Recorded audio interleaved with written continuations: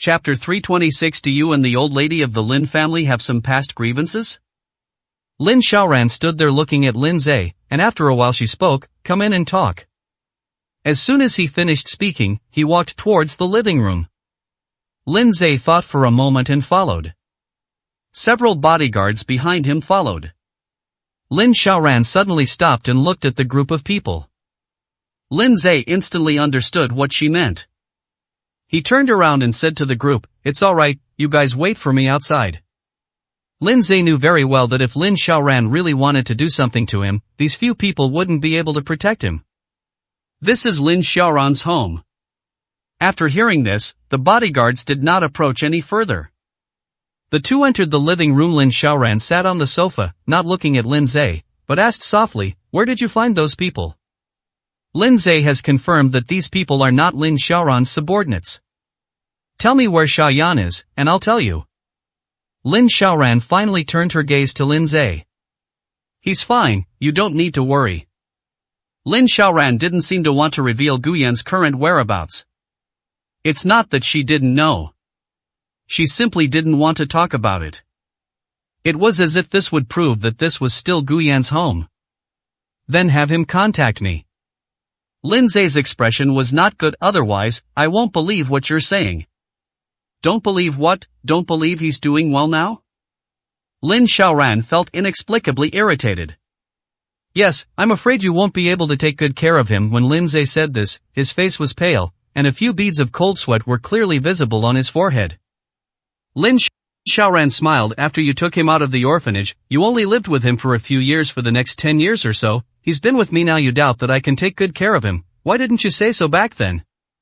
Lin Zai was speechless upon hearing this, and his eyes grew even more anxious. He clenched his fists, opened his mouth as if to say something, but couldn't utter a word. After a while, he took a deep breath, got up, and started to walk out. "If you're sure he's alright, have him contact me, or at least give me a call." Lin Zai walked out, and Lin Xiaoran did not stop him. He simply said, "You still haven't told me where those people came from. You didn't tell me where Xiaoyan is, did you?" As soon as he finished speaking, Lin Zai's phone rang. It was Guyan calling. The moment Lin Zai saw the incoming call notification, a look of surprise flashed in his eyes. "Xiaoyan?" He spoke almost the instant he answered the phone. "Brother, I just saw that you called me. Where are you now? Why haven't you gone home? Did something happen?" Lin Zai asked anxiously. "Brother, I'm fine. I am with my maternal grandfather." After chatting for a few minutes, Lin Zai finally felt relieved. He was at least certain that nothing had happened to Guyan. He was on the phone as he walked out. Lin Xiaoran watched Lin Zai's departing figure. To be precise, she was looking at the phone in his hand with a complicated expression. After Lin Zai left, she took out her phone and sent a message. "Investigate where the people around Lin Zai came from." Lin Zai did not tell Guyan what had just happened when he left the villa. He didn't want Guyan to worry. Anyway, Su Ting and Zhang Peng have already been kicked out. Meanwhile, Su's mother was getting anxious after waiting for a long time without receiving any news from her daughter. "I called Su Ting several times, but she didn't answer or reply to my messages.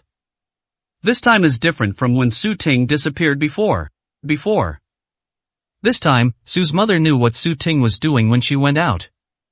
She wanted to call the police. But she was also worried that her daughter had already succeeded and was about to ask that mysterious man for money. If the police are notified, they will likely find out what your daughter has done. Not only will you lose the money, but you might also get arrested." For a moment, she was at a loss for what to do, so she could only continue to wait in the hotel.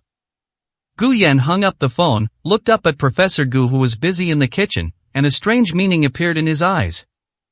He had never felt this way before. "You can sit at home while your relatives and elders are busy in the kitchen taking care of you." He just stared blankly in the direction of the kitchen. I don't know how much time passed before I heard Professor Gu shout, "Xiaoyan, wash your hands and eat." As she spoke, she carried several plates of food out of the kitchen.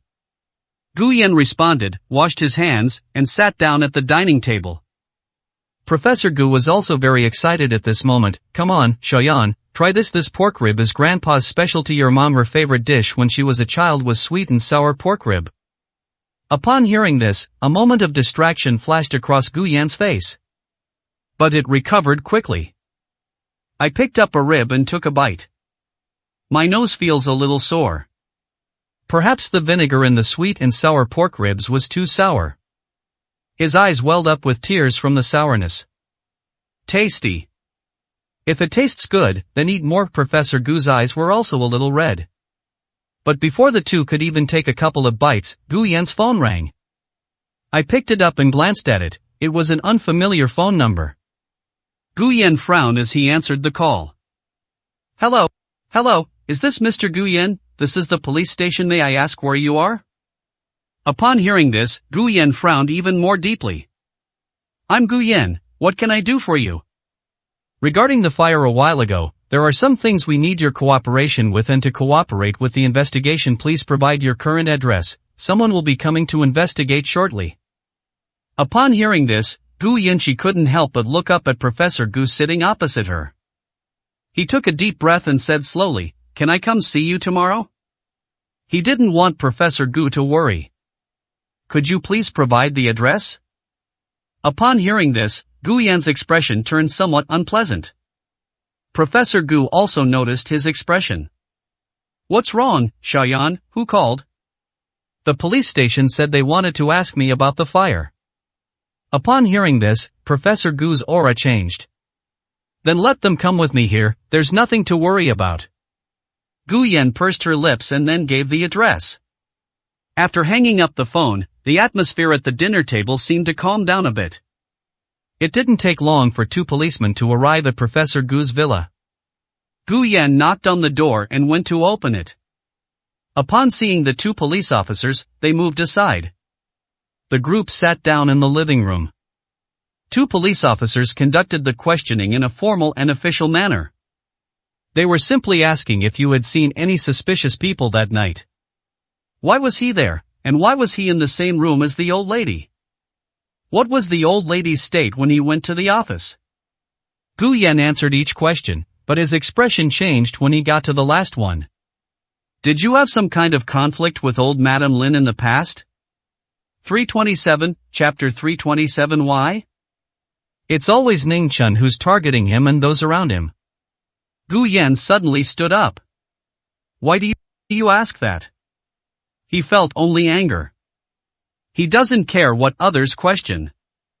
The only thing he couldn't ignore was the old lady of the Lin family.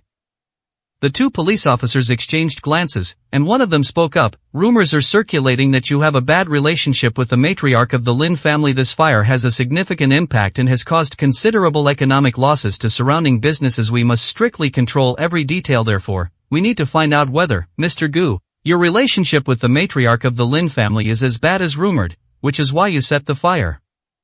Gu Yan clenched his fists, and the veins on his hands bulged. My grandmother treats me like her own grandson. I would never set a fire. Those rumors online are completely unfounded. She is the kindest and most caring person in the entire Lin family. She even worries about my future and wants to leave her entire inheritance to me. How could I possibly harm her? Gu Yan almost shouted it out by the end.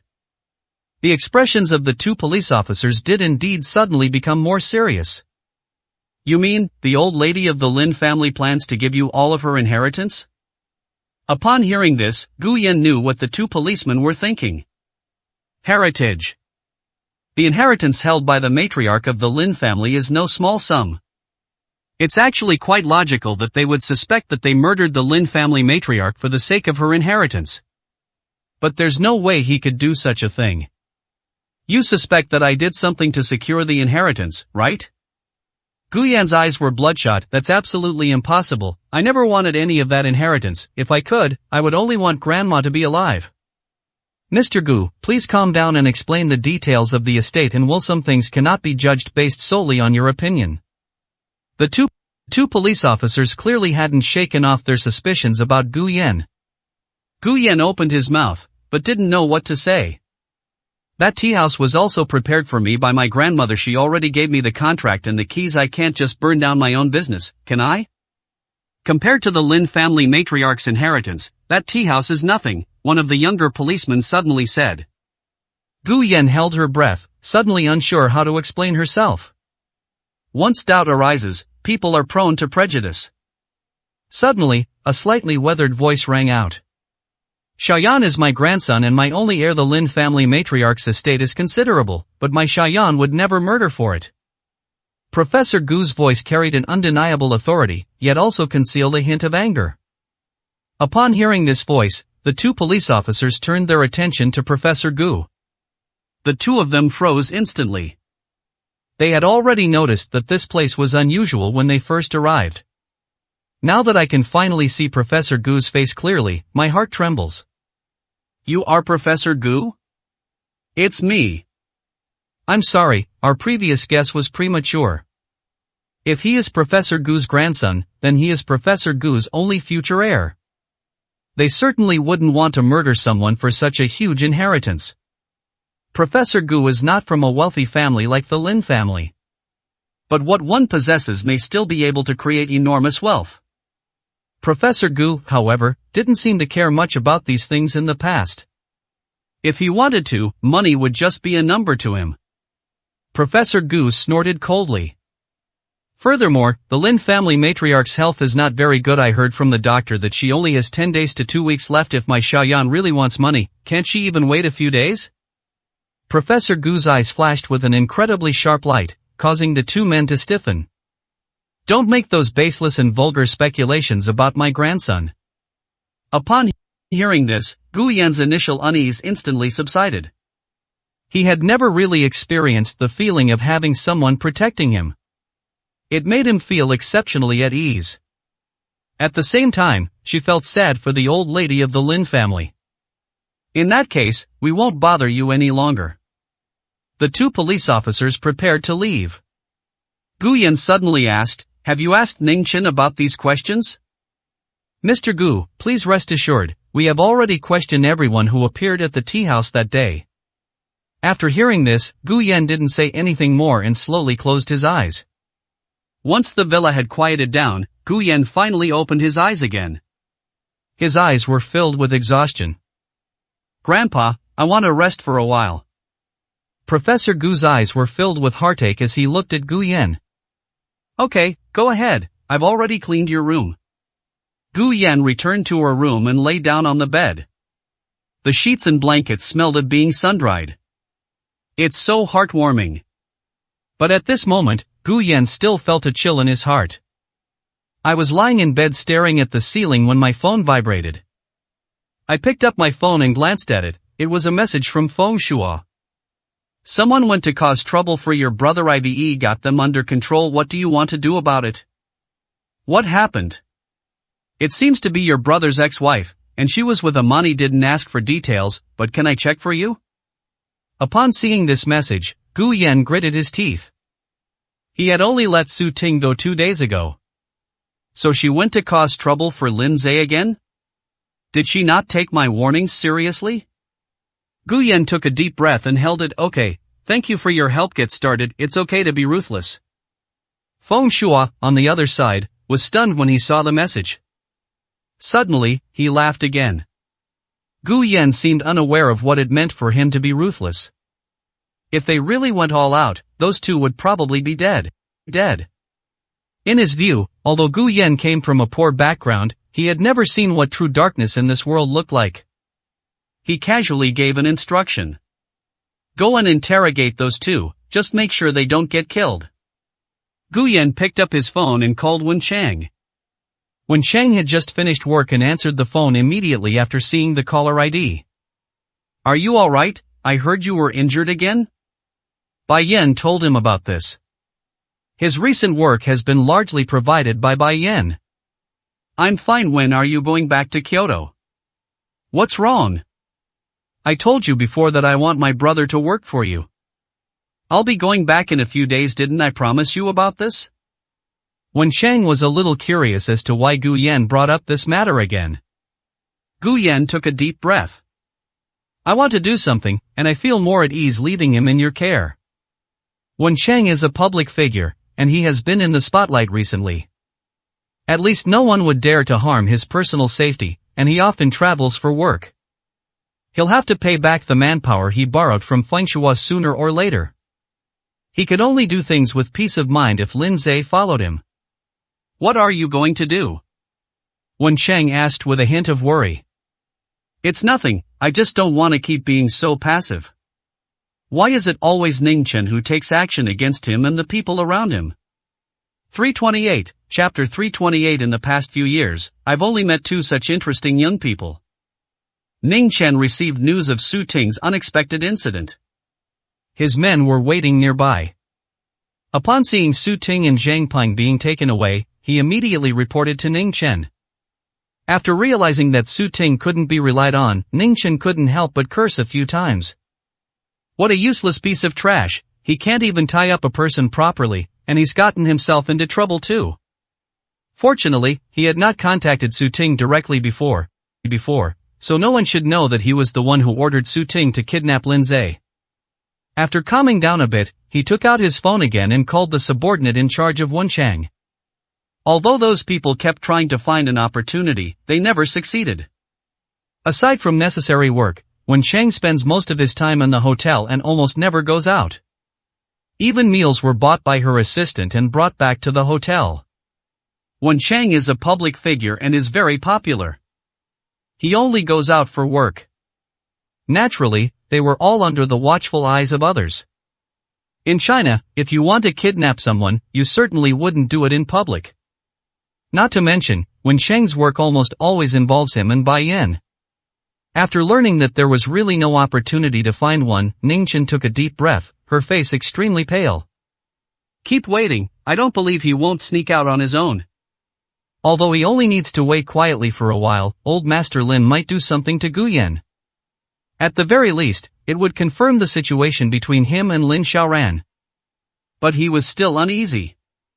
He was pacing back and forth, phone in hand, seemingly lost in thought. Suddenly, the phone rang again. It was a call from Ning's mother. Xiao Chen, I just received news that Xiaoran is taking Gu Yan abroad. Go abroad? Ning Chen's eyes turned cold. Why did she take him abroad? I'm not entirely sure, but I heard it was old Master Lin who agreed, and Lin Xiaoye is also preparing to go abroad. Ning Chen was even more confused. Did Grandpa Lin agree? How could he agree to let Gu Yan go abroad with Lin Xiaoran? Just then, Gu Yan had finished breakfast with Professor Gu when the phone rang. Professor Gu answered the phone. Yes, have them come over. After hanging up the phone, Gu Yan asked softly, Grandpa, who came? Professor Gu looked at Gu Yan and smiled. Those two friends you mentioned yesterday are here. Upon hearing this, Gu Yan remembered that Wang Hanyu and Wang Yuyan had mentioned visiting Professor Gu. It didn't take long before the doorbell rang. Gu Yan opened the door and saw Wang Hanyu standing there, not holding anything in his hands. Mr. Gu, we meet again. Wang Hanyu nodded with a smile. Before he could say anything, a figure darted out from behind Wang Hanyu, a light and cheerful voice saying, Brother Gu Yan, I'm here. The girl was wearing a pure white dress today, which looked very refreshing and exuded a unique youthful vibrancy. Even Gu Yan felt a little lighter when he saw the girl in front of him. Such a lively girl always seems to bring a relaxed feeling to others. Gu Yan said with a smile, Please come in, Grandpa is in the living room. The two changed their shoes and followed Gu Yan into the living room. Professor Gu sat on the sofa and, seeing the siblings Wang Hanyu and Wang Yuyan, noticed that they didn't seem to be carrying anything. His slightly furrowed brows relaxed a little. Professor Gu, I have always wanted to visit you. I heard that you do not like people to bring gifts to your door, so I have taken the liberty of not bringing any gifts today. Please forgive me. Someone of Professor Gu's stature would have countless people vying to give him gifts if he wanted to. They'll give you all sorts of lavish gifts. But he didn't like it. He is a person who is dedicated to scientific research and hates this kind of sycophancy the most. Not bad. Professor Gu nodded slightly. Please sit down, Xiaoyan, make some tea. Upon hearing this, Wang Hanyu knew he had made the right bet, and his smile became even more genuine. Gu Yan brewed the tea, first placing a cup in front of Professor Gu, and then pouring a cup for each of the two siblings. Thank you, Brother Gu Yan. Wang Yuyan's voice caught Professor Gu's attention. She couldn't help but look at Wang Yuyan, who insisted on sitting next to Gu Yan even though there were plenty of seats on the sofa. Professor Gu's eyes held a complex expression, and it was unclear what he was thinking. Then, turning his gaze to Wang Hanyu, he said, "Young Wang, I don't have much contact with your Wang family. You said you came to visit this old man, Professor Gu didn't finish speaking, but Wang Hanyu understood. With a smile that was neither humble nor arrogant, he said, "Professor Gu, I am a junior, so I won't beat around the bush. To be honest, the reason I'm visiting you is because of the patent licenses you hold. Our Wang family in Shanghai also wants to reach a cooperation agreement with you." Upon hearing this, a strange look flashed in Professor Gu's eyes. "You're quite frank. I know Professor Gu doesn't like beating around the bush when talking to elders. There's nothing wrong with being frank. Aren't you worried that showing up empty-handed today will displease me?" "Of course not. Oh, be honest, I did my research on you before coming here. Since I want to cooperate with you, I naturally wouldn't be unprepared." As he spoke, Wang Hanyu took out his phone, found a file, and placed it in front of Professor Gu. "In my opinion, no gift is as good as a win-win cooperation between both parties. This is the plan I have prepared, and I hope Professor Gu can give me some advice." Professor Gu glanced at the phone, didn't answer, but asked instead, "Since you've already looked into it, you should naturally know that these things aren't that important to me. What makes you so confident that you can convince me to license the patents you want to me?" Upon hearing this, Wang Hanyu turned his gaze to Gu Yan, who was standing to the side. "Professor Gu didn't have any concerns before, but things are different now. In the plan I've prepared, the beneficiaries are not the Wang family and you, Professor Gu, but the Wang family and Mr. Gu Yan." Professor Gu only became interested after hearing this. "You're quite an interesting young man. In all these years, I've only met 2 other young people as interesting as you." Professor Gu's words came to an abrupt end at that moment. Another young man he found interesting was Lin Xiaoran. She was also Gu Yan's ex-wife. He was naturally aware that Gu Yan and Lin Xiaoran were on the verge of divorce. Professor Gu had never really known what to do about their relationship. Unable to resist casting her gaze at Gu Yan and Wang Yuyan, who were chatting about the day, she wondered what she was thinking. Ding dong. The doorbell rang somewhat abruptly. Gu Yan turned to look at Professor Gu, then stood up to open the door. Upon opening the door, he saw a figure that made him frown. "What are you doing here?" 329, Chapter 329. What are you if not a guest?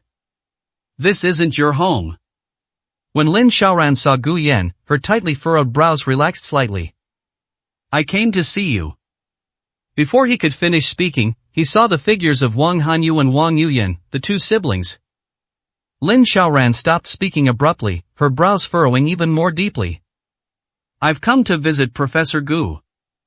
The voice was more than twice as cold as before. Gu Yan looked at Lin Xiaoran and remembered that Lin Xiaoran had obtained some patent authorizations from Professor Gu. "I knew in my heart that she had a pretty good relationship with her maternal grandfather. There was no reason to refuse her visit to Professor Gu." They made way for Lin Xiaoran to go inside. Lin Xiaoran walked into the living room. Professor Gu. Professor Gu was somewhat surprised when he saw Lin Xiaoran. He had just been thinking about how he had met another interesting young man today. The first person to give him this feeling was Lin Xiaoran. Then Lin Xiaoran showed up. But the next second, an unnatural expression flashed across his face. Lin Xiaoran is the wife of her grandson. To be precise, it was his ex-wife. Even though he thought highly of this young man. However, he still had some biases in his heart regarding certain matters. "Yes, please sit down." Professor Gu's tone was devoid of emotion. Lin Xiaoran raised an eyebrow, seemingly sensing that Professor Gu was somewhat different today than before. At this moment, Gu Yan also returned to the sofa in the living room and sat down. He did not choose to sit next to Wang Yuyan. He also did not choose to sit next to Lin Xiaoran. Instead, he sat down opposite Professor Gu and poured another cup of tea for Lin Xiaoran. Even if he no longer loves Lin Xiaoran, he wouldn't be so careless about such matters of etiquette. Wang Hanyu and Wang Yuyan glanced at Lin Xiaoran but didn't say anything more. "Professor Gu, I'll send you this proposal in a bit since you have other guests. We'll be leaving now, Wang Hanyu said, standing up. Hearing this, Wang Yuyan puffed out her nose. Brother Guyan, are you free this afternoon? Would you like to go out for a walk with me? Before Guyan could say anything, Lin Xiaoran spoke first, saying, he has something to do. Guyan frowned, avoiding looking at Lin Xiaoran. He simply looked at Professor Gu and said, Grandpa, I'll go out for a walk this afternoon. Upon hearing this, Professor Gu glanced at the group of people. Okay, it's good to go out for a walk. Then, they turned their attention to Wang Hanyu. I won't look at the proposal. Send it to Shayan if it's suitable. You and Shayan can discuss it. Upon hearing this, Gu Yan waved his hands repeatedly. Grandpa, I. Before she could even utter a word of refusal, Professor Gu said, Xiaoyan, you'll have to deal with these things sooner or later. It's not a bad thing to practice first. Hearing this, Gu Yan still hesitated. He didn't become related to Professor Gu for those reasons. Professor Gu seemed to have noticed his worries. Xiayan, don't think I'm being long-winded. These things will eventually be handed over to you. I am not that selfless. Instead of donating these things, I'd rather leave them to you. You are my only heir. You're not young anymore. It's time for you to start your own business. Hearing this, Gu Yan's hesitation gradually subsided. He has lived his whole life to this point, and it can be said that he has accomplished nothing. Now that he has the opportunity to do something, he naturally wants to. Moreover, there was the support from their elders. What can I take? He is not the kind of pedantic or foolish person. Okay, I understand, Grandpa. At this moment, Lin Xiaoran sat to the side without saying a word, but her face was extremely ugly. Gu Yan saw Wang Hanyu and Wang Yuyan, the two siblings, out the door on behalf of Professor Gu. Before leaving, Wang Yuyan raised an eyebrow at Lin Xiaoran with a hint of smugness. Brother Gu Yan, I'll send you my location in a bit. Come find me when you're done with your work. Gu Yan nodded and returned to the villa after seeing the two off. Lin Xiaoran and Professor Gu talked about something. Gu Yan could see that the expressions on the two people's faces seemed to be a little more relaxed than when Wang Hanyu and Wang Yuyan were there. Upon seeing Gu Yan return, Professor Gu sighed softly. Xiayan, I'm tired. I'll go back to my room and rest. Can you take me there? Gu Yan nodded and watched Professor Gu return to his room. He then glanced at Lin Xiaoran. Let's go. After saying that, he turned and walked outside. He had only taken a couple of steps when Lin Xiaoran grabbed his arm. Gu Yan. What's up? I am not a guest. Hearing this, Gu Yan was stunned for a moment. It took me a while to realize what she meant by that. She still remembers the words Wang Hanyu said before he left. Gu Yan gave a cold laugh. If you're not a guest, then what are you? This isn't your home. Lin Xiaoran gritted her teeth. She wanted to say that this was Gu Yan's home, and it could also be considered her home. But for some reason, these words were hard to say. Lin Xiaoran took a deep breath, her eyes slightly red. We're leaving in 3 days. Which country would you like to go to? Upon hearing this, Gu Yan pulled his arm away. Lin Xiaoran, when did I agree to go abroad with you? Gu Yan realized that Lin Xiaoran hadn't changed at all. She was still used to everything going according to her wishes. She said she would take me abroad, and I had to go abroad with her. They didn't care at all whether they agreed or not. Some of it is incomprehensible. Lin Xiaoran wanted to say something more, but Gu Yan waved his hand to interrupt her. Has the cause of the fire been found? Lin Xiaoran frowned. We can't rule out arson for now. The location of the fire and where Grandma fell seems somewhat like an accident, but some details don't add up. Gu Yan nodded, said nothing more, and walked out.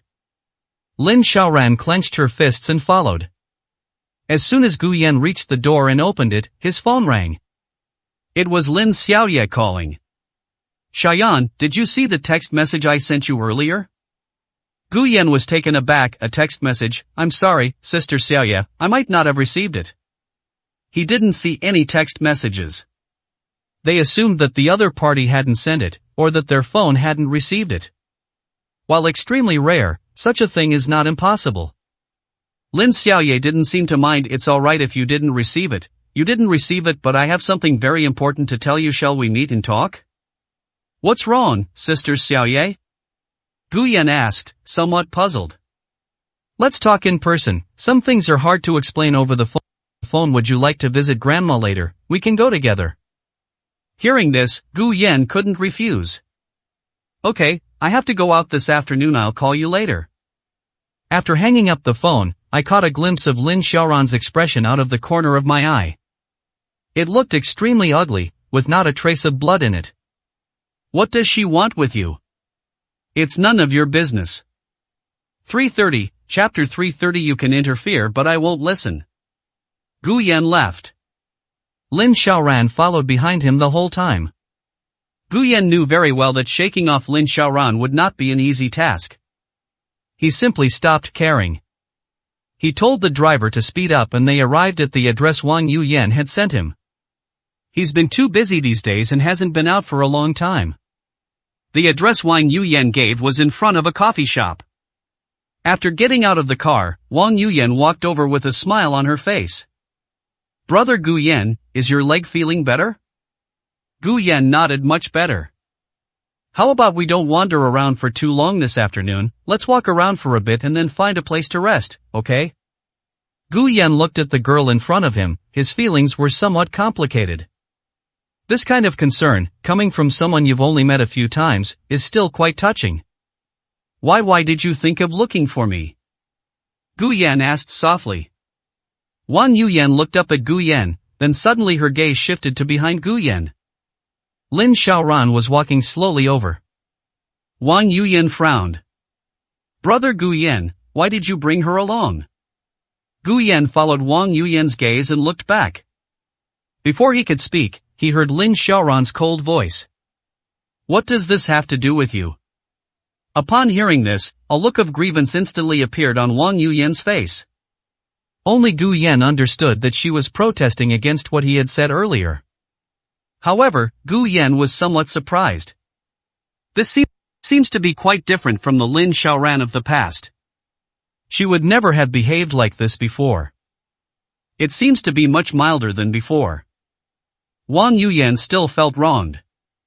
She reached out and tugged at Gu Yan's arm. Brother Gu Yan, I don't know anyone in Kyoto. You were the first person I thought of, which is why I contacted you, but I don't like her. Gu Yan nodded. I understand she came here on her own.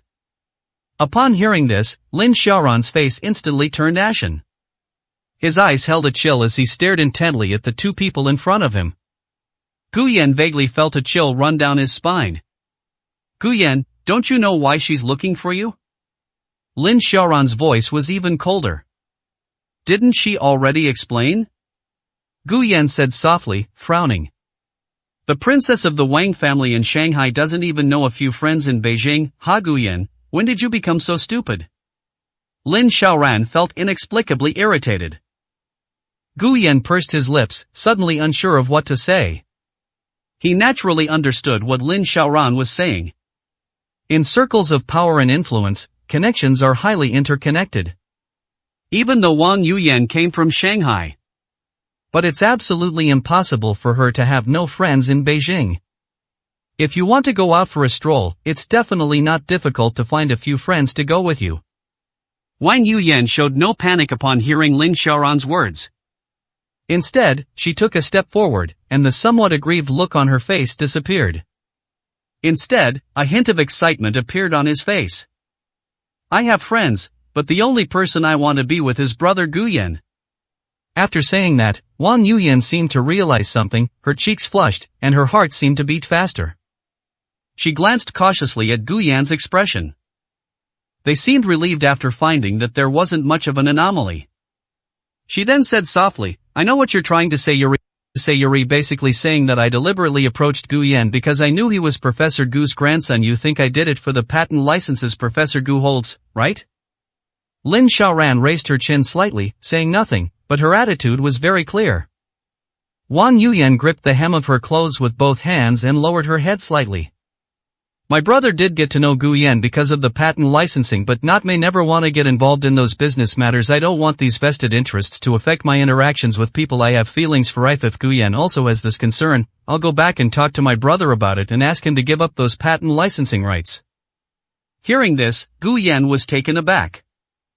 From Lin Xiaoran's interactions with Wang Hanyu, it's clear that the Wang family in Shanghai is very powerful. At the very least, they wouldn't be much weaker than the Lin family of Kyoto. Wang Hanyu is also a prodigy who is no less outstanding than Lin Xiaoran. It's something that can make someone like that take the initiative to get to know you and show you goodwill. This alone is enough to demonstrate how important those patent licenses held by his maternal grandfather were. Wasn't it precisely because of one of the patents that Zhuguang Group took off so quickly back then? But now, Wang Yuyan is able to say such things, and in order to dispel her own concerns, she takes the initiative to ask her brother to give up those patent licenses. This really touched Gu Yan deeply. In the years since he returned to the Lin family with Lin Xiaoran, he has long seen what the true faces of people in the so-called circle of power and wealth are like. It's common for people to betray each other for personal gain. There are no permanent enemies, nor permanent friends. Only self-interest is eternal. Lin Xiaoran sneered when she heard this. You think he'll just give up because you tell him to? You might fool a blockhead like him with that kind of talk, Buthumph. Lin Xiaoran's face darkened as soon as she spoke. When did she start competing with such a young girl? In the past, she would never have paid any attention to a young girl like this. The little princess of the Wang family in Shanghai. Her status is very noble. But she would never take it seriously. Not to mention this kind of competitive spirit. Somewhat naive, and somewhat impulsive. This made Lin Xiaoran even more irritable. She felt that this was not how she should behave. Wang Yuyan was somewhat unconvinced upon hearing this. It's not like our Wang family can't survive without those patent licenses. After Wang Yuyan shouted these words, she reached out and tugged at Gu Yan's sleeve. Brother Gu Yan, believe me, my brother usually spoils me. If I ask him, he will definitely agree. Wang Yuyan bit her lip, her eyes gleaming with a faint light. Turning to Lin Xiaoran, she said, besides, what right do you have to tell Gu Yan what to do? What right do you have to restrict whether Gu Yan wants to be friends with me? Lin Xiaoran immediately exuded a strong aura. This aura made the surrounding air seem a little colder. Me, I'm his wife, why can't I interfere? Lin Xiaoran stepped forward, staring directly at Wang Yuyan. The resentment she had accumulated over the years instantly erupted, causing Wang Yuyan to involuntarily take a half step back. But Gu Yan's words shattered all that hostility, leaving Lin Xiaoran's face deathly pale, devoid of any color. Lin Xiaoran, we are already considered divorced. Gu Yan took a deep breath and looked at Lin Xiaoran seriously. You can interfere, but I won't listen. 331, Chapter 331. As expected, she will leave again because of other people's affairs. As soon as she finished speaking, Lin Xiaoran's eyes were filled with astonishment. She never expected Gu Yan to say such a thing. Without realizing it, her voice began to tremble. Gu Yan, I've told you before, it wasn't voluntary of me, I was. Before he could finish speaking, Wang Yuyan interrupted him. What do you mean it's not voluntary? President Lin is the future heir of the Lin Group and the founder of the Zhuguang Group. Can anyone force you to do something you don't want to do? Upon hearing this, Gu Yan's expression became even more resolute. Actually, he had never thought about this. Even if I heard it now, I wouldn't care that much. Regardless of whether anyone forced Lin Xiaoran or whether Lin Xiaoran acted voluntarily. It doesn't matter. He just wanted to end this relationship completely. She sighed softly. Alright, that's enough arguing. If you insist on coming, I can't stop you. At this point, a playful look suddenly flashed across Gu Yan's face. However, you're so busy, you'll probably be leaving soon. Lin Xiaoran has always done this over the years. They won't stay with you for long, they'll leave for various reasons. Work-related reasons accounted for a significant percentage of these. But a large part of the reason is due to other people. For example, Ning Chen, or the person hiding in Fontainebleau. Gu Yan didn't say anything more, turned around, grabbed Wang Yuyan's wrist, and walked out. Are there any tourist attractions you'd like to visit? When Wang Yuyan saw Gu Yan grab her wrist, a hint of surprise flashed in her eyes. But he quickly concealed this hint of surprise. She cautiously stole a glance at Gu Yan's profile. After realizing that he hadn't seen the expression on her face, she felt much relieved. She replied with a smile, tourist attractions are so boring, brother Gu Yan, are there any good little restaurants in Kyoto? Will you take me there? Hearing this, Gu Yan was a little surprised. He let go of her hand and the two walked forward at a distance that was neither too close nor too far, as if they were taking a stroll. It's easy to see that Wang Yuyan had a very privileged upbringing. I've eaten all sorts of delicacies. Why would I be interested in small restaurants? Wang Yuyan noticed Gu Yan's confusion and explained softly. Actually, I really like eating at street stalls. It's just that my family is strict, so I rarely have the chance to eat there, and every time I eat at a small restaurant, I get an upset stomach. This time I finally have a chance to go out and have fun, and even though I have an upset stomach, I still want to eat. Brother Gu Yan, please take me to eat there, okay? Hearing the girl's coquettish voice, Gu Yan felt a little soft-hearted. Okay, I know a few small restaurants that are relatively clean and hygienic, and the food is pretty good. I'll take you to try them sometime. Shall we go today? Gu Yan was about to agree, but then something occurred to him, and a look of helplessness appeared on his face. Maybe next time, I have things to do later. Upon hearing this, a hint of disappointment appeared on Wang Yuyan's face, but she said without the slightest hesitation, alright then, I'll be staying in Kyoto for a while longer. When you're less busy, be sure to take me there. Okay, I'll definitely take you there. Looking at Wang Yuyan at this moment, Gu Yan felt as if he were looking at a lively and adorable younger sister. The other party's request was not unreasonable, and I had no reason to refuse. Moreover, he had a pretty good impression of this girl. Whether it was the first time we met, or just now when I heard what she said. Lin Xiaoran followed behind the two, and she almost gritted her teeth as she listened to their conversation. But there wasn't the slightest change in his expression. It was as if they hadn't heard anything at all. Gu Yan and Wang Yuyan didn't seem to care whether she heard anything or not. After walking for a few minutes, a cell phone suddenly rang behind Gu Yan. Lin Xiaoran picked up her phone and answered the call. What's going on? How come you can't even handle this simple matter? Lin Xiaoran's voice was icy. The person on the other end of the phone couldn't help but tremble. He could sense that Lin Xiaoran was angrier than usual today. He just didn't know that his anger might be due to his own dereliction of duty. I'm sorry, Mr. Lin, we've already done our best. Gu Yan couldn't hear the sounds behind him very clearly. All that could be heard was Lin Xiaoran taking a deep breath. Then I felt like I had thorns in my back. It felt as if Lin Xiaoran's sharp eyes were fixed on him. After a few seconds, the feeling gradually dissipated. Then Lin Xiaoran's voice was heard. I understand, wait for me over there, I'll be right there.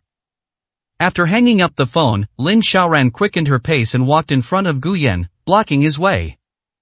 Come home early tonight, I have something very important to tell you. Gu Yan looked at Lin Xiaoran with a blank expression, yet there seemed to be a hint of mockery on his face. It was as if they were mocking her, saying that, as expected, she would leave again because of other people's affairs.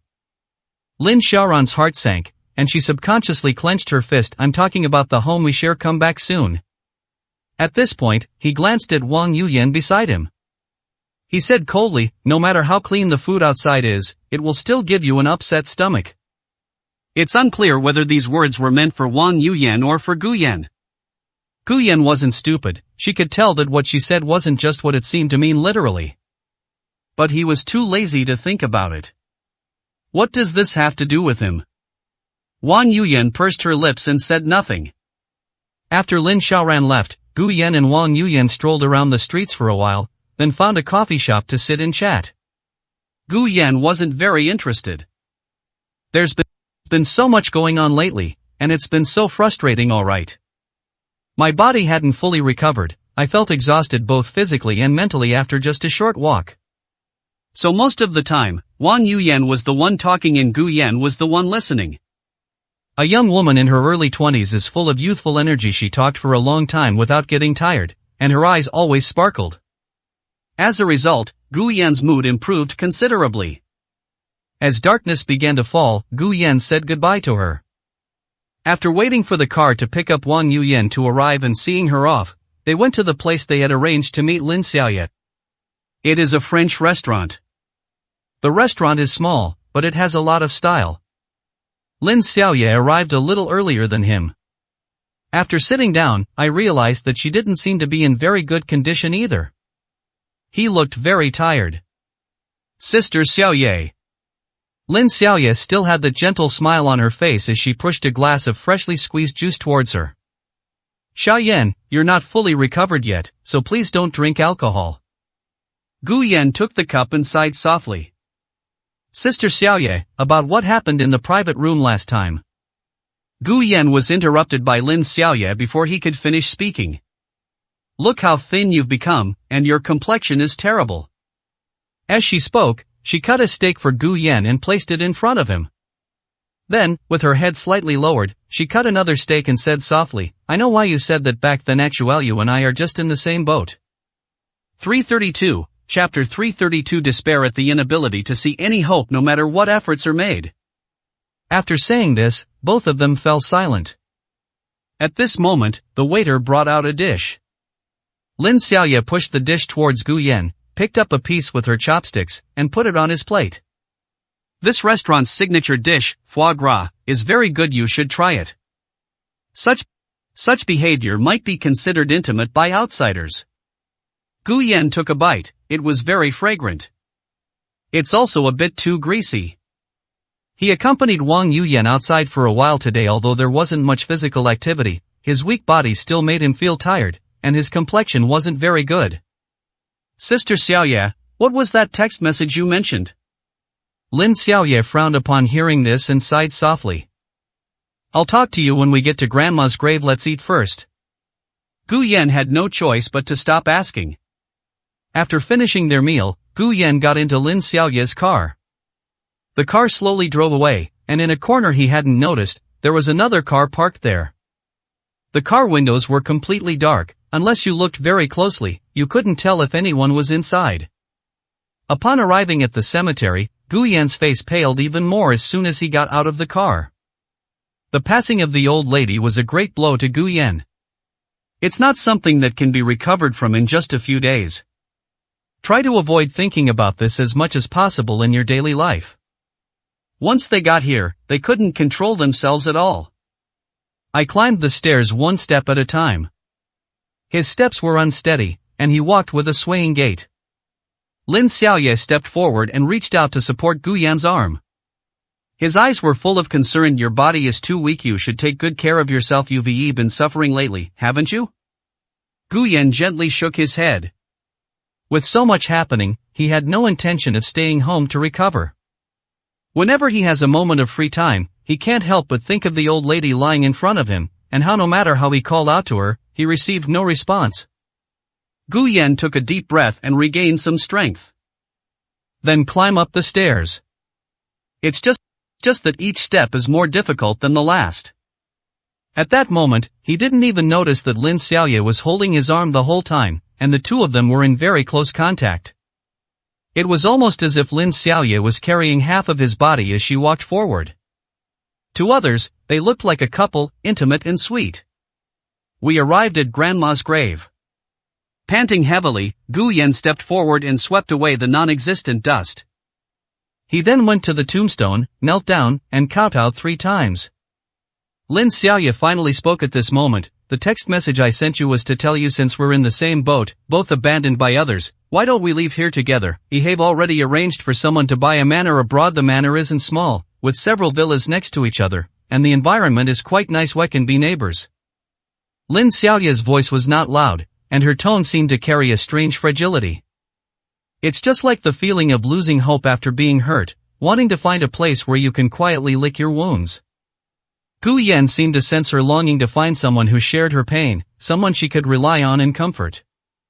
Gu Yan supported himself on his knees, slowly stood up, and bowed again to the tombstone. Sister Xiaoye, I'll pretend I never heard you say any of this. You still need to work at the Lin Group. The company can't do without you. Lin Xiaoye suddenly laughed, but the laugh seemed somewhat bleak. At that moment, she herself couldn't tell whether it was a genuine expression of emotion or a performance of her bleakness. After all, Gu Yan's gaze wasn't on her at the moment. I've already spoken to Grandpa. From now on, the Lin Group will belong to Sharon. This is the result that Grandpa and the rest of the Lin family hope to see. Sharon has always wanted to achieve this as well. Shayan, you said you've seen through some of the beautiful fantasies you once had. I think I understand now too. No matter how much sincerity I give to Sharon, or how close and caring I appear, in everyone's eyes, it's all fakey. It's all an act, with ulterior motive. Sharon has never trusted me. Either you should understand this. Gu Yan nodded unconsciously. He certainly understood this very well. In this so-called circle of power and privilege, he had neither a good family background nor outstanding business acumen. It can be said that he has no assets that others would respect. Therefore, he naturally became the target of bullying within the industry. Anyone can bully him. Even the servants and butlers of the Lin family could bully him at will, and even make sarcastic remarks to his face. Shayan, I've thought this through carefully. Rather than staying here and being suspected of having ulterior motives, being feared by my own sister, and slowly watching everything slip through my fingers, all I can do is struggle helplessly. It's better to give up sooner and take that money abroad. Maybe I can even enjoy a carefree life that I've never experienced before. Before Xiaoran came back, I carried too much on my shoulders, and it was too exhausting. Now that Xiaoran is here, the Lin family doesn't need me anymore. In fact, I'm already superfluous. Lin Xiaoye paused for a moment, seemingly trying to control her emotions. He took a deep breath, his voice trembling slightly. Actually, I really envy Shaoran. Everyone favors her and thinks she's the best choice. No matter what I try, I can't compare to her. These words touched Gu Yan deeply. No one can bear despair. The despair of seeing no hope no matter what efforts are made. That kind of heart, it's so gloomy and unbearable. But he still couldn't leave with Lin Xiaoye. He is no longer alone. He found his family. Professor Gu is not young, and I don't know how much longer I can spend with him. Perhaps someday in the future, he might consider leaving Kyoto and living in another country. But definitely not now. Guyan's voice was slightly hoarse. Sister Xiaoye, I won't leave, at least not now. If one day I want to go out and see the world, I'll call you. Lin Xiaoye's expression didn't change much when she heard Gu Yan's words. It was as if she had foreseen this outcome all along. Okay, I'll be going abroad in a few days. You can contact me anytime if you want. The two stayed in front of the tombstone for more than an hour before slowly descending the mountain. Keep walking down all the steps. Gu Yan looked up and immediately saw the car parked there, the interior of which was obscured from view. He knew very well that Lin Xiaoran was sitting in that car at that moment. 333, Chapter 333. Just like before, Lin Xiaoran coaxed him in the rented room. The car door opened, and Lin Xiaoran got out. He was dressed very simply, in just a pair of jeans and a white short-sleeved shirt. Even in such simple attire, her stunning beauty could not be concealed in the slightest, and her curvaceous figure remained dazzling. Gu Yan was stunned for a moment. He hadn't seen Lin Xiaoran like this in a long time. The last time seemed to be when the two of them were renting a house in an urban village. The previously dim lights suddenly brightened. The distant sunset cast a mesmerizing red glow, illuminating Lin Xiaoran. Dazzling brilliance, now tangible. What Sister Xiaoye said was right. Everyone dotes on and spoils Lin Xiaoran. Even the sunset is like that. Lin Xiaoran looked at Gu Yan and slowly walked over. Gu Yan was somewhat stunned by what he saw. For a moment, he even thought that he was only a teenager and was still living with Lin Xiaoran in a dilapidated rented room in an urban village. He waited for her at the door of his house as she returned from her part-time job, watching her approach him step by step. He didn't come to his senses until Lin Xiaoran walked right up to him. He looked at Lin Xiaoran with a complicated expression. At this moment, Lin Xiaoran's face showed no expression. She seemed very calm. But the faint chill in her eyes revealed the unease deep within her heart. Lin Xiaoran's voice remained cold and indifferent. Get in the car. Gu Yan glanced around. This cemetery is quite far from downtown Kyoto. You definitely won't be able to hail a taxi. He doesn't seem to have many options. He nodded. The three of them walked out. They walked in silence until they reached Lin Xiaoran's car. Lin Xiaoran got into the driver's seat first, while Lin Xiaoye stood there and watched Gu Yan get into the car. Gu Yan opened the car window, just about to say goodbye to Lin Xiaoye. Before he could even open his mouth, the car roared as if filled with endless fury. The car shot off instantly. Gu Yan's body was pressed tightly against the seat, and a force pushed against his back. He didn't even have time to fasten his seatbelt before his head hit the back of the seat, making him feel a little dizzy. The car sped several hundred meters before slowly coming to a stop. Gu Yan took a few deep breaths, trying to catch his breath. Lin Xiaoran suddenly leaned over, almost pressing half of her body against Gu Yan's front, and then pulled her body back after grabbing the seatbelt. He helped Gu Yan fasten his seatbelt, then silently shifted gears and prepared to continue driving. Gu Yan's face looked rather pale, and he couldn't help but gag. You did this on purpose. Lin Xiaoran loosened her right foot, which was about to press the accelerator, and turned to look at him. Gu Yan noticed her gaze and looked back at her. Only then did I notice that Lin Xiaoran's pupils were filled with blood. It's even a little scary. Her voice was somewhat pale. I did it on purpose. How did you figure that out? You're clearly not fully recovered, yet you insisted on being discharged from the hospital, and now you're out here getting chilled. Do you really think your body is made of iron? Are you tired of living? Lin Xiaoran is always like this. The words spoken were like poisonous thorns, stabbing into people's hearts again and again.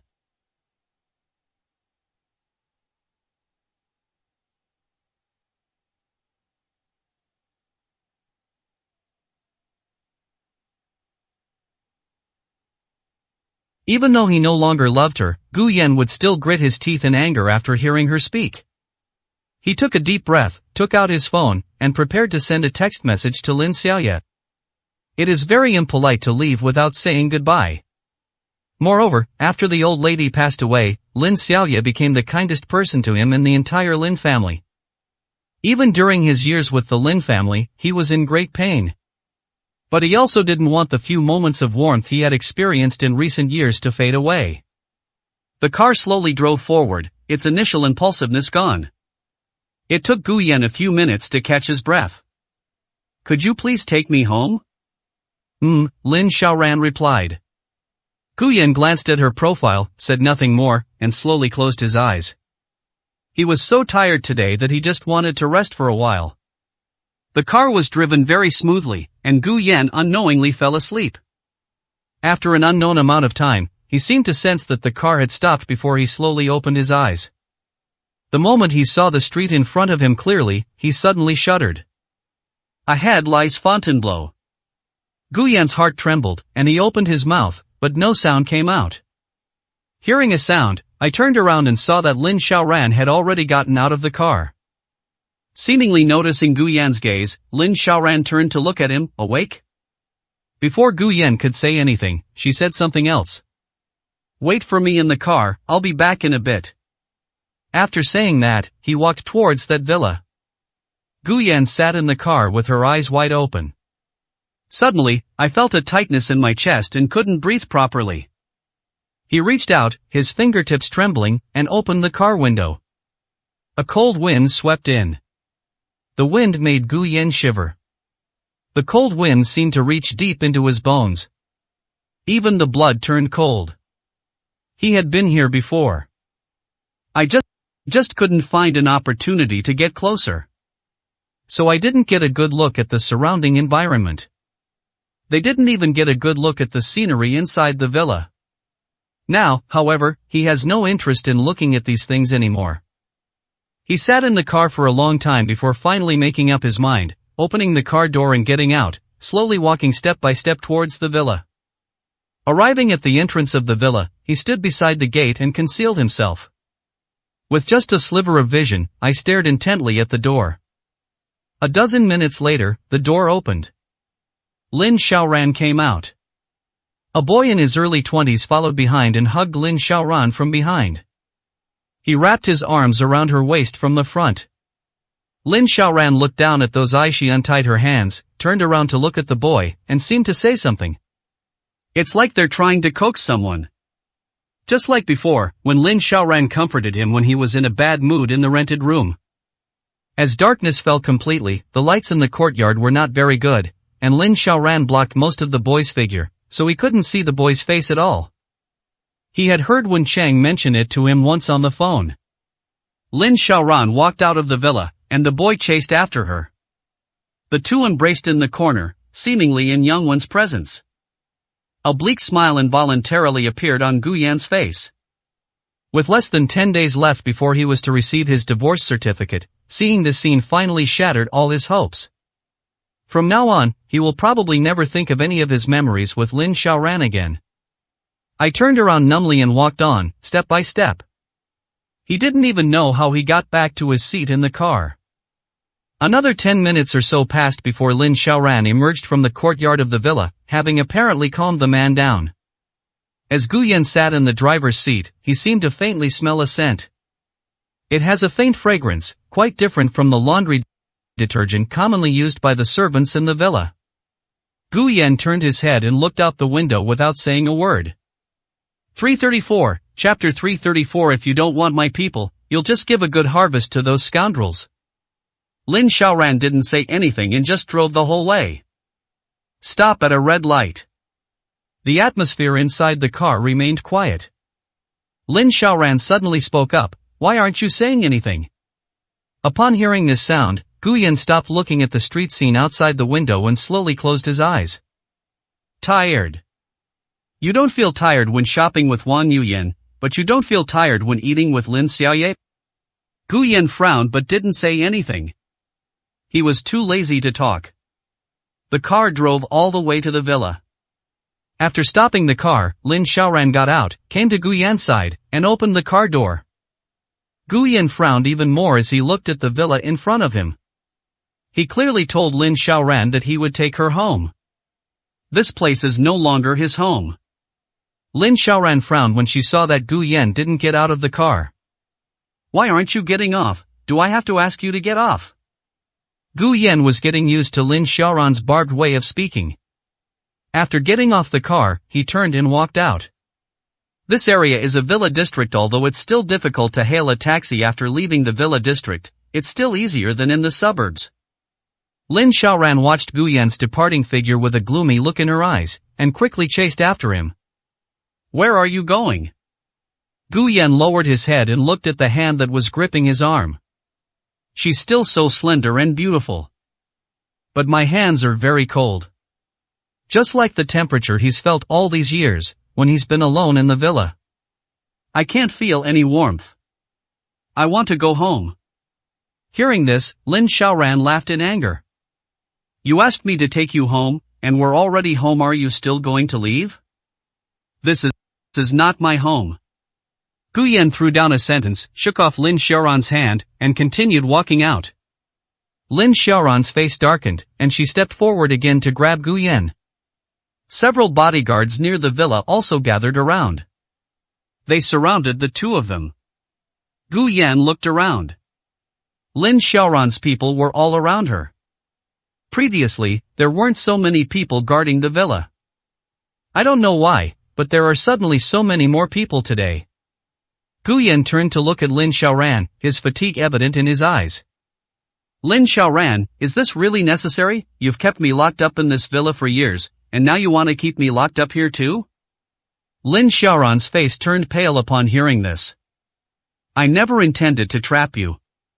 Gu Yan smiled. His smile carried a hint of sarcasm. Lin Xiaoran felt very uncomfortable seeing this. Let's go home. Ive had someone make your favorite dishes. They'll get cold if we don't go back soon. Lin Xiaoran's tone softened considerably. It was a gentleness that Gu Yan hadn't felt from her in many years. He just didn't care anymore. Do you really think you can lock me up by hiring so many people, Lin Xiaoran? When did you become so childish? Gu Yan is different now than before. There is a way to escape from this villa. Moreover, now, apart from Lin Xiaoran, there is probably no one else in the Lin family who wants her to stay. Lin Xiaoran should be well aware of this as well. But he still turned and walked towards the villa. With these people around, he knew that leaving today was impossible. Lin Xiaoran will not give him that chance. He didn't want to trouble his grandfather with this matter. Anyway, Lin Xiaoran couldn't keep him in. Seeing Gu Yan walk towards the villa, Lin Xiaoran's tightly furrowed brows relaxed slightly. He followed, his tone still gentle. These people aren't here to watch over you. What are you here for? To protect me? Hi, if you really wanted to protect me, I wouldn't be in this state today. Upon hearing these words, Lin Xiaoran subconsciously looked at Gu Yan's hands. Lin Xiaoran took a deep breath. The person who kidnapped you earlier was Yen Xing'Ive. Already taught him a lesson. It was my oversight. Lin Xiaoran's sudden admission of wrongdoing surprised Gu Yan. This person almost never admits his mistakes. The last time was in that dilapidated rented room. I got home late, my phone was off, and I was frantic because I couldn't find her. She then hugged herself and admitted her mistake. Gu Yan took a deep breath. Just Yen Shang? Right. Hearing this very firm tone, Gu Yan felt it was pointless. No need, I don't need these people to protect me. Let them go. I'll stay here tonight and leave tomorrow. Upon hearing this, Lin Xiaoran stopped in her tracks. You can leave tomorrow, but you have to take these people with you. I've said it before, I don't need it. You don't want my people, but you want all that you can have, a bunch of thugs. You think they can protect you? Hearing the clearly angry voice, Gu Yan seemed not to hear anything at all. He continued walking forward on his own. All of Lin Xiaoran's anger seemed to be vented on the calm surface of water. It only caused a few ripples before quickly returning to calm. Upon entering the villa, the servants had indeed prepared a table full of food.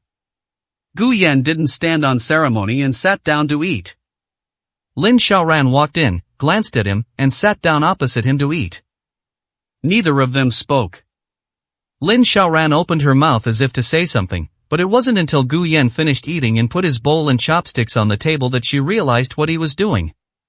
But Gu Yan didn't give her that chance and got up to walk to a guest room on the first floor.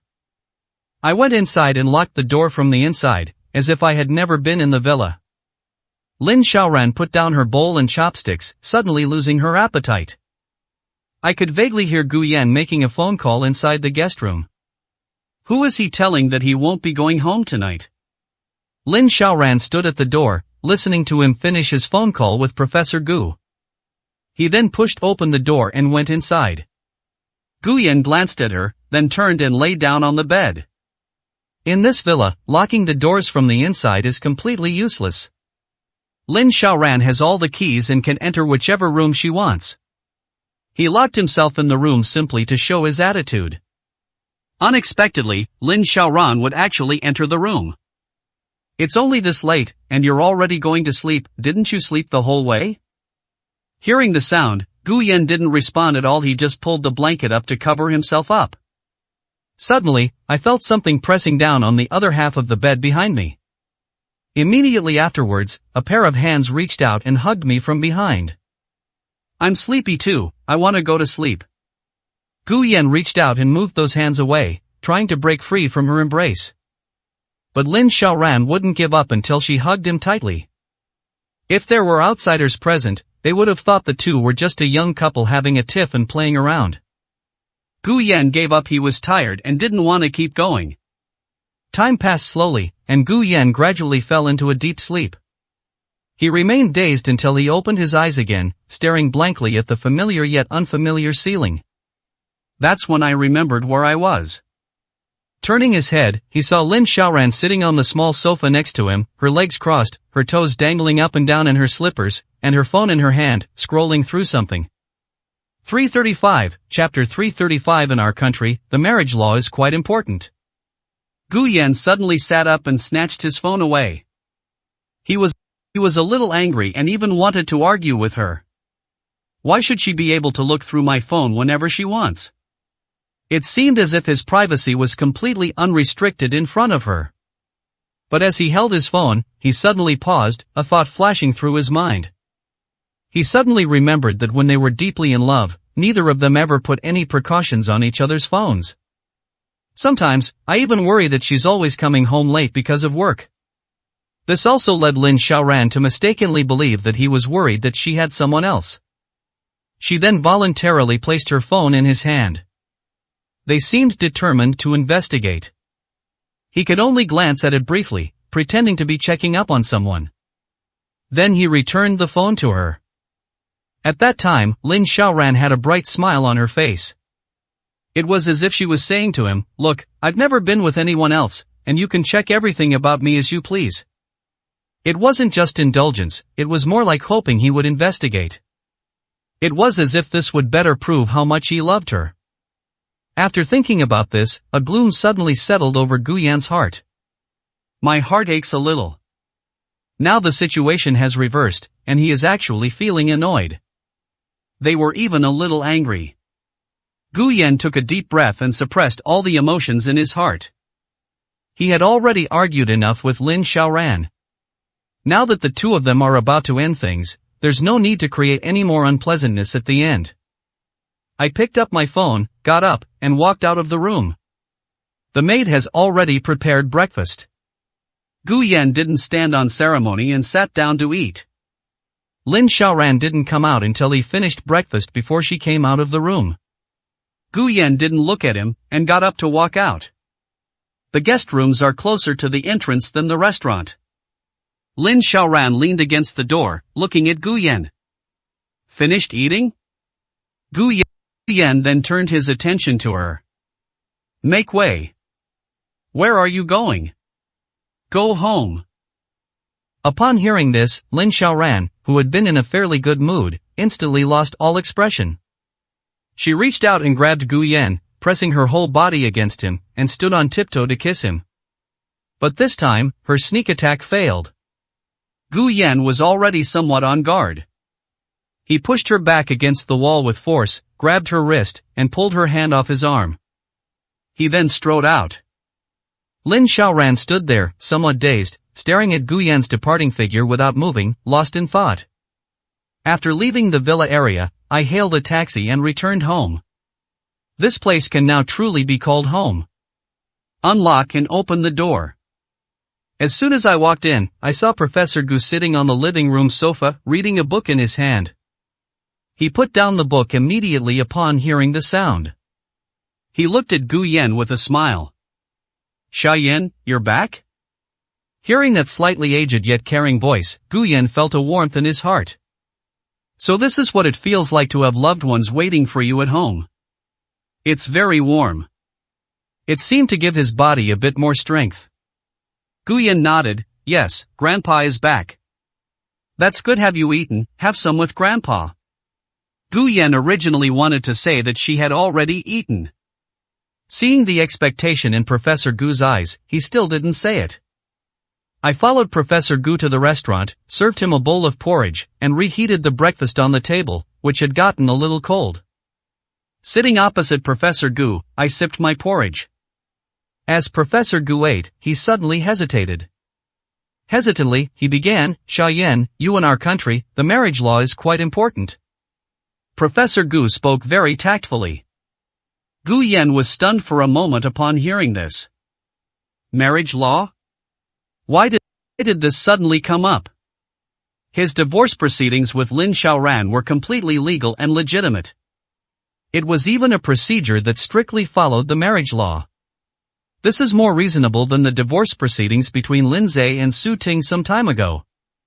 Before Gu Yan could figure it out, Professor Gu asked again, you and that little girl from the Wang family, aren't you moving a bit too fast? Upon hearing this, Gu Yan knew that Professor Gu had misunderstood. I was left speechless, not knowing whether to laugh or cry. Grandpa, she and I are just friends. We've only known each other for a few days. You've only known each other for a few days?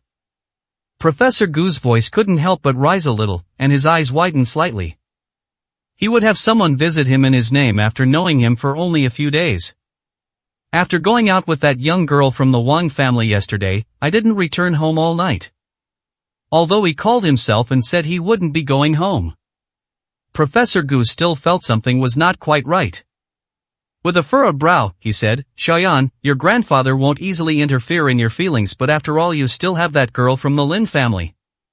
Looking at Professor Gu's expression, Gu Yan's eyes crinkled with a smile. Professor Gu really cares about me. He had heard about it before. This little old man is a very stubborn person. They are somewhat inflexible in their thinking. They are most disgusted by illegal and unethical behavior. So whenever someone came to visit him with gifts, he would kick them out. He now mistakenly believes that he doesn't blame himself for being with a girl he's only known for a few days before getting a divorce certificate. Instead, I cautiously reminded myself.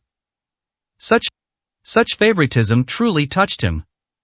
He didn't even blame himself for acting impulsively, allowing someone he had only known for a few days to approach him under his name. Guyan pursed her lips and said softly, Grandpa, Wang Yuyan and I are really just friends. His brother said he wanted to visit you, and I just asked on his behalf. I had no other intentions. Last night I was with Lin Xiaoran. Let me leave. Upon hearing this, Professor Gu realized that he had misunderstood. But when he heard the second half, he had some doubts. Didn't my grandson say he wanted to divorce Lin Xiaoran? Then why won't Lin Xiaoran let him leave?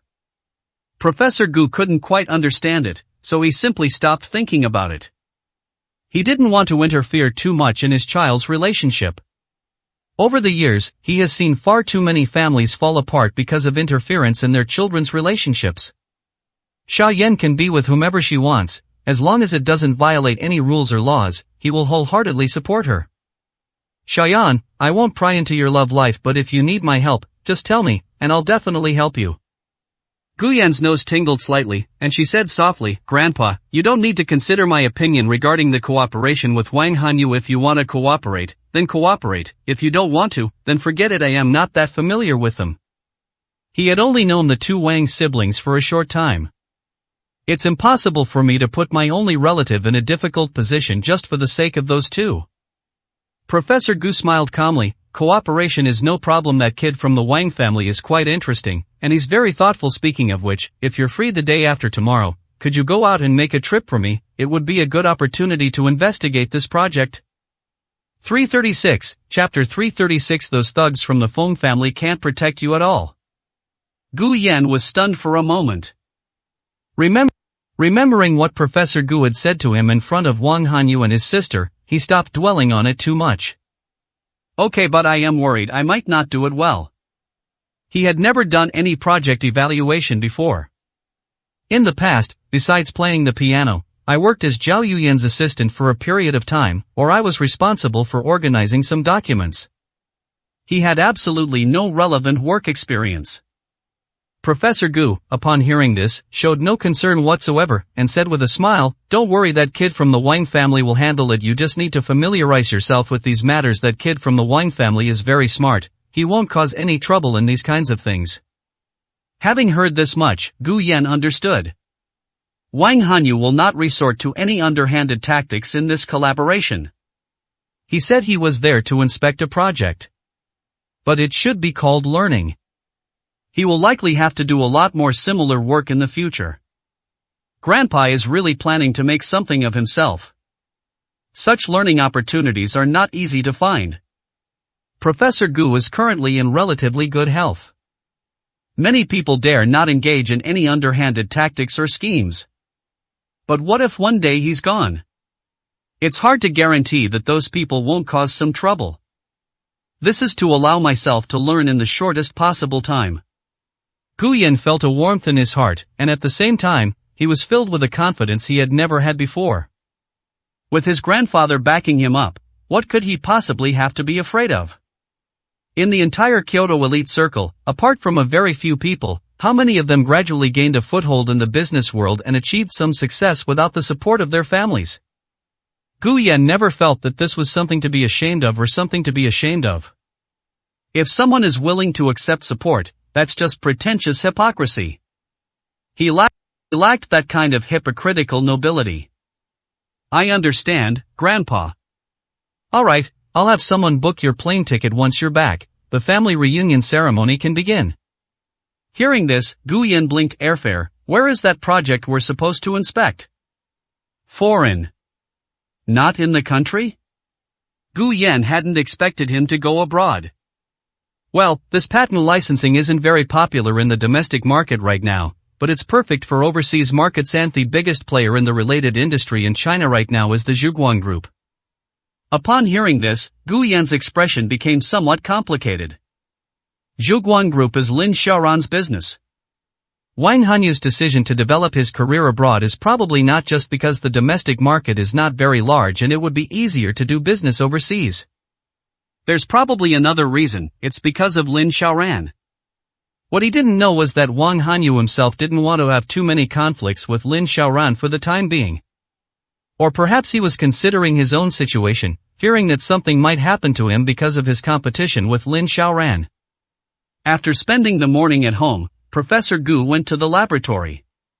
He has a very important experiment in the afternoon and he needs to supervise it personally to feel at ease. Gu Yan also went out the door. I'm back from Wencheng today. He needed to bring Lin Zhe along before he could confidently go out to inspect the project.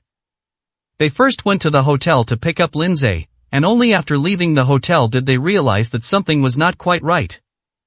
There were quite a few burly men in suits standing in front of the hotel.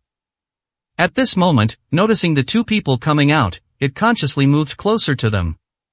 However, Gu Yan showed no sign of nervousness. He remembered these people. I've seen them before. Sure enough, a figure stepped out of a car not far away. Lin Xiaoran slowly walked up to Gu Yan and Lin Zhe. The next second, Gu Yan's phone rang. When I answered the phone, it was Feng Shuo calling. Gu Yan, are you and your brother all right? It's nothing. Is there anything I can help you with? Feng Shuo seemed relieved. I just received news that the men I sent to you, the ones responsible for protecting your brother, were cornered in their hotel room and beaten up. They're all injured now. Upon hearing this, Gu Yan's expression instantly turned extremely ugly. His gaze fell on Lin Xiaoran, his eyes filled with a barely concealed anger. A faint smile played on Lin Xiaoran's lips. Gu Yan held her breath and almost gritted her teeth as she spoke into the phone. I'm fine, I am sorry. I roughly know what happened. I'll cover their medical expenses. I'll call you back later. The call ended quickly. Gu Yan looked at Lin Xiaoran standing in front of him, his voice a little hoarse. Did you do this? Lin Xiaoran crossed her arms and said softly, I told you, those thugs from the Feng family can't protect you at all. He paused for a moment at this point. Lin Xiaoran shifted her gaze from Gu Yan to Lin Zhe. And the people around you are the same. Gu Yan took a deep breath, trying hard to calm himself down. Lin Xiaoran is still the same as before, without any change. Arrogance taken to the extreme means that one will only do things according to the results they want. Just to prove this to me? Lin Xiaoran gently shook her head, but before she could say anything, alarm bells rang around them. After the police car stopped, several burly men who had been standing behind Lin Xiaoran approached her, stretched out their hands, and shouted that they wanted to turn themselves in. People have to pay the price for their mistakes. I helped them call the police. Lin Xiaoran's tone wasn't particularly cold this time, but it still sent a chill down Gu Yan's spine. She began to show herself the methods she had used to deal with her business rivals. Soon, the police apprehended those injured in the hotel, as well as the group that voluntarily surrendered. They took it away. Lin Xiaoran looked at Gu Yan and said softly, now, no one will help you protect your brother. You can order these people I brought around as you please. Gu Yan took a deep breath. I wanted to say something, but I found that I had no idea what to say. Seeing that Gu Yan remained silent, Lin Xiaoran didn't say much, but simply said to the people behind her, from now on, you are responsible for protecting him. They gestured in Lin Zhe's direction with their eyes, and the others understood and came to Lin Zhe's side, surrounding him. It's unclear whether these people are there to protect Lin Zhe or to monitor him. Lin Xiaoran then asked, where are we going today?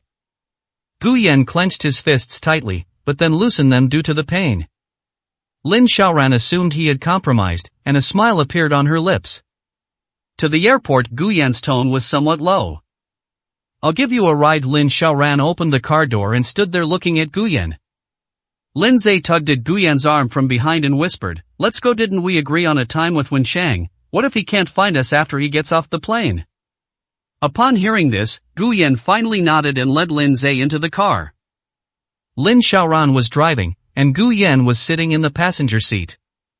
After driving through several streets, I suddenly pulled the car over to the side of the road.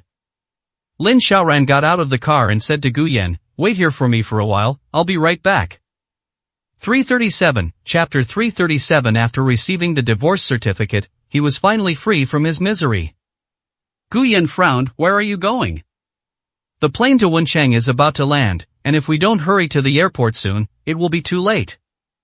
Lin Xiaoran didn't answer and turned to leave. Gu Yan sat there, his brows furrowed. Lin Zhe, standing behind him, couldn't help but ask, "Did he forget something? Isn't it safe for him to get off the bus alone?" Gu Yan looked around. The road was a bit remote, and it might not be safe if it got any later. Gu Yan slowly closed her eyes. "Brother, don't worry, how could she be in danger? If she encountered someone else, the person who would be in danger would definitely not be her." Although Lin Xiaoran was just a woman, no one ever truly regarded her as a woman who was powerless to even kill a chicken. This is the reputation she has built up over the years. Lin Zhe didn't say anything more after hearing this. The two of them sat in the car and waited. After a while, Lin Zhe finally couldn't help but speak up. "Xiaoyan, Su Ting, she. What's wrong, bro? Is she giving you trouble again?" Gu Yan was somewhat puzzled.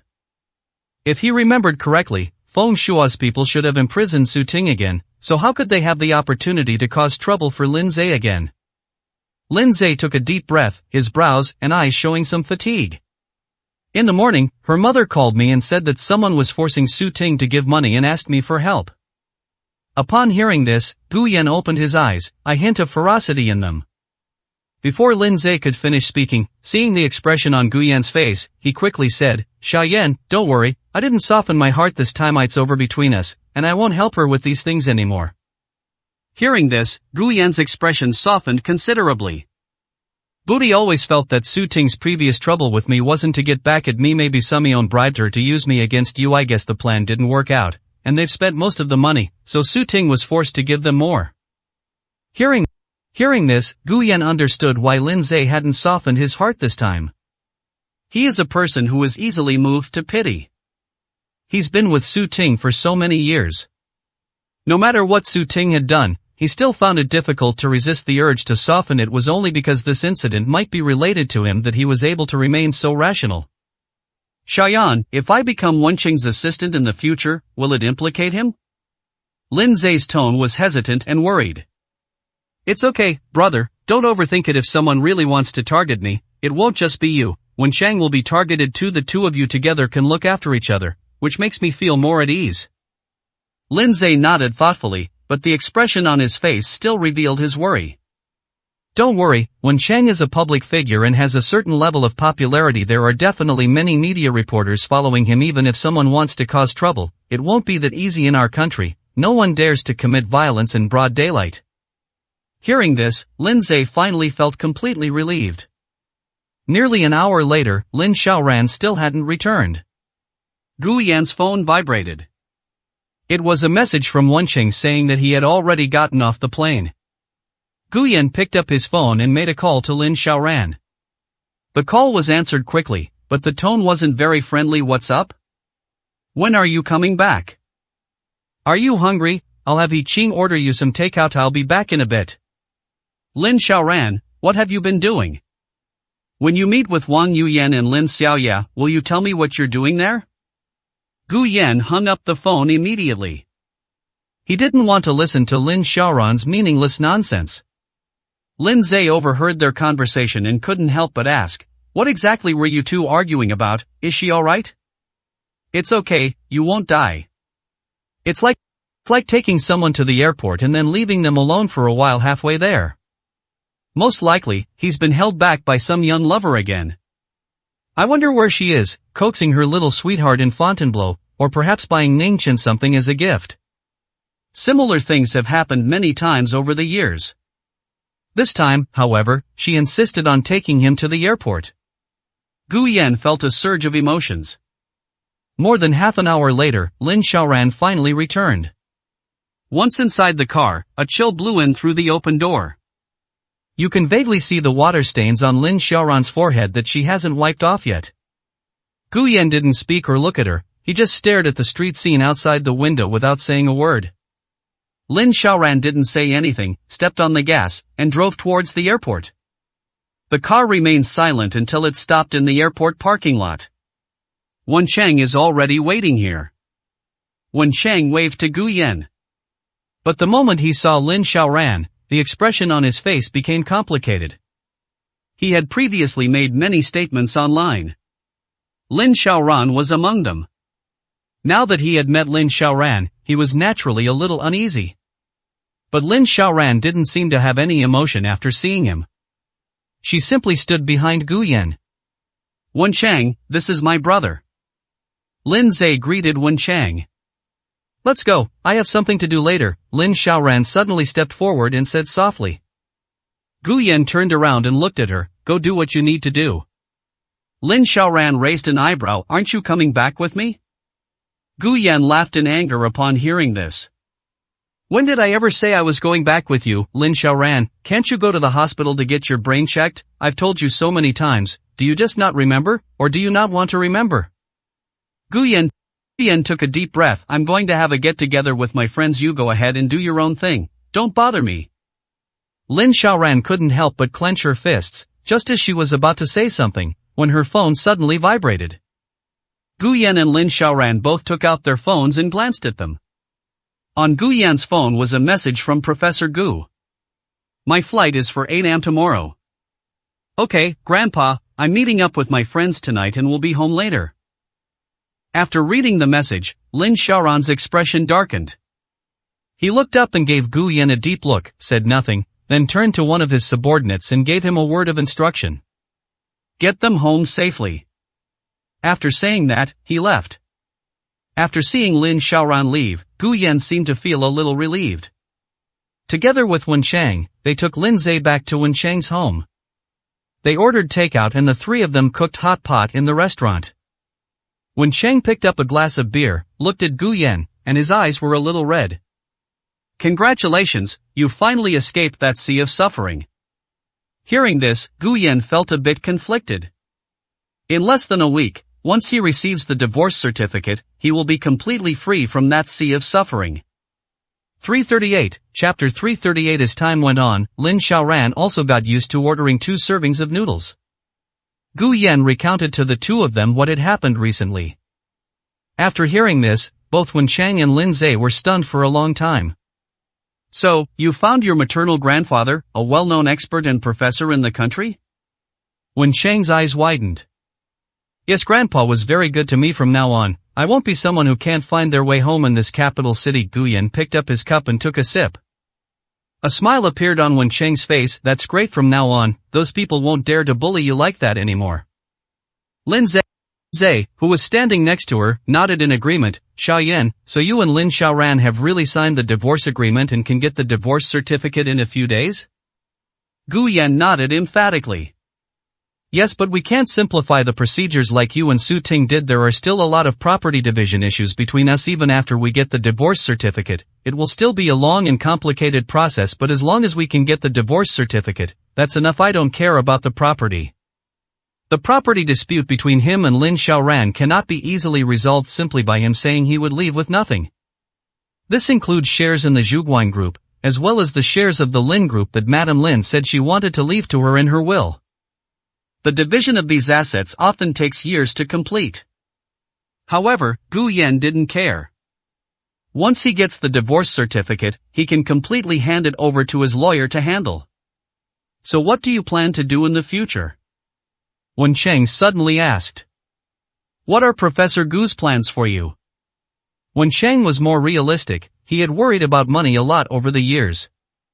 Only after Gu Yan helped him completely sever ties with that family did he finally breathe a sigh of relief and live a more comfortable and relaxed life.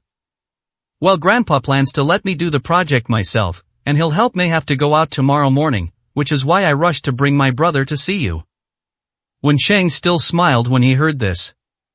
Then I'm relieved. You can rest assured about leaving brother Lin Zhe in my care. I really need someone I can trust to help me. Don't trust anyone else. The group chatted and ate at the same time. Gu Yan's phone vibrated. Lin Xiaoye sent a message. Gu Yan clicked on it and took a look. Xiaoyan, please reconsider what I told you before. Gu Yan replied without even thinking. Sister Xiaoye, I've thought it through. He no longer wanted to have anything to do with the Lin family. All the remaining pleasant memories of the Lin family vanished with the passing of the old lady. He just wants to sever all ties with the Lin family now. That night, Gu Yan didn't go back home and stayed at Wen Cheng's house for the night. The next morning, I took a taxi and headed straight to the airport. As I boarded the plane, I watched the buildings on the ground gradually shrink as the plane slowly flew into the clouds. Gu Yan took a deep breath, trying to calm the discomfort brought on by the plane's rapid ascent. Although I feel slightly unwell. But I felt very relaxed. So many years have passed. This was the first time he had left alone. For the first time, Lin Zhe was not by her side. Lin Xiaoran was not by his side either. He was all alone. Yet there was not a trace of confusion or fear about the future. On the contrary, I felt a little more confident. A kind of confidence filled with hope for the future. When the plane landed, the person who came to pick him up was not Wang Hanyu, but Wang Yuyan. The moment she saw Gu Yan, Wang Yuyan ran all the way to him.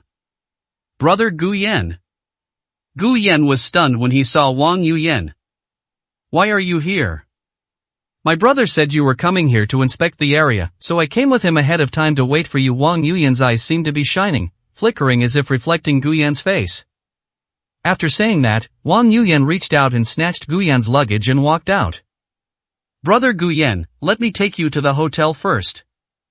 The two arrived at the hotel quickly, and Wang Yuyan did not linger. Brother Gu Yan, it's late, you should get some rest. I'll have someone bring you some late night snacks later, and I'll pick you up tomorrow morning so we can try some local specialties together. After saying that, he left without giving Gu Yan a chance to speak. Gu Yan opened his mouth as he watched Wang Yuyan's departing figure, but couldn't say anything. Wang Yuyan was quite different from the girls he had known before. She is very enthusiastic, yet knows how to maintain appropriate boundaries. But this enthusiasm was something he couldn't quite handle. Calm yourself down, and soon a hotel waiter will bring you a late-night snack. A very refined and delicious Western meal. After finishing his simple meal, Gu Yan took a shower and lay down on the hotel bed. Even though the flight was long today, I still feel very tired. But at this moment, he tossed and turned, unable to fall asleep. Perhaps because it was the first time he had been away from places without Lin Xiaoran and Lin Zhe, he couldn't help but recall past memories. When he first met Lin Xiaoran, he was very wary of strangers. Even if you've known someone for a while and met them a few times, you still have a deep sense of wariness. He was only a teenager at the time, and had just ended his life as a homeless person. Life on the streets is tough. Even picking up trash on the street can lead to being bullied. This is a principle that Gu Yan has understood since childhood. Even when picking up trash, designated areas are set up by people. This place doesn't belong to you, so you don't deserve to pick up things that others don't want here. He does not belong to the Lin family, nor is he worthy of coveting any of the Lin family's property. This property also includes people. He once loved Lin Xiaoran. They simply forgot this principle temporarily. Because after he met Lin Xiaoran, he no longer had to live a life of wandering. At that time, Lin Xiaoran was working as a model for others. Lin Xiaoran is beautiful, and even when she was only a teenager, she had a great figure. He is intelligent and hardworking. In the era when online shopping was just beginning to take off, there was a severe shortage of clothing models. She can earn a lot of money every day. Lin Xiaoran earns money by working as a clothing model. At that time, Gu Yan was so thin that you could see his bones, and his face was pale. He looks like a beggar. One day, after picking up trash, I happened to see Lin Xiaoran filming. I saw some beautiful clothes that I had never seen before, and I unconsciously stayed there to look at them. He didn't feel hungry until Lin Xiaoran finished her work. There was a noodle shop not far from where the filming took place. Lin Xiaoran sat by the roadside and ate a bowl of noodles. Gu Yan unconsciously followed the scent and stood next to Lin Xiaoran, his stomach growling loudly. Lin Xiaoran frowned as she looked at Gu Yan, who was pale from hunger and perhaps even shorter than her at the time, and ordered him a bowl of noodles as well. Later, Gu Yan would subconsciously go to that area every time he finished picking up trash. Over time, Lin Xiaoran got used to ordering 2 servings of noodles. 339, Chapter 339. Can I leap on the floor here? Gu Yan didn't want to pick up trash at the time. But he was too young. It's even smaller than Lin Zhe. He was also short in stature due to years of malnutrition. Every time he finds a job he can do, his boss will deduct his wages for various reasons. You won't last more than a few days before you're fired. He could only watch as Lin Zhe went out to earn money so that the two of them could survive. Gu Yan didn't want to do nothing and wait for Lin Zhe to support him. Only then did he go to pick up trash. But every time, I end up smelling like that. Every time he sees someone on the street, they frown at him, look at him with disdain, and then try to stay away from him as much as possible. Only Lin Xiaoran did not drive him away. I also ordered him a bowl of noodles. At that time, Lin Xiaoran was like a ray of light in Gu Yan's heart. It gave him a warmth he had never felt before, except from Lin Zhe and the old dean. He instinctively wanted to get closer to that sliver of warmth. At that time, the money he earned from selling scrap metal each day could only buy 1 or 2 steamed buns, which was far from enough to fill his stomach. When Lin Zhe got off work, Gu Yan saw the pancakes he had left for her. Even though she was so tempted that she couldn't help but swallow her saliva, she still refused them. He knew that Lin Zhe hadn't eaten his fill in order to save this food for himself. He could only say that he had eaten outside, using the money he earned from selling scrap metal to pay for his meal. When Lin Zhe saw that Gu Yan refused to eat, he, who was already forcing himself to endure the hunger, ate in a few bites. Back then, Gu Yan would often wake up hungry in the middle of the night. Feeling the increasingly cold wind blowing against my face, I could only clutch my aching stomach and run to the public restroom to drink some tap water. The time he met Lin Xiaoran was the first time he had ever tasted warm soup. It smells wonderful and warms me. Even after that incident, because his stomach hadn't had any oily or fatty foods for a long time, he stayed in the bathroom for more than 3 hours. When I came out, I was completely exhausted and covered in cold sweat. Although Lin Xiaoran was a little impatient with him, she would still order him a bowl of noodles every time. Occasionally, I'll add an egg to his plate. Gu Yan knew back then that Lin Xiaoran was very capable. They are both very young, just like him, yet they are able to earn money. Moreover, the bosses treated her very well.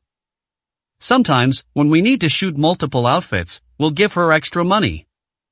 I later heard that if you were to find a fashion model like Lin Xiaoran outside, it would cost at least several times the price, and they wouldn't be as good looking as Lin Xiaoran. Gu Yan ate noodles with her for more than half a month. At first, I would get an upset stomach every time I went home. Later, his stomach gradually adapted, and his previously stagnant height began to show signs of growth. Later, he even mustered up the courage to say that he wasn't full and asked Lin Xiaoran to buy him another portion to take back with him. She told Lin Zhe that she had found something very valuable and bought him a bowl of noodles as well. Lin Zhe noticed that his complexion had indeed improved a lot in the past few days, and he had gained a little weight. He also wolfed down the bowl of noodles. Back then, Gu Yan would go to that area to pick up trash every morning. After waking up, he would often avoid the children and old ladies who were picking up trash there, so as not to be bullied. He picked up trash while observing and waiting for Lin Xiaoran to appear. Occasionally, Lin Xiaoran would arrive early and, upon running into him, would toss him the bread she hadn't finished eating. Without saying a word, he walked into the filming location with a cold expression and filmed for the entire day. After the shoot, I'll take him to eat noodles. On another occasion, the two of them ate noodles there again. Lin Xiaoran finally couldn't help but speak up, "Come with me in a bit." This was the first time Gu Yan had heard her voice. Although it sounds cool and aloof, it's a very pleasant song. Startled for a moment, somewhat taken aback, she instinctively asked, "Where to?" "It smells terrible, let me take you to wash it." Lin Xiaoran took him to the bathhouse and waited for him to finish washing before coming out. Standing in front of Lin Xiaoran looked at him carefully for the first time. Later, Lin Xiaoran rented a house and planned to open her own online store and model for herself. But neither of them were adults at the time, so they couldn't open a shop at all. I had to ask someone else to help me set up a shop. Gu Yan followed behind her to help. Organize the goods, pack them, and send them by express delivery. After much effort, the online store finally achieved some success, with high sales volume, and was able to start making money. But it was later stolen by that person. After all, the store was opened using the other person's ID card. It would be very easy for someone to steal it. Lin Xiaoran recognized the person and went directly to find him. When he came back, he had a handprint on his face, was covered in dust, and his clothes were torn. Gu Yan wasn't good at comforting people at the time, he just saw that she was injured and his eyes turned red with worry. He wanted to go find that person, but Lin Xiaoran stopped him. He didn't know who that person was. She said she was hungry. She dragged him to eat noodles. He, who usually wolfed down his food, didn't touch a bite that day, only looking at her injuries with heartache. Lin Xiaoran was annoyed by his gaze, so she threw down her chopsticks and stopped eating. The owner noticed that the two hadn't eaten much and thought there was something wrong with the noodles, so he rushed over to ask and gave them some side dishes and braised eggs. Gu Yan didn't even glance at those things, only looking at Lin Xiaoran. Does it hurt? Shall I go with you to the hospital to get it checked out? Lin Xiaoran was stunned when she heard this, and after a while she gradually relaxed her tense body. I'm used to it. Gu Yan didn't understand. Why did I get used to it? Is there anyone else who frequently hits her? But Lin Xiaoran never mentioned her past. That night, Lin Zhe ate 2 bowls of noodles, but he didn't finish them the first time. Later it passed. After some time, Lin Zhe came of age. A new store was opened using Lin Zhe's ID card. Lin Xiaoran made some money with this online store. He didn't know the exact amount. Around that time, he got a mobile phone and they rented a house in an urban village together, so they no longer had to live in the rented warehouse. It was then that he learned that Lin Xiaoran had been living in a youth hostel. There are many girls working part-time there. Some people bullied her because she was young, and some people were jealous of her good looks so she could earn money as a model. A large group of people gathered around, intending to bully her. They ganged up on her, secretly tried to cut her hair in the middle of the night, and even poured dirty water on her bed. Lin Xiaoran returned everything, and with even more ruthless methods. In the end, no one dared to mess with her. At night, however, no one dared to sleep too soundly. At that time, Lin Xiaoran found a small house in an urban village with a monthly rent of 1,500 yuan. It's not a large space, but it's warm and clean, with all the necessary facilities, including a private bathroom. At that moment, Gu Yan couldn't help but ask, "Can I leap on the floor here?" 340. After chapter 340, he no longer needed anyone to help him through that period of confusion. Lin Xiaoran was drinking water when she heard this and choked on it. What did you say? I sleep on the floor here? I have nowhere to stay. Gu Yan actually has a place to stay. Although Lin Zhe is going to be adopted. But the old storage room is still there, so Lin Xiaoran shouldn't stop him from staying there. Only. After seeing this rental room, he couldn't take his eyes off it. He had never seen such a wonderful place before.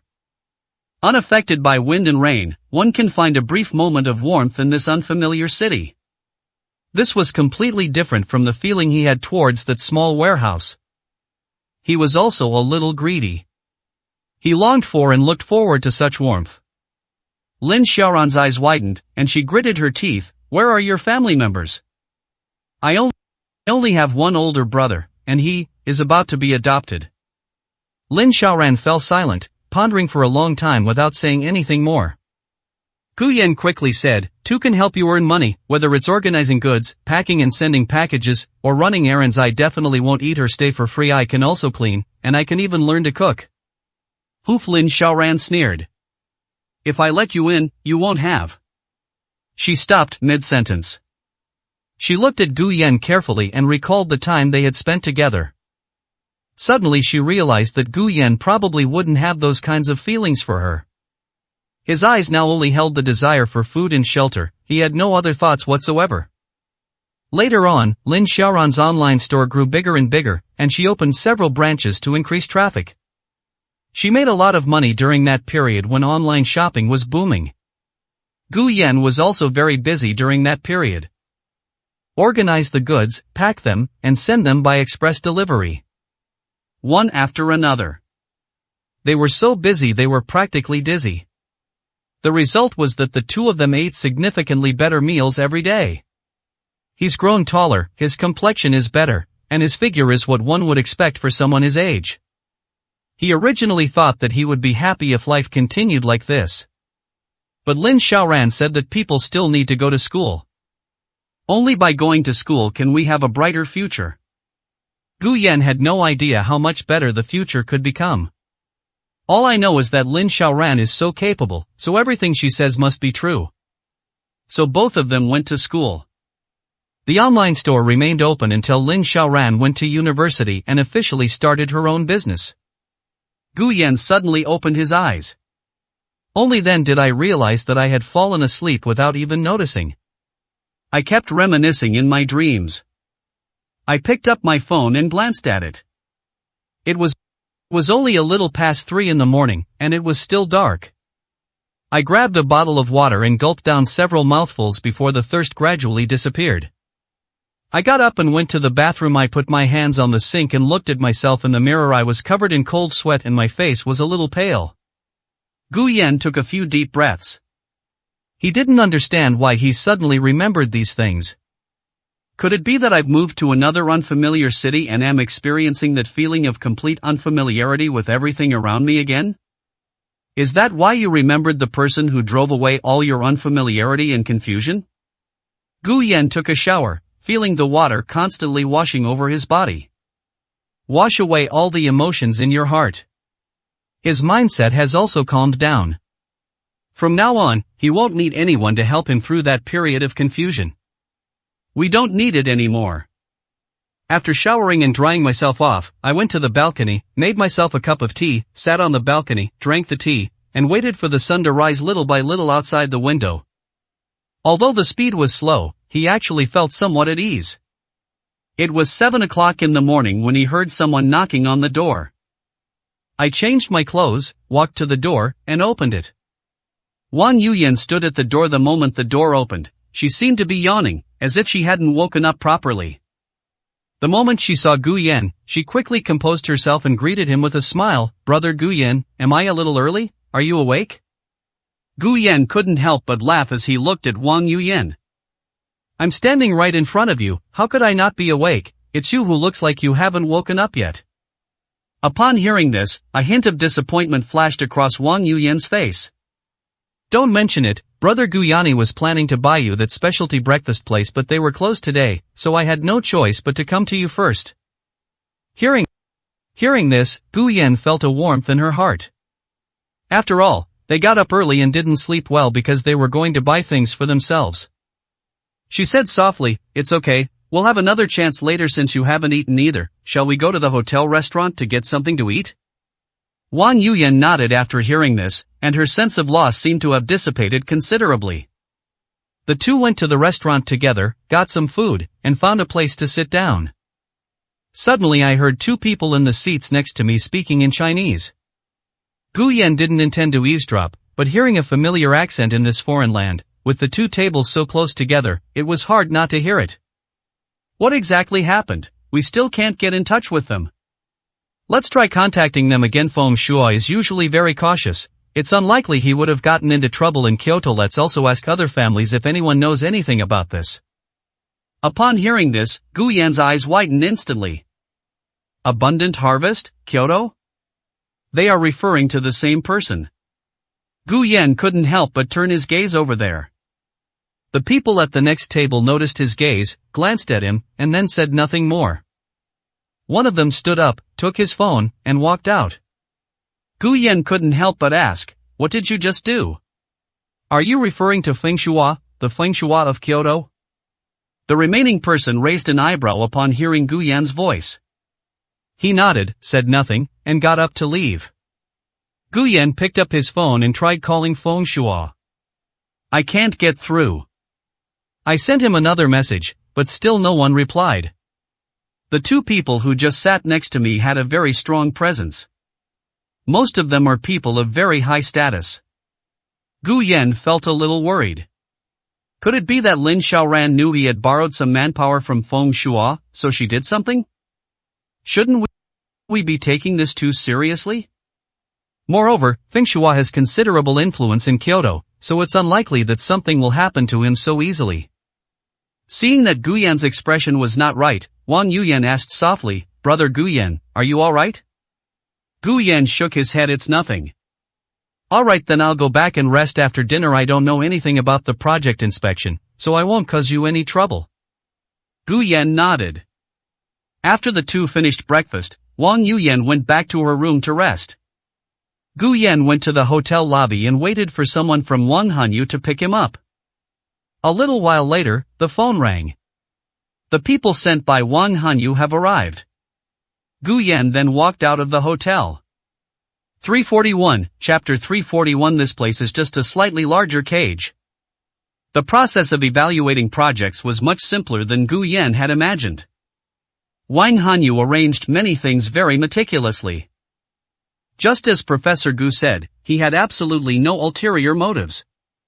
They even took the initiative to teach him what details to pay attention to and what kind of work to do. Let him understand, step by step, what aspects need to be considered for a project to succeed. Throughout the day, Gu Yan felt that he had benefited greatly. Mr. Gu, once we get back, I will assign someone to work under you. Anything related to the project will be communicated to you through him as soon as possible. You can also learn from his experience later. Once you have built your own team, you can send someone over for on-site supervision at any time. Wang Hanyu maintained a very proper attitude. They did not treat Gu Yan with any perfunctory attitude just because he had no experience whatsoever. Gu Yan was somewhat flattered. Wang Hanyu was a business genius on par with Lin Xiaoran. He had never seen Lin Xiaoran treat an unprofessional person this way before. Perhaps, this is partly due to his status as Professor Gu's grandson. But the fact that the other party could go this far was enough to make Gu Yan feel very moved. After Wang Hanyu took her back to the hotel, Gu Yan suddenly felt much more relaxed. Having such a partner at the beginning of his career was a very fortunate thing for him. After staying at the hotel for a while, he suddenly felt a little hungry.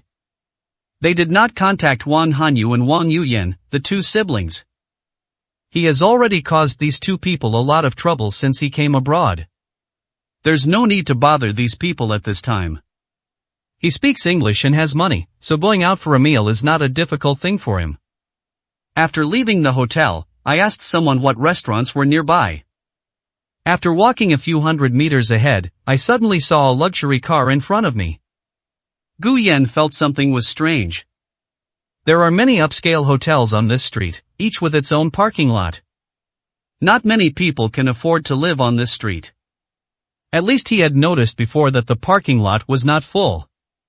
It's a bit odd to have a luxury car parked here. Gu Yan walked forward while looking at the luxury car. Just as he walked up to the luxury car and curiously looked inside, the car suddenly started moving. A loud roar startled him. Immediately afterwards, the car window was rolled down. The lights inside the car also came on. The moment Gu Yan looked at the woman sitting in the car, his relaxed mood instantly tightened. The faint smile on her face instantly froze. He stood there, completely frozen in place. The surrounding air seemed to be frozen. The woman sat there, her hands resting on the documents on her knees. He looked at Gu Yan, his tone indifferent. Get in the car. Gu Yan stood there, and it took him a long time to come back to his senses. His whole body seemed a bit stiff. Lin Xiaoran looked up at him, a smile appearing on her lips. How did you know I was coming here on a business trip? Gu Yan's face turned deathly pale instantly, and he didn't know what to say for a moment. My body instinctively got into the car. Since Lin Xiaoran had managed to follow him all the way here, he didn't really need to say anything. At least it proves that the other party has a clear understanding of my whereabouts. Even when they go abroad. There was no way to escape her gaze. After getting into the car, the driver in the front row slowly drove it away. Guyen's body remained stiff, and he couldn't utter a single word. Honey, why aren't you saying anything? Lin Xiaoran's face still held a smile. Guyen's voice was hoarse. What did you say? If you don't want to talk about it, that's fine. Ive prepared a gift for you. As Lin Xiaoran spoke, she took out a box from the side. Inside the box was a puppy that looked only a few months old, with a chain around its neck. It tried hard to put its front legs on the cardboard side of the box, while its hind legs bounced up and down, as if it wanted to jump out. But it was too small. Even though the box wasn't big, it had absolutely no chance of jumping out of it. Even with the slightest hope, the chain around its neck, without its knowledge, effectively restrained all possibilities of it escaping. Guyen knew what Lin Xiaoran meant. She just didn't say it outright. But this method made him feel even more humiliated. Guyen did not accept the gift. He could sense that Lin Xiaoran's aura had begun to change. After realizing it couldn't jump out, the puppy started whimpering. The voice was originally quite lovely. But at that moment, Guyen felt that it was more like a mockery of himself. Extremely ironic. The car stopped outside the hotel. Lin Xiaoran got out and came over to Guyen, holding the chain in one hand and reaching out to Guyen with the other. Get off the bus. Guyen took a deep breath, got out of the car, but did not touch Lin Xiaoran's hand. Lin Xiaoran frowned, reached out and grabbed his arm, hooking it around hers. Some people forcefully pulled him inside. Even after arriving at the hotel room, Guyen's body remained stiff, like a machine. The room was very luxurious.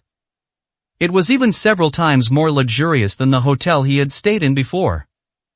It looks even more luxurious than the villa he lived in after he married Lin Xiaoran. At this moment, Guyen felt as if this place was yet another cage for him. Lin Xiaoran unchained the puppy, letting it run freely around the room. Newborn puppies don't know what worries are. I felt as if I had been liberated. You can run and play freely here. Play. This room is very big. It's quite big, at least for this little puppy. He seemed to have found a new world here, running around happily, his tail wagging rapidly. They had no idea that this place was just a slightly larger cage. In a sense, this place is no different from the box it was in before. Both can confine it, prevent it from seeing the outside world, and prevent it from escaping and gaining true freedom. Lin Xiaoran stopped looking at the puppy, took off her coat and threw it aside. The puppy seemed to have found a new toy. It grabbed the coat and dragged it to the ground. It rolled around on the coat, sniffing it constantly, as if it really liked the smell. Lin Xiaoran took out a bottle of water, unscrewed it, and took 2 sips. Walking to the balcony door, she said softly, "You can see the sunrise from here, and the view is better. If you had told me earlier that you like watching the sunrise, I could have brought you here sooner." Lin Xiaoran's tone was casual and nonchalant. This was completely different from Guyen's stiff and blank expression at this moment. The two people looked like they lived in two completely different art styles. 342, Chapter 342. Don't even think about running away, it's useless. After 2 days of running around, I ended up traveling from Kyoto to a foreign country.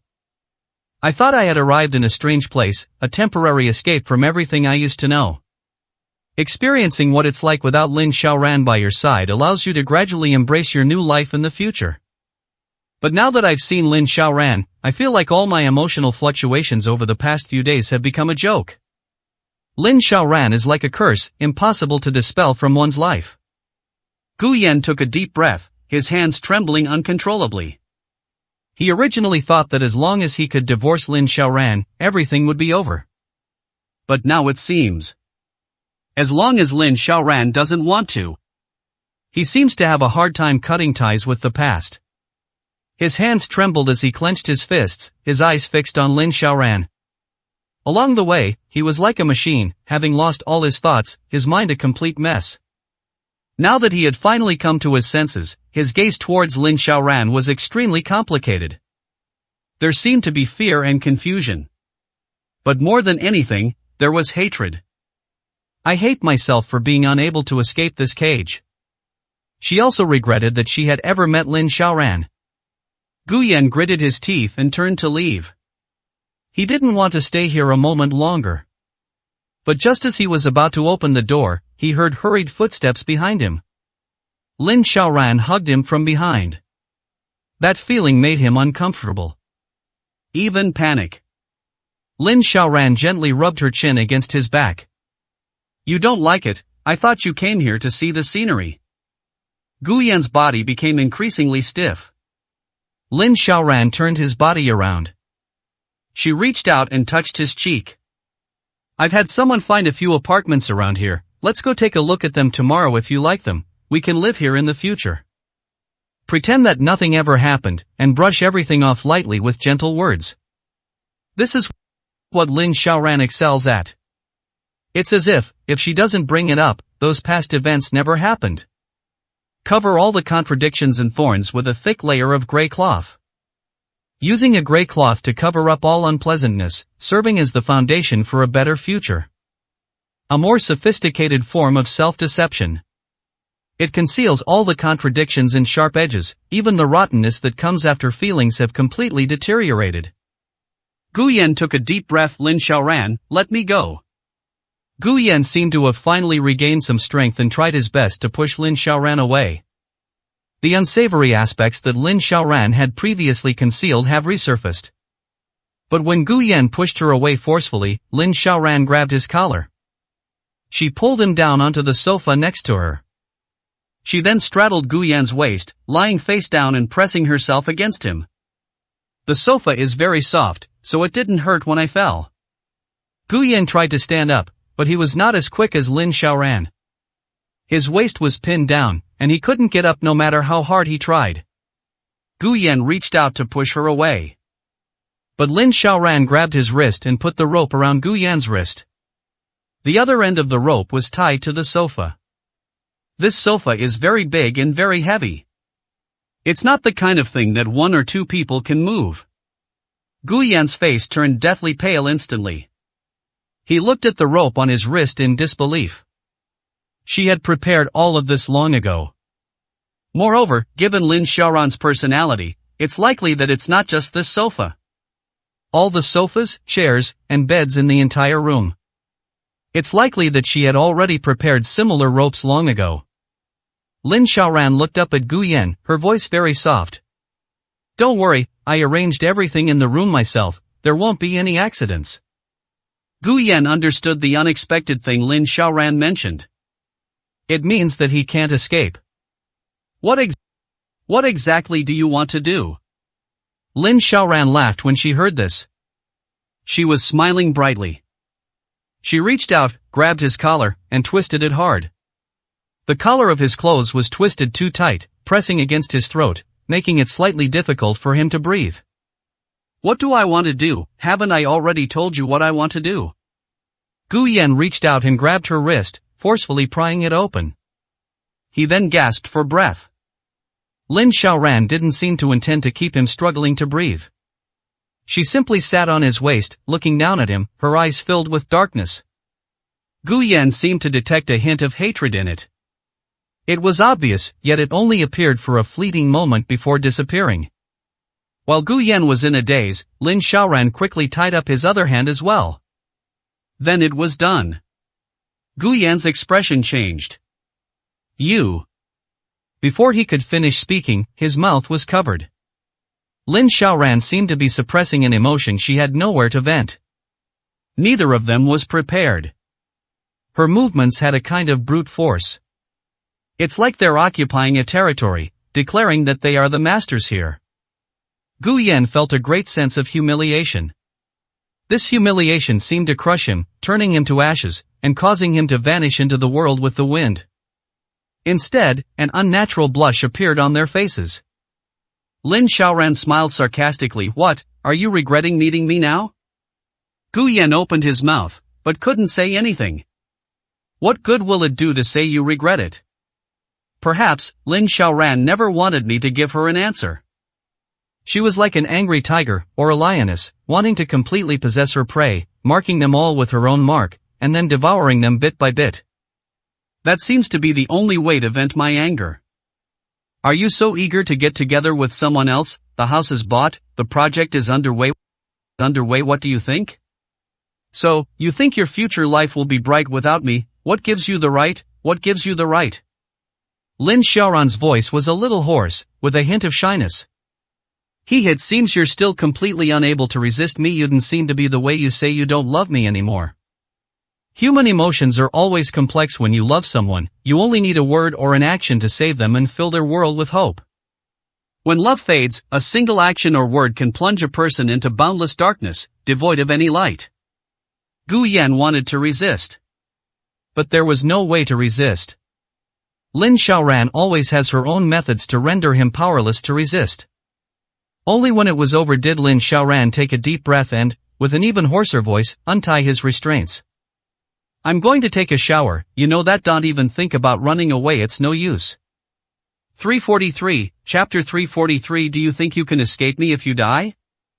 Listen to the sound of water rushing through the bathroom. Gu Yan slowly sat up and rubbed his wrist. The marks on it are very obvious. He took a deep breath, his eyes filled with humiliation. But he knew it too. Since Lin Xiaoran was able to find herself here. Even if I wanted to run away, I wouldn't have the chance. He would never ask Wang Hanyu for help with this matter. He can't afford to lose face like this. Gu Yan stood up and went to another bathroom to wash up. He then changed his clothes, found a room, went inside, locked the door, and lay down on the bed. Staring at the ceiling, my mind went completely blank. He thought he could finally start a new life. But Lin Xiaoran. She's shameless. Gu Yan could only think of these two words to describe her. There is no more suitable adjective than this. Knock, knock, knock. A knock came at the door. Gu Yan remained lying there motionless. And the knocking seemed to go on and on. The person outside seemed unusually patient. After what seemed like an eternity, Gu Yan finally stood up. Opened the door. I didn't see anyone. Instead, a furry creature was wagging its tail rapidly at its feet, licking its ankle with its tongue. Gu Yan looked down at the little dog, feeling a mix of emotions. Lin Xiaoran walked over, bent down, reached out and grabbed the puppy, carrying it outside. I went into the living room, placed it in front of a small bowl, and poured some dog food into it. Watching the puppy wag its tail, its little face almost buried in the bowl, eating heartily. She then stood up and turned to look at Gu Yan. Have a meal. Not far away, there was a small food cart. I don't know when, but the food was delivered. Gu Yan remained motionless, simply watching the little dog. After it had eaten its fill, it lay down on its back and fell fast asleep. Seeing that he didn't move, Lin Xiaoran went up and took his arm, leading him towards the restaurant. Press down on his shoulders and make him sit down. Gu Yan looked at the food in front of him. It's very exquisite and high-end. It looks very valuable. It must be delicious food. But at this moment, Gu Yan had no appetite whatsoever. I even felt a little nauseous. Lin Xiaoran sat opposite him, eating while watching him, saying, if you don't want to eat, then go hungry. No sooner had he finished speaking than Gu Yan overturned all the plates in front of him. The table and floor were a mess. Lin Xiaoran said nothing and asked the hotel staff to clean it up. Gu Yan sat alone in the room, looking out the window. I just sat there. I don't know how much time passed, but then it got light.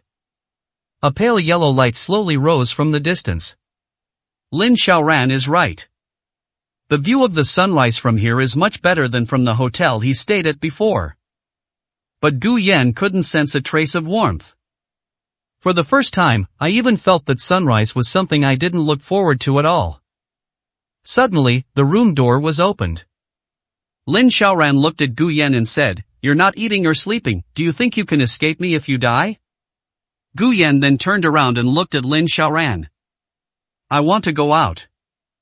I'm not stopping you from going out after you finish eating, I'll have someone take you home. Upon hearing this, Gu Yan's lips suddenly curled into a smile.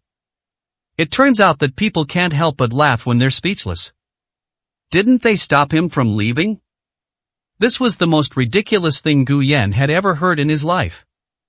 I walked towards the restaurant, looked at the abundant breakfast options on the table, and ate little by little. It was clearly delicious food, but it tasted like chewing wax. Lin Xiaoran sat down in front of him, but her phone rang. He answered the phone without paying attention to himself. Their tone seemed to have softened considerably. I understand, let's discuss it when I get back. After hanging up the phone, it rang again.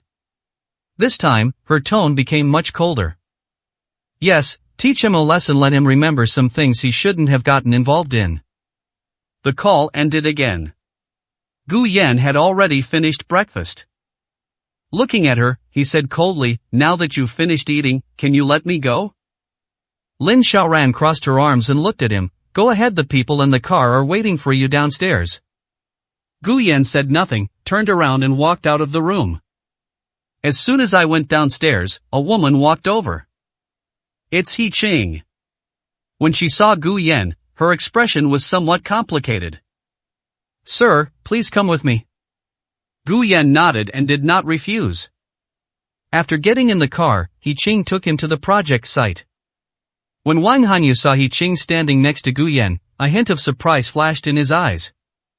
He Qing said in a humble yet assertive tone, Hello, Mr. Wang, I will be in charge of coordinating the relevant projects from now on. Upon hearing this, Wang Hanyu glanced at Gu Yan. She frowned after noticing that Gu Yan's expression was quite unpleasant. Why? This question was directed at He Qing. He Qing said softly, President Lin was worried that you might not have much experience since this is your first project, so she asked me to help you out. Wang Hanyu didn't say anything more. He doesn't actually care about these things. All he wanted was for the project to be completed smoothly. Professor Gu's patent authorization is the most important. Gu Yan's involvement ensures that the patent license can be used in this project. Who exactly will be responsible for the liaison? Whose subordinate is this person? He didn't care at all. Gu Yan had no idea how he got through the entire day. He listened somewhat dazedly as He Qing explained to him the various things he needed to pay attention to in the project. Some things are even more detailed than what Wang Hanyu had previously mentioned. By the time he came to his senses, he was already back at the hotel. Lin Xiaoran pulled him to the bed to lie down. She snuggled into his arms, nestled against his arm, feeling very familiar with him. Go to sleep. Gu Yan stared blankly at the ceiling for a long time, seemingly lost in thought, as if he had completely lost the ability to think. He didn't know when he finally succumbed to sleepiness and fell asleep. When he finally woke up, it was Lin Xiaoran who woke him up. Get up, my flight back is today. Gu Yan looked at Lin Xiaoran without saying a word. The project is almost fully connected. He Qing will help you with the rest. If you don't understand anything, just ask her. He paused for a moment at this point. Lin Xiaoran had a strange expression on her face. Or you can ask me. Gu Yan remained silent, simply sitting on the bed watching Lin Xiaoran change her clothes. After Lin Xiaoran changed her clothes, she turned to him and said, The plane will take off in a little over an hour. Tomorrow is your family recognition ceremony. Are you sure you don't want to change your clothes now? Hearing this, Gu Yan finally came to his senses. Yesha still needs to go back to visit his grandfather. He needs to get back as soon as possible. 344, Chapter 344. He finally won, though it was a fierce and dishonorable victory. Gu Yan seemed to suddenly realize something. He looked up at Lin Xiaoran, his eyes wide open. He suddenly realized it. Lin Xiaoran knew she would go back. They also knew they had to go back to participate in the family reunion ceremony. As the main character in the family reunion ceremony, how could he not go back? Given Lin Xiaoran's status, how could she not know that Professor Gu was going to hold a family reunion ceremony? This is purely revenge on her part. He wanted to get revenge on himself for wanting to escape, for wanting a divorce, and for preparing to abandon her. They treat themselves like domesticated pets. she enjoyed it. Gu Yan arrived at the restaurant, took a deep breath, and tried to compose himself. Lin Xiaoran was already sitting in the restaurant, holding a knife, eating her breakfast by herself. Every move she made looked exceptionally graceful. Gu Yan felt a little awkward watching it. The Lin Xiaoran of the past was not like this. The two of them huddled together in the rented room. When they came across something delicious, the two of them initially offered it to each other. I want the other person to eat more. Later, they started robbing again. It seems that the food tastes better when two people are fighting over it. Even though they bought a lot, they couldn't possibly finish it all. Back then, the way the two of them ate together would have been considered vulgar in Kyoto's elite circles. Gu Yan sat opposite Lin Xiaoran. He picked up the knife and looked at it, but didn't take a single bite for a long time. Lin Xiaoran looked up at him. What, not to your liking? Gu Yan didn't speak. He just kept staring at the kitchen knife in his hand. It suddenly occurred to him. If he ended his own life just like that, does that mean I've completely escaped Lin Xiaoran's control? But he hesitated, unwilling to give up. I still have so many friends and so many people who care about me. There is a true family member waiting for me to return. He can't just die like this. However, the pain that Lin Xiaoran brought him this time was too profound. This feeling of despair was something he had never experienced before. Lin Xiaoran looked at him and remained silent for a long while. Then he said softly, "What, are you thinking of ending your own life with a knife, or do you want to kill me?" Lin Xiaoran stood up and walked up to Gu Yan. "Do you feel like I played you, that I made you feel humiliated?" Lin Xiaoran seemed to be able to see through all of Gu Yan's thoughts. Moreover, it seemed she knew what kind of thoughts Gu Yan would have about everything she did. It's very unpleasant to feel like you've been seen through. A few years ago, Gu Yan might have been happy. He felt that Lin Xiaoran was the one who understood him best. Naturally, that person is the one who loves him the most. Now, all he feels is fear. Lin Xiaoran reached out and grabbed Gu Yan's wrist, lifting it upwards towards her own chest. "Come on, grip tighter, and stab here. Once it's in, you'll be free."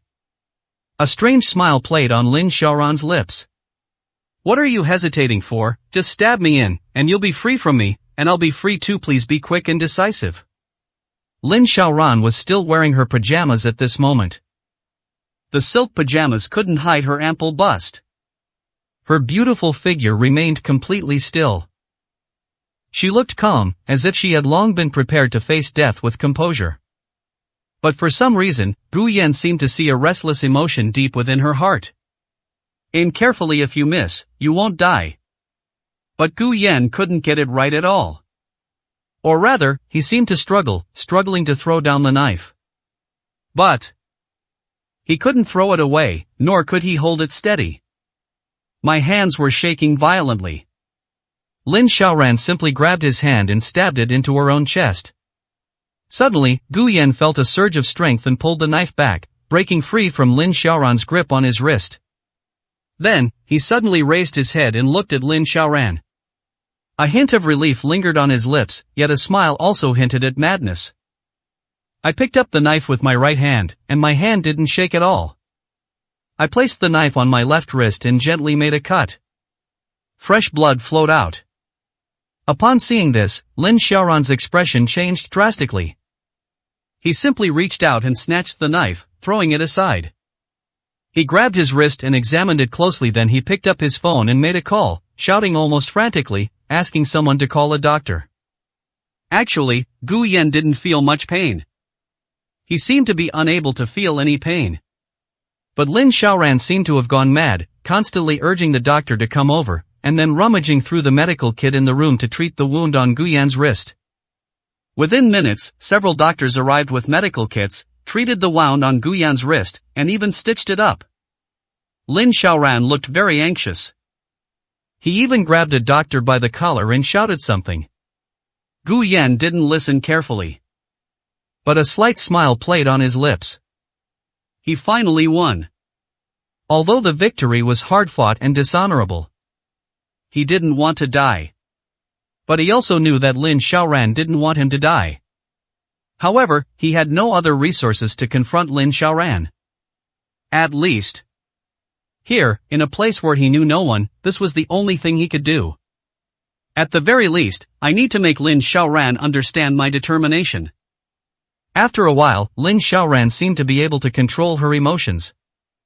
Looking at Gu Yan, his eyes were somewhat deep. Does it hurt? Gu Yan didn't say anything, but just looked at the gauze on his wrist and smiled. Lin Xiaoran frowned. I'm asking you a question. Does it hurt? Are you stupid or mute? Gu Yan remained silent. Lin Xiaoran had no choice but to ask a doctor nearby something. Gu Yan could only understand the gist of it. It seems they are asking if there are any serious injuries. He said he had previously injured the bones in his hand and hadn't fully healed yet. He asked how serious this injury was and whether it would have any impact. The doctor said a lot, but Gu Yan didn't understand a single word. Lin Xiaoran, on the other hand, seemed to understand. She turned around and looked at Gu Yan. Gu Yan still had a smile on his face. She opened her mouth, about to say something. But then they saw Gu Yan suddenly bend over and dry heave to the side, his forehead instantly covered in cold sweat, his face deathly pale. Lin Xiaoran then remembered. It seems that ever since that car accident, Gu Yan has developed a fear of blood. She hurriedly returned to her room and changed out of her blood-stained pajamas. She then pulled Gu Yan's body and helped him change his clothes.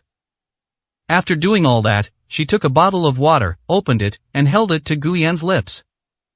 Are you feeling better? Lin Xiaoran asked softly. Gu Yan did not react at all.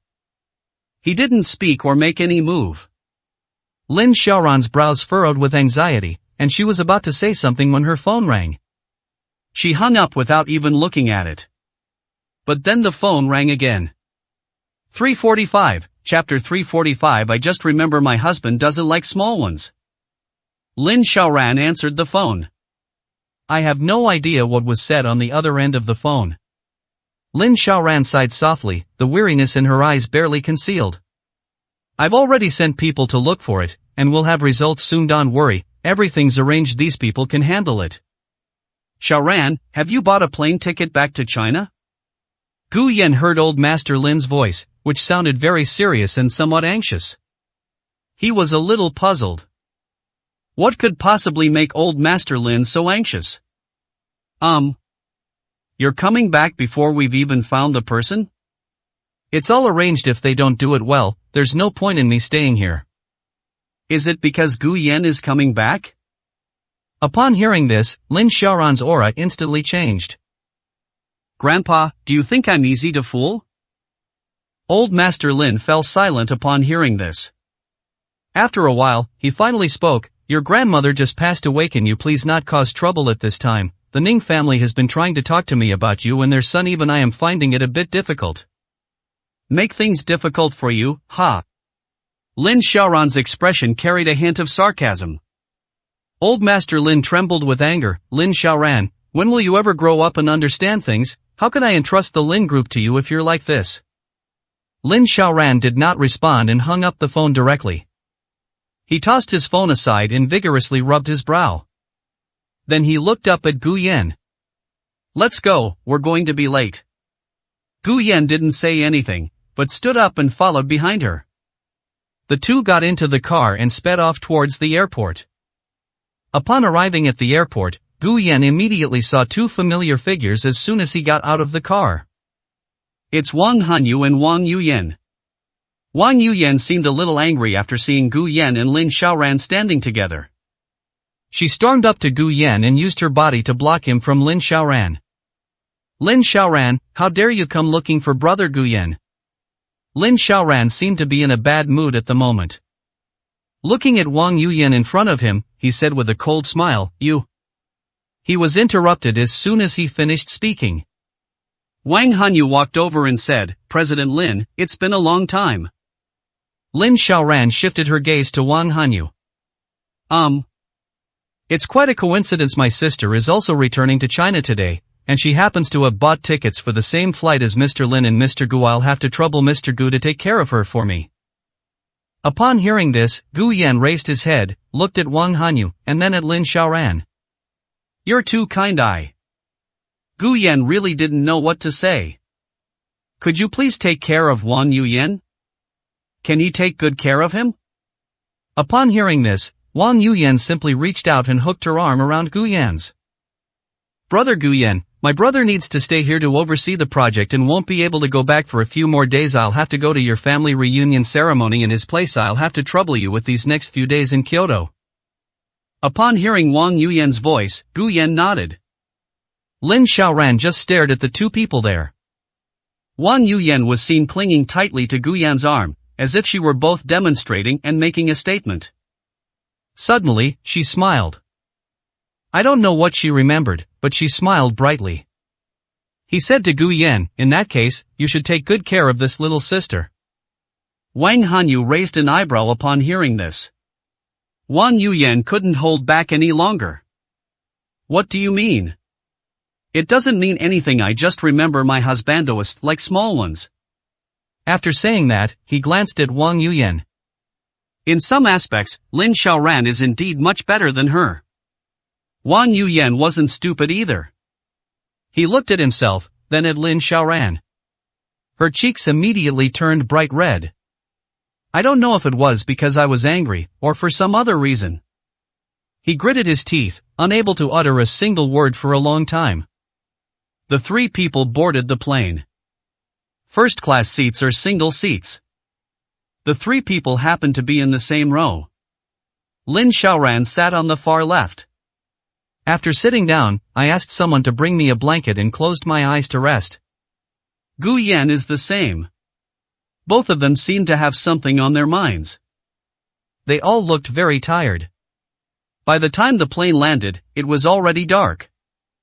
Gu Yan didn't look back at the professor, nor did he go to find Wen Chang and Lin Zhe. Instead, he found a hotel to stay in by himself.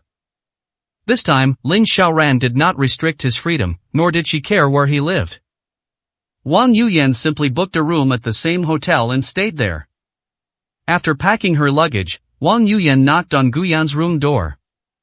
"Brother Gu Yan, did you see my message? I'm a little hungry. How about we go out to grab a bite?" There was no response from inside the house.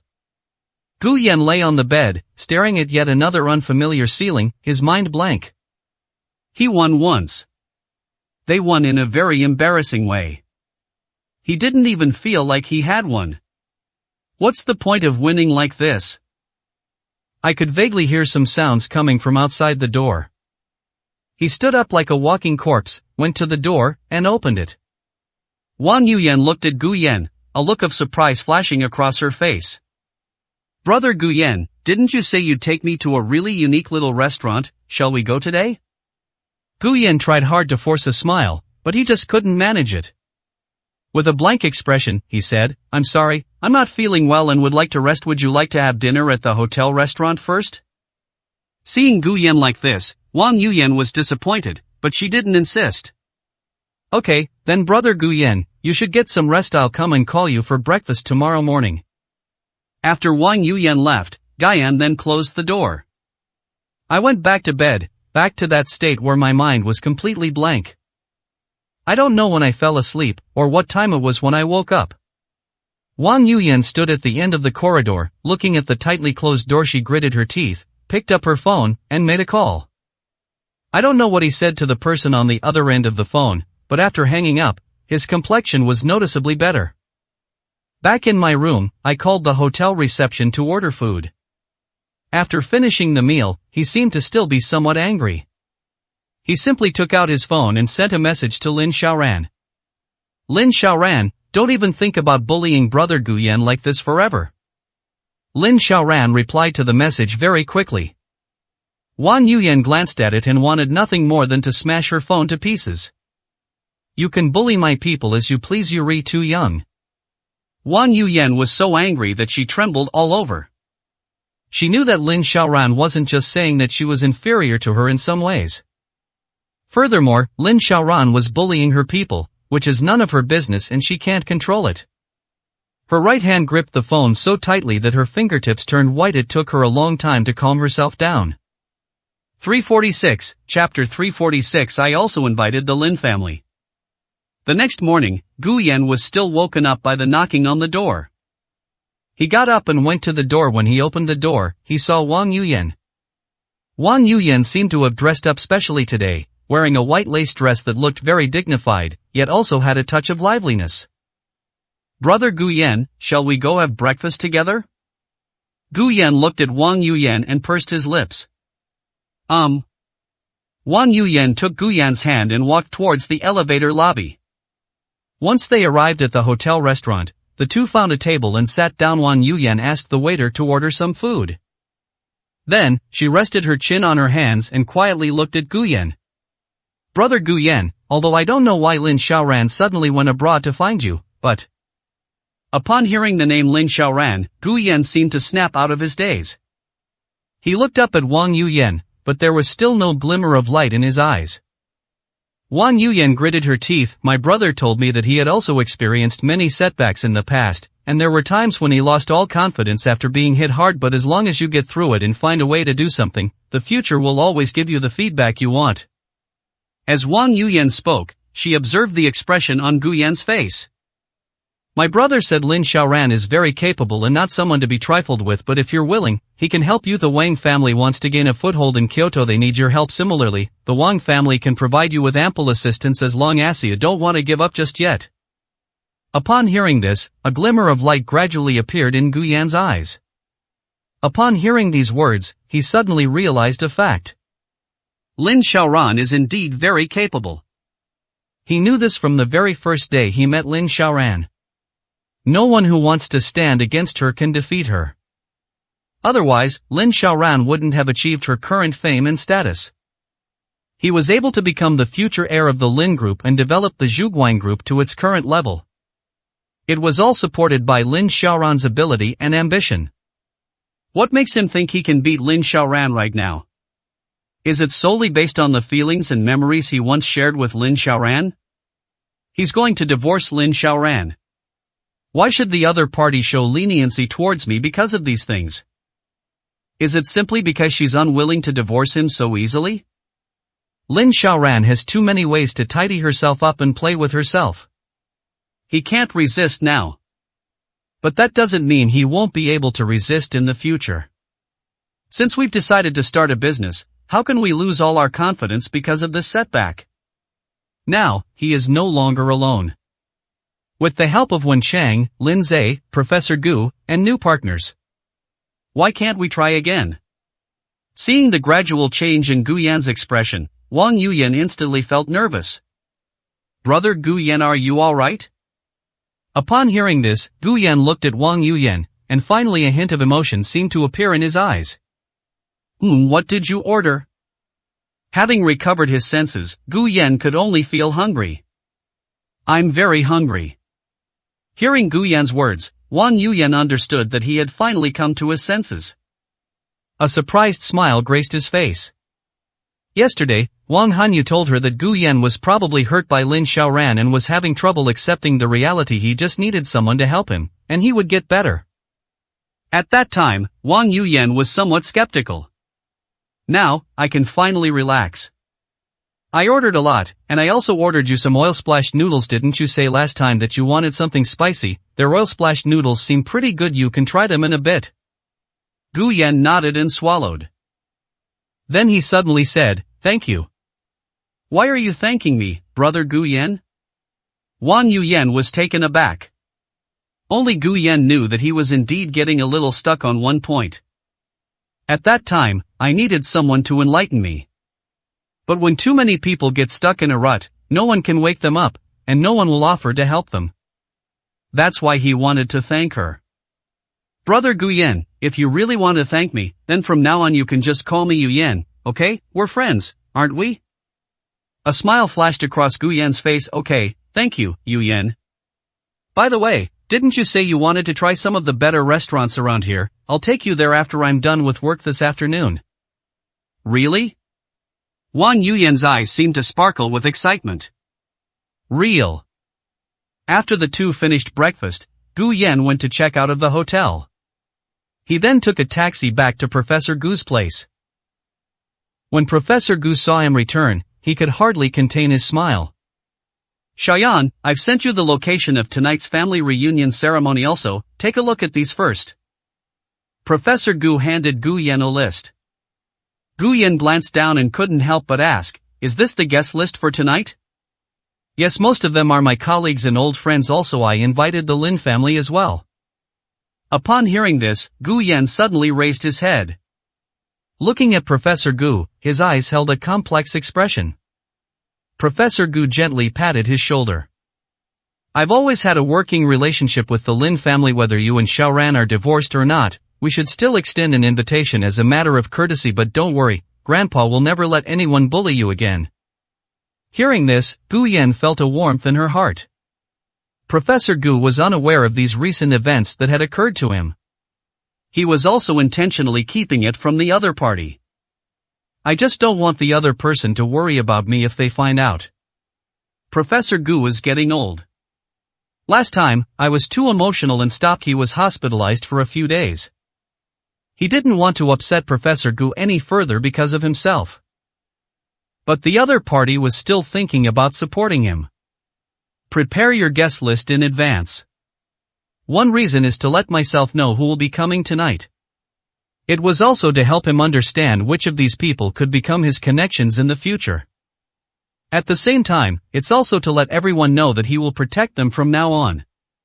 Regardless of whether the Lin family and he have been partners for many years. He wouldn't care. This also serves as reassurance for myself. Otherwise, he wouldn't have needed to tell me all this. A smile appeared on Gu Yan's face. Grandpa, I've thought it through. Tomorrow, I'll go to the Industry and Commerce Bureau to complete the formalities. I want to start my own business. Upon hearing this, the wrinkles between Professor Gu's brows and eyes smoothed out. Previously, Gu Yan had always been somewhat worried, not wanting others to think that he had only become kin to Professor Gu for money. Therefore, he always refused the things that Professor Gu offered him. Even for this project in collaboration with the Wang family, Professor Gu used his name to get Gu Yan to help. Gu Yankai then agreed. Now, it seems he has finally figured it out. 347, Chapter 347. He felt good after being scolded. In the past, too many people criticized him. They called him a piece of trash who used every dirty trick in the book to marry into the Lin family for money. Gu Yan was initially very concerned about this statement. They desperately wanted to prove they weren't that kind of person. No matter what he does, no one will believe him. She still believed he was the trash who used dirty tricks to marry into the Lin family for money. Later, he pretended he couldn't hear the insults.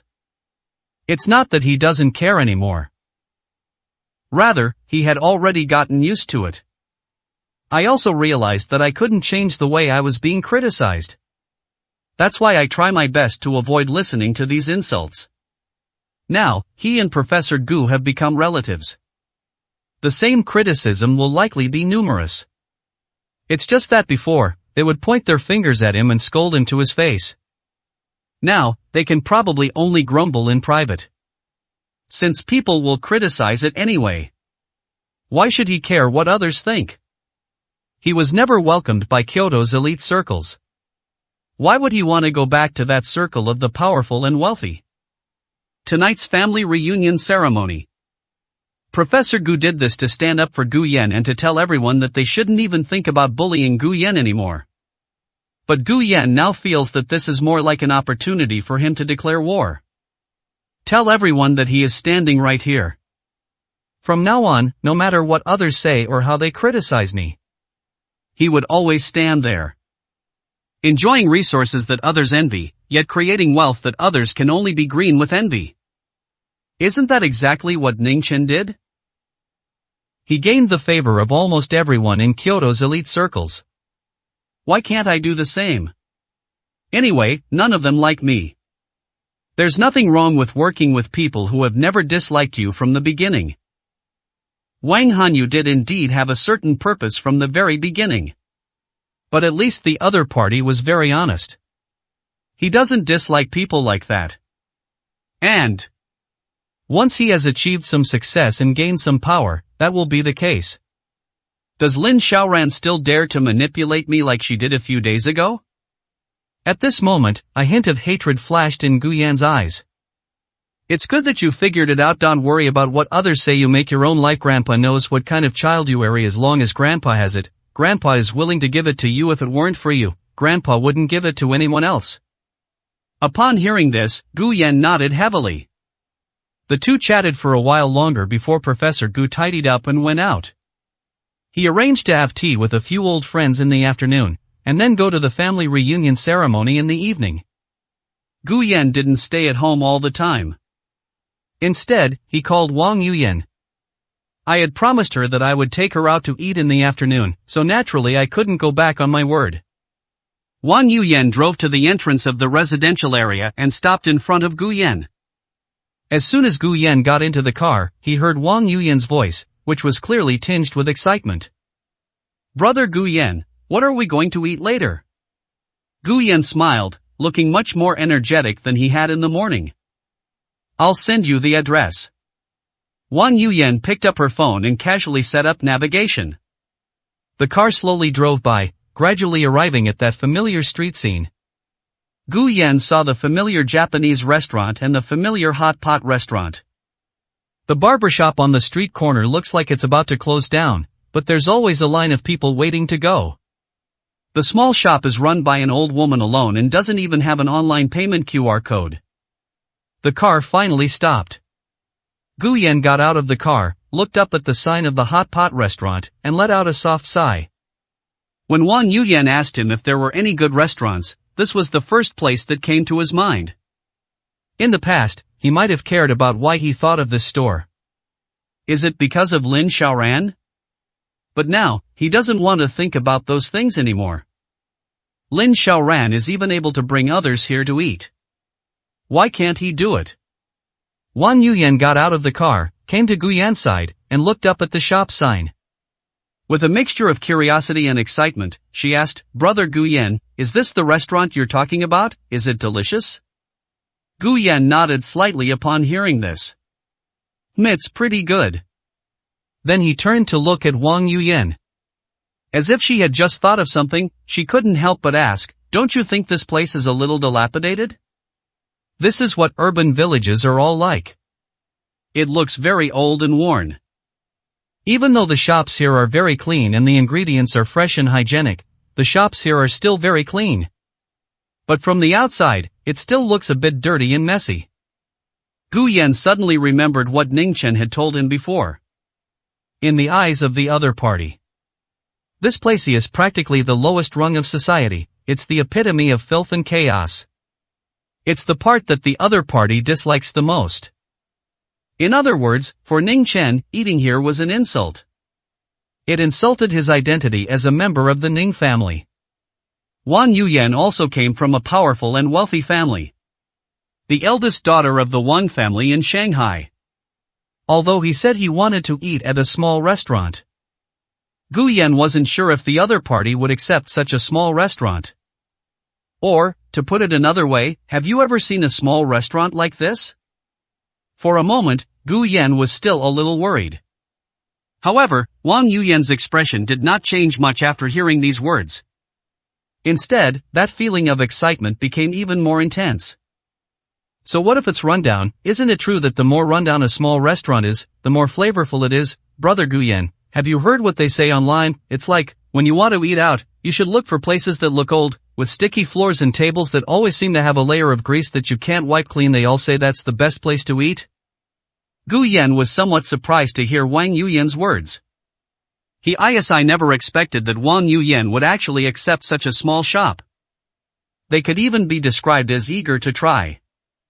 Judging from her appearance, if I weren't still standing here, she probably would have gone in first. Seeing the slightly surprised expression on Gu Yan's face, Wang Yuyan frowned. Brother Gu Yan, you don't think I'm the kind of person who, just because my family has some money, becomes arrogant and looks down on everyone, do you? Gu Yan was stunned for a moment, not quite understanding.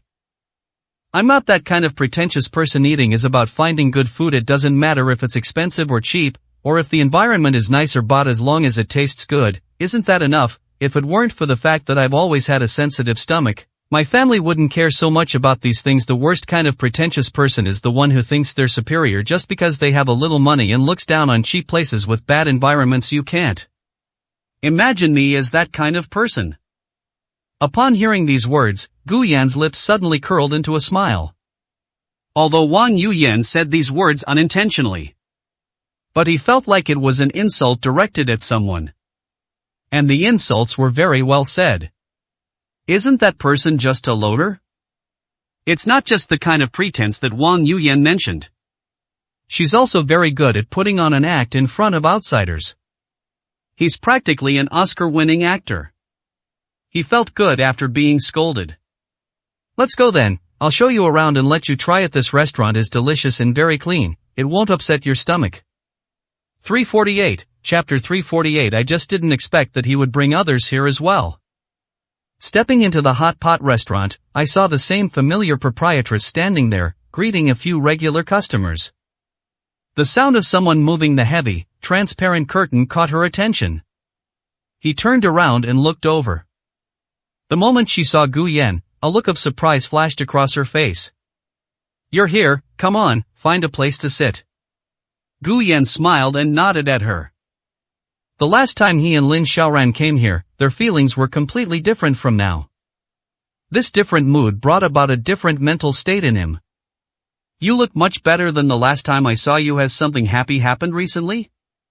As the proprietress muttered to herself, she took out 2 servings of dipping sauce from behind her back. Find an empty table and put it down. Gu Yan led Wang Yuyan that way. Well, there are some things that are quite happy. Really, that's wonderful. Everyone has their share of tough times in life, but you can always get through them. Last time you too. He stopped abruptly halfway through his sentence. The proprietress was stunned when she saw Wang Yuyan behind Gu Yan. She had just seen Gu Yan with someone behind him. She thought it was Lin Xiaoran. But to my surprise, it was someone else. The words she had just wanted to say to Gu Yan were now hard to utter. Office must be your friend, the young lady is so pretty. Please, have a seat. Thank you, Auntie. Brother Gu Yan said your food is delicious, I must try it today. The proprietress serves guests all day long, so she has a pretty good eye for business. It's obvious that Wang Yuyan's clothes don't look cheap. The material alone looks very expensive. Hearing this girl, who clearly comes from a well-off family, say this makes me very happy. Small restaurants like hers are usually frequented by students who don't have much money or young people who have just started working and don't earn much. Occasionally, a few regular customers who have made some money but missed the taste will come back. Some of them even brought their new girlfriends. Most of those people looked down on her little restaurant. From the moment he entered, his eyes were filled with disdain. But this girl was different. She couldn't see any dissatisfaction in this girl at all. Instead, they seemed full of anticipation for the delicious food. This feeling filled the proprietress with joy. Which chef wouldn't want to see their food loved by others? She was no exception. However, the proprietress couldn't help but think of the man Lin Xiaoran had brought back then. The man was also dressed elegantly and was quite good-looking. However, his entire demeanor revealed his disdain for this small restaurant. After taking a couple of symbolic bites of food, I didn't touch it again. Even if she didn't say it, she could sense it. The other party looks down on this place and dislikes it very much. It was as if simply appearing here would tarnish him. After this comparison, she felt a little more favorably toward the girl Gu Yan brought. After busying themselves for a while, Gu Yan and Wang Yuyan started eating. Try this, it's one of their specialties. Gu Yan picked up a skewer and placed it on the plate in front of Wang Yuyan. Wang Yuyan thanked them, took the skewers, dipped them in the sauce, and then put them in her mouth without hesitation, her eyes filled with undisguised anticipation. Delicious! Wang Yuyan exclaimed in surprise, her eyes lighting up immediately. They then began to enjoy their meal. He seemed completely unconcerned about his image. But when she did this, it seemed especially adorable. Gu Yan also picked up a skewer and started eating. Seeing that the two were enjoying their meal, the proprietress's smile grew even brighter. Upon entering the inner room, she saw her daughter grab her arm. Mom, is that person Gu Yan's new girlfriend? The woman's face was filled with excitement from the gossip. The proprietress shook her head and gently patted her daughter's hand. Don't talk nonsense, they're probably just friends. Just because they have a meal together doesn't mean they can't be boyfriend and girlfriend. That's true. Gu Yan is at least with someone as important as Lin Xiaoran. This girl probably looks pampered too, however, she can't compare to someone as powerful as Lin Xiaoran. The proprietress nodded upon hearing this. Yeah, no matter what, Lin Xiaoran is a really formidable girl. The two of them had such a good relationship back then. These last few times we met, it looked like they had a fight, but a fight wouldn't necessarily lead to a breakup, would it? As she spoke, she seemed to recall the scene from the last time she saw Gu Yan and Lin Xiaoran. He frowned. It's hard to say. Never mind, nobody can predict matters of the heart, but this girl seems nice. I'll cut up a plate of meat for her. The proprietress's daughter agreed with this. She looks like a young lady from some wealthy family. She's enjoying her meal so much at our little shop. I knew you'd be happy. Go away, who cares if she's some kind of rich girl or not, as long as she's willing to eat my cooking. She's welcome. I just didn't expect her to bring someone else here. Both Gu Yan and Wang Yuyan were very full after the meal. As Gu Yan walked out of the store, his mood improved. Brother Gu Yan, this place is just as delicious as you said. Wang Yuyan's eyes were almost squinting from smiling. It's just that you haven't eaten at these kinds of small restaurants much. I don't care, you're going to take me to eat at so many other little restaurants anyway.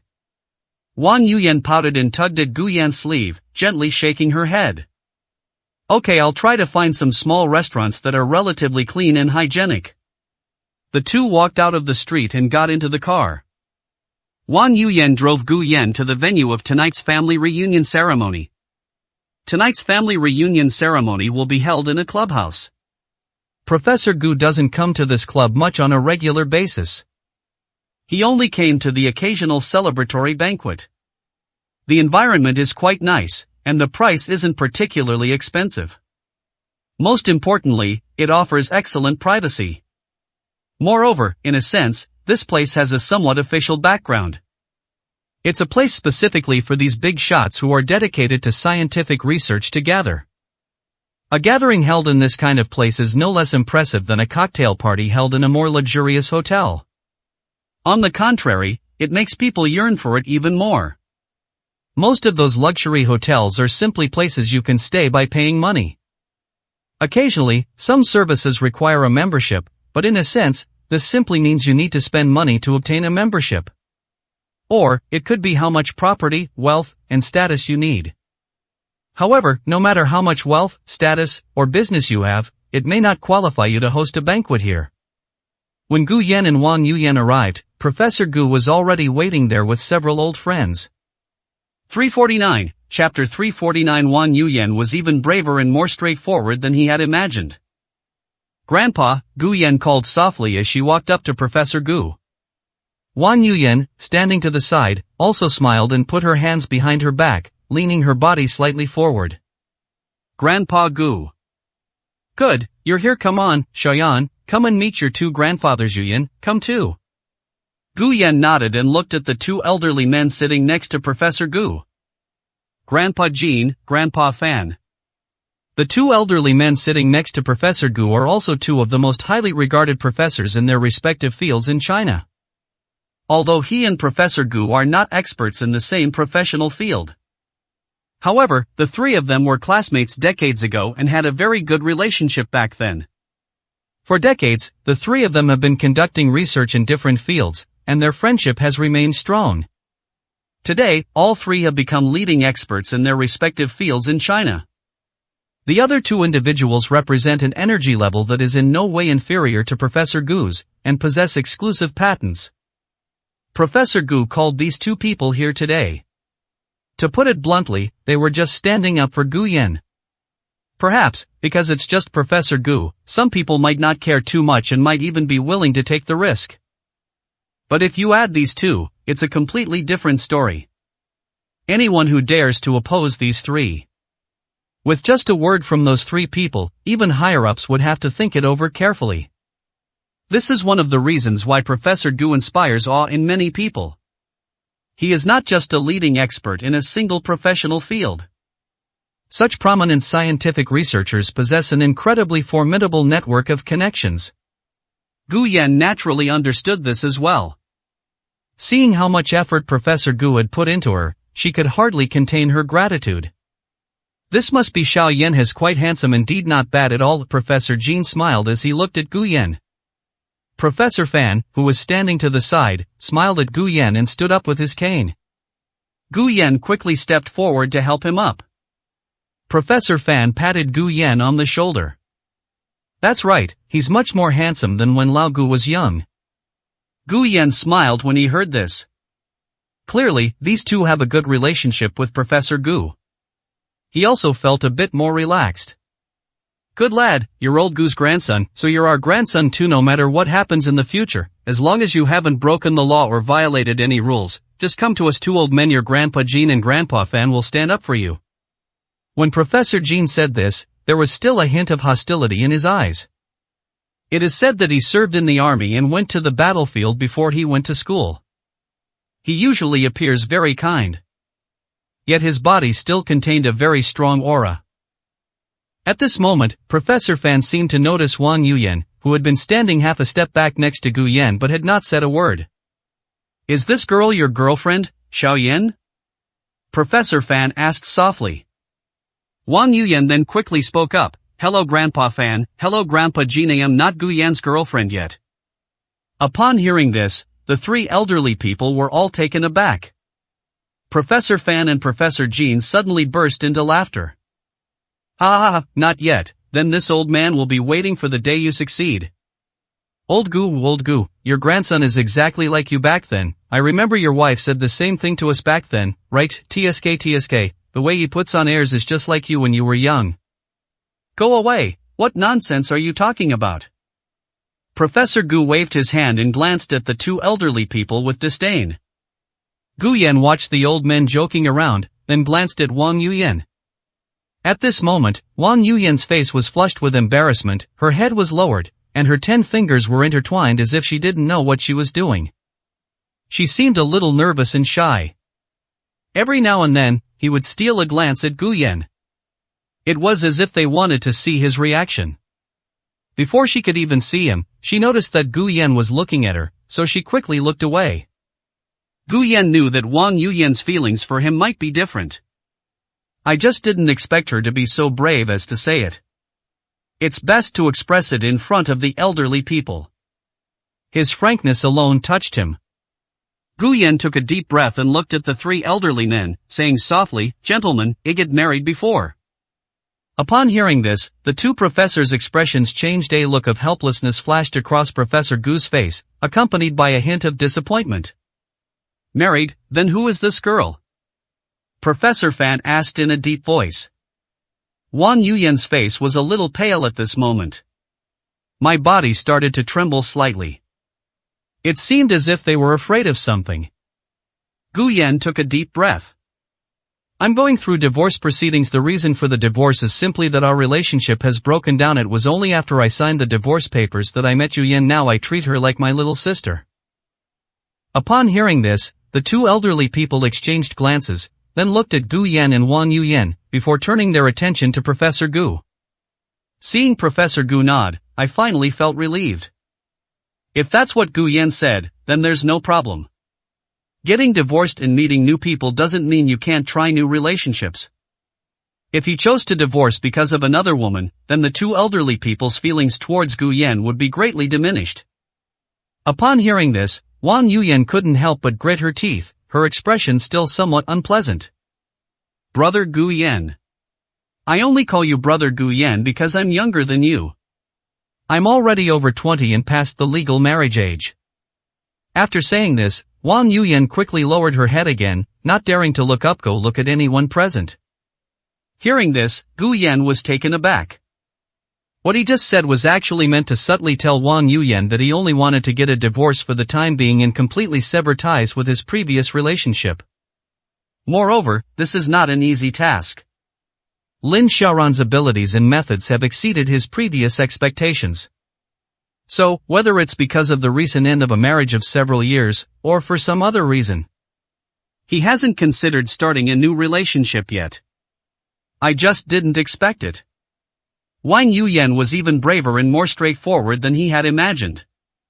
Gu Yan pursed his lips, just as he was thinking of what to say, when there was a knock on the door. Mr. Gu, we already have guests, shall we move to the reception room first? The waiter asked softly from the doorway. Professor Gu waved his hand. No need, let's talk about it when most of the people have arrived. This isn't Professor Gu deliberately putting on airs. Rather, given his status and position, he should do so. True old friends are always invited to this lounge when they arrive. Those who remained in the banquet hall were the witnesses he had invited to support Gu Yan. Or rather, it is used as a warning. The waiter left, but a figure remained standing at the door of the lounge. His voice was somewhat cold. Professor Gu. 350, Chapter 350. Gu Yan and I are husband and wife. Recently we've had some disagreements. Everyone turned their gazes toward it. Lin Xiaoran stood there, looking at Gu Yan and Wang Yuyan standing there, and frowned slightly. But he didn't say anything. She walked up to Gu Yan and took his arm. Gu Yan's body stiffened. The two elderly people looked at Lin Xiaoran's actions, then at Gu Yan, their eyes flashing with shock and a hint of confusion. They didn't understand what Lin Xiaoran was doing. They naturally knew someone like Lin Xiaoran. Lin Xiaoran's reputation is naturally very high, having built the Zhuguang group from scratch to this level. Even if they don't pay much attention to these things, they'll still hear some of the younger people in their families mention this name. Moreover, some of the younger members of their family are also involved in collaborations with the Lin group or the Zhuguang group. Even some minor patent licensing deals are being handled in collaboration with Lin Xiaoran. These two elderly people may not be very familiar with Lin Xiaoran, but they have met and spoken to each other a few times. Now, seeing this usually arrogant young man linking his arm with Gu Yan's and resting his head on Gu Yan's arm, one would see him do as well. Even the two elderly people, who had seen many storms, could not hide their shock at this moment. Gu Yan opened his mouth, as if to say something. Before he could say anything, he heard Lin Xiaoran's cold voice. Please forgive me, Gu Yan and I are husband and wife. Recently we had some disagreements. Professor Jin and Professor Fan were even more shocked. They had heard that Lin Xiaoran had been married for several years. She just never knew who the man she married was. I only found out now that the person she married was old Gu's grandson. This is shocking news in itself. The fact that Lin Xiaoran mentioned a conflict surprised the two of them even more. They've even gone so far as to consider divorce. As a result, Lin Xiaoran simply said that they had a minor conflict? The two looked at each other, feeling somewhat unable to understand the feelings of young people these days. Wang Yuyan, standing behind the two, felt inexplicably displeased after watching Lin Xiaoran and Gu Yan's intimate actions and hearing what Lin Xiaoran had just said. She couldn't really explain what her feelings for Gu Yan were like. From the very beginning, she only had a slight liking for Gu Yan. After getting to know him that night, she was indeed attracted to Gu Yan. The more I learn about him, the more I realize how difficult his life has been since childhood. She couldn't understand why such a good person had to suffer so much. She wanted to help the man she had feelings for. The more you get to know someone, the more you'll be drawn to this gentle person. This was a man she had never met before in her life. She is very gentle, and unlike other people who approach her, she doesn't seem to have any strong ulterior motives. When I'm with him, I feel relaxed and happy. There was just one thing that she couldn't get over. When facing Lin Xiaoran, the woman who made his life miserable, Gu Yan seemed to have no power to fight back. They will always be at the mercy of others. She guessed it might be because the two of them had been together for too long. Gu Yan was used to it. But when she saw that Gu Yan also wanted to resist, she disliked Lin Xiaoran even more. The divorce agreement has been signed. We'll be getting the divorce certificate in the next couple of days. Yuri no longer Gu Yan's wife. Lin Xiaoran turned around and glanced at her after hearing this. We won't leave. He only said 3 words, and then he never looked at Wang Yuyan again. Wang Yuyan was so angry behind him that she almost ground her teeth to powder. She could sense Lin Xiaoran's contempt for her. And that inexplicable confidence. Gu Yan took a deep breath and reached out to pull his arm away. But Lin Xiaoran gripped his arm tightly with her 10 fingers and turned to look at him. "Honey, there are so many elders here, let's not make a fuss, okay?" Gu Yan glanced at the professors in front of him, and his heart sank. He didn't want to make things too awkward in front of his grandfather's longtime friends. For a moment, he was at a loss for what to do. Professor Gu glanced at it, then slowly stood up, supporting himself on the armrest of his chair. "Xiao Yan, come help me, we should go to the banquet hall." Upon hearing this, Gu Yan's eyes lit up. How could he not know that his grandfather was helping him out? He quickly pulled his arm out and stepped forward to support Professor Gu. This time, Lin Xiaoran did not stop her. Professor Gu walked ahead. The two elderly people looked at each other and stood up. Lin Xiaoran naturally stepped forward, took Professor Fan's arm, and walked forward. Wang Yuyan realized what was happening. He stepped forward and took Professor Jin's arm to help him walk forward. Both elderly people glanced at the person who was supporting them. They all chose to keep quiet and didn't say a word. This is Professor Gu's family matter. Neither of them wanted to get involved, as it might put their friend in a difficult position. When the group arrived at the banquet hall, nearly 100 people had already gathered there.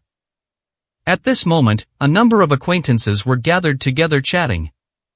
"I never imagined that I would be invited to a banquet by Professor Gu."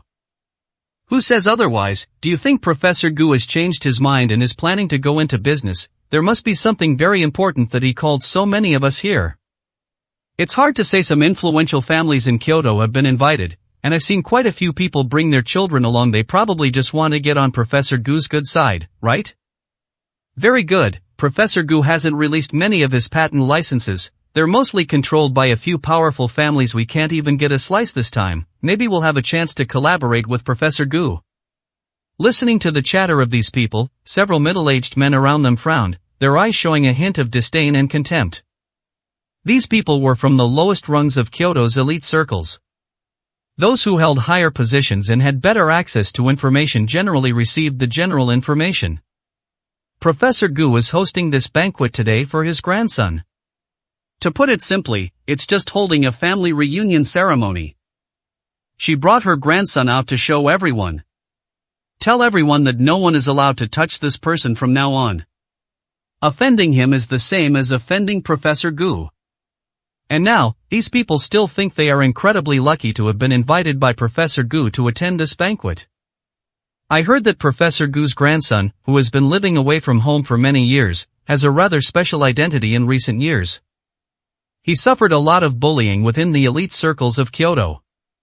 Instead of fantasizing about these things, these people should just hope that their own younger relatives haven't bullied Professor Gu's grandson before. 351, Chapter 351. Another young man has appeared in Kyoto whom they cannot ignore. The moment Professor Gu walked into the banquet hall, many people present stood up to greet him. This is not solely due to the wealth generated by Professor Gu's own patent licenses. Rather, it was Professor Gu's own contributions to the country that earned him the utmost respect from many present. Of course, this respect does not mean fear. At this moment, Professor Gu was the focus of everyone's attention. Gu Yan stood beside him, supporting him, which naturally attracted the attention of countless people. Who is this young man?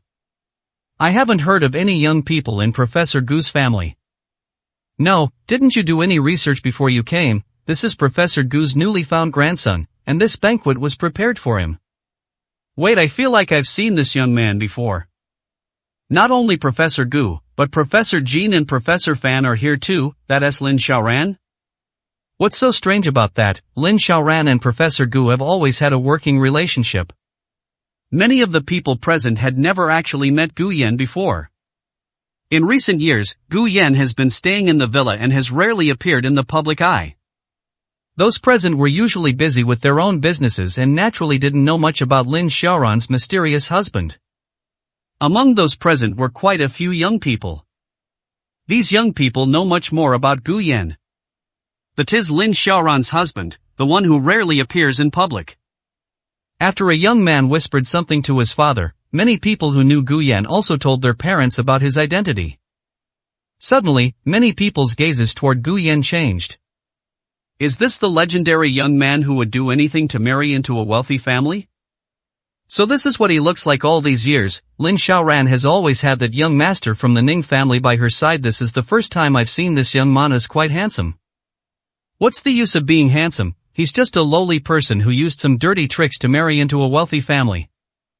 Many people who don't know much about Gu Yan still look down on him from the bottom of their hearts. Previously, the news that Gu Yan was Professor Gu's grandson had briefly circulated among the elite circles in Kyoto.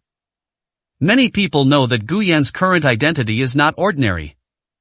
However, the majority of these people are young. Many people have explained the situation to their elders and have taken some steps to try to ease the tension between themselves and Gu Yan. But after discovering that it seemed to be of little use, and after the conflict between Gu Yan and Ning Chen intensified, few people did it anymore. Those young people who had bullied Gu Yan simply did not tell their elders about these things. One reason is the fear of being blamed by the elders in the family. Another reason is that even after Gu Yan reunited with Professor Gu, he did not take any actions to retaliate against them. This made many people despise him even more. Even if someone who grew up in poverty becomes powerful, they don't know how to use it and lack the necessary courage. They still look down on people like that. Deep down, they believed that Gu Yan was not on the same level as them. Otherwise, during the previous online flame war, so many people wouldn't have chosen to side with Ning Chen and attack Gu Yan even though they knew he was Professor Gu's grandson. This is partly because Gu Yan didn't speak out, and only his friends posted messages on Weibo. The fact that they are willing to openly side with Ning Chen speaks volumes. TCH, this marriage into the family does have some use, otherwise, how could he stand next to Professor Gu? I think Professor Gu is just giving Lin Xiaoran face. Who knows, today's banquet might even be held to reach more cooperation agreements with Lin Xiaoran. I overheard some uninformed people saying disdainful things about Gu Yan. Some people who knew the truth remained silent. In circles of the powerful and wealthy, virtues such as benevolence, righteousness, propriety, and wisdom are even rarer. Unless there is a deep-seated interest between the two people. Otherwise, they wouldn't have specifically reminded the other families. The weakening of other families is beneficial to them. They will then have the opportunity to seize more resources. While the group couldn't help but gossip among themselves, Professor Gu had already taken his place at the very center of the banquet hall. With Gu Yan's support, he gently tapped the cane in his hand. I have invited you all here today because there are a few things I would like to explain to you. Professor Gu didn't waste any words and intended to get straight to the point from the very beginning. Many people present perked up. Many of the young people looked rather grim. The first thing is that standing next to me is my long-lost grandson, Gu Yan.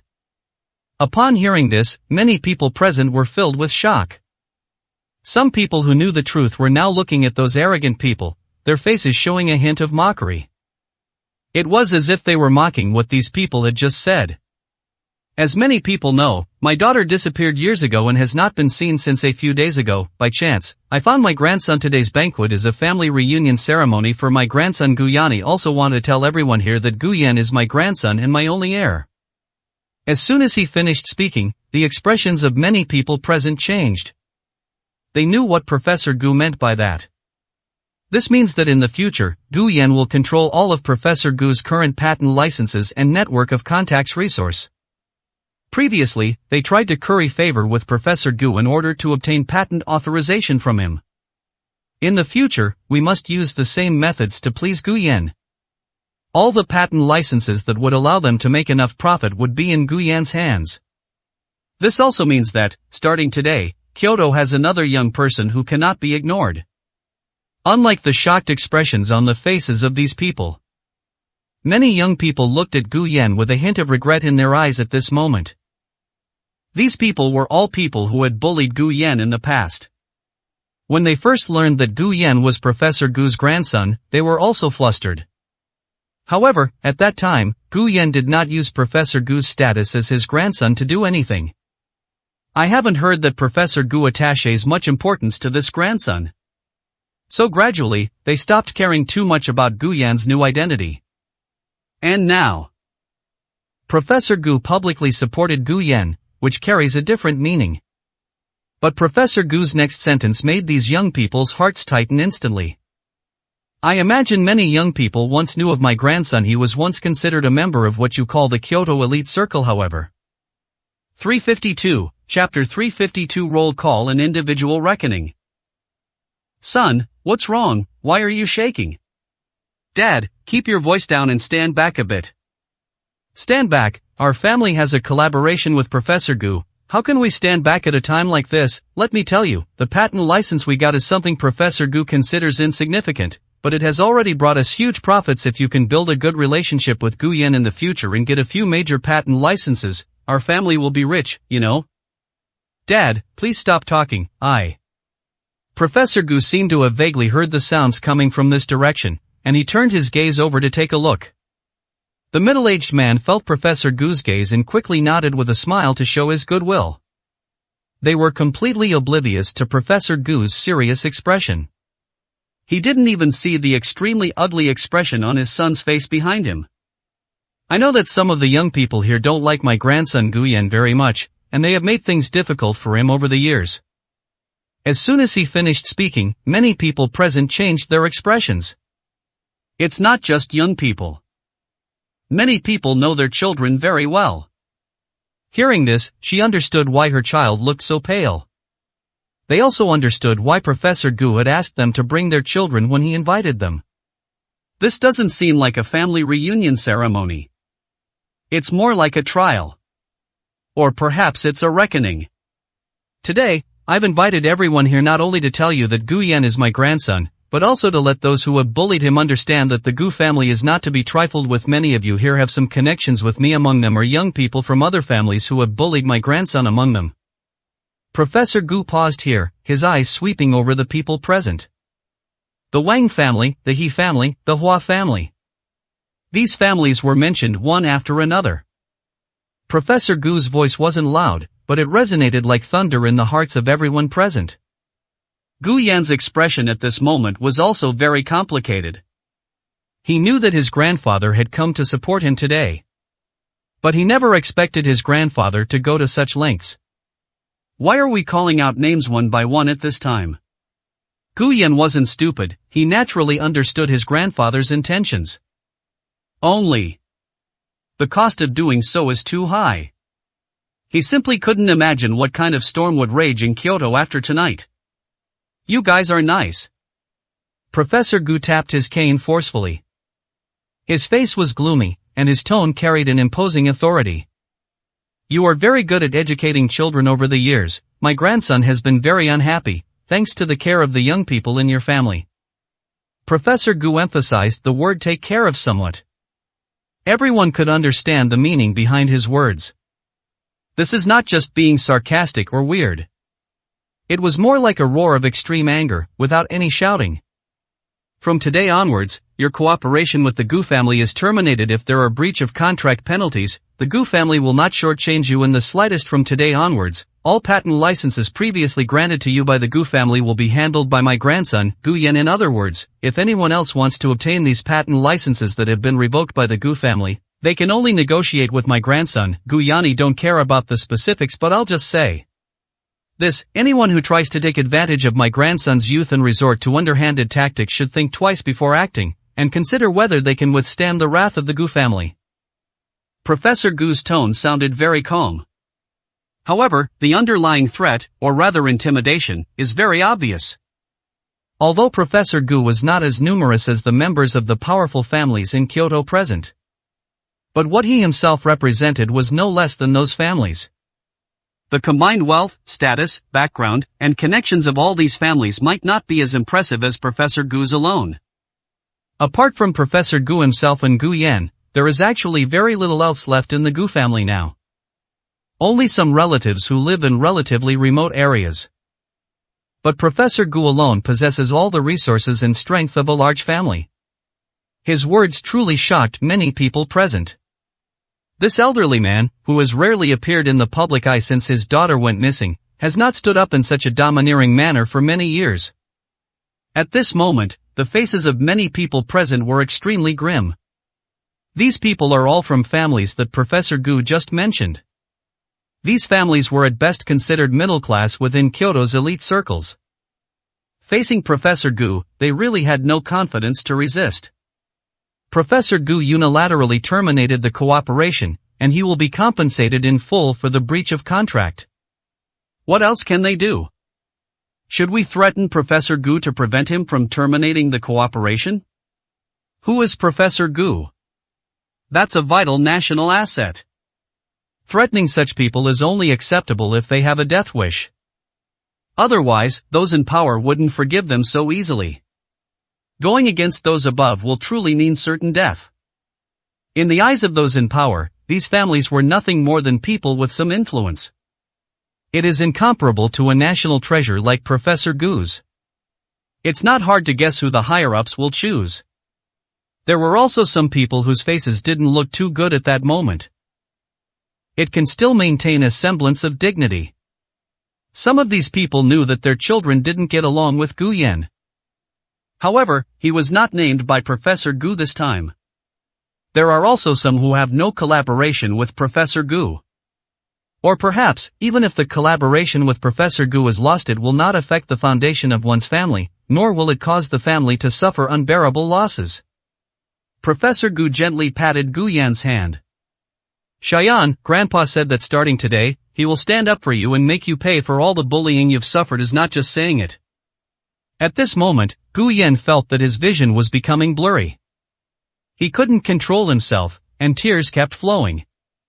He really didn't expect his grandfather to go to this extent for him. It was the first time I had ever experienced what it felt like to have someone support you like that. Turn out to be. Having the love and care of family is such a blessing. This was something he had never experienced before. It was something he never dared to imagine. Professor Gu gently wiped away the tears from the corner of his eyes. Alright, Shayan, don't cry, this is nothing. After Professor Gu finished speaking, he turned his gaze to his two friends behind him. If that were all, he wouldn't have needed to hold such a grand family reunion ceremony. What he did today is far from enough compared to the injustices his grandson has suffered over the years. The two elderly people behind Professor Gu stepped forward together. Looking at Gu Yan, who was already in tears, he reached out and gently patted Gu Yan's shoulder. Then his expression changed, he frowned, and raised his head slightly. 353, Chapter 353. The way you knelt before me was utterly disgusting and an eyesore.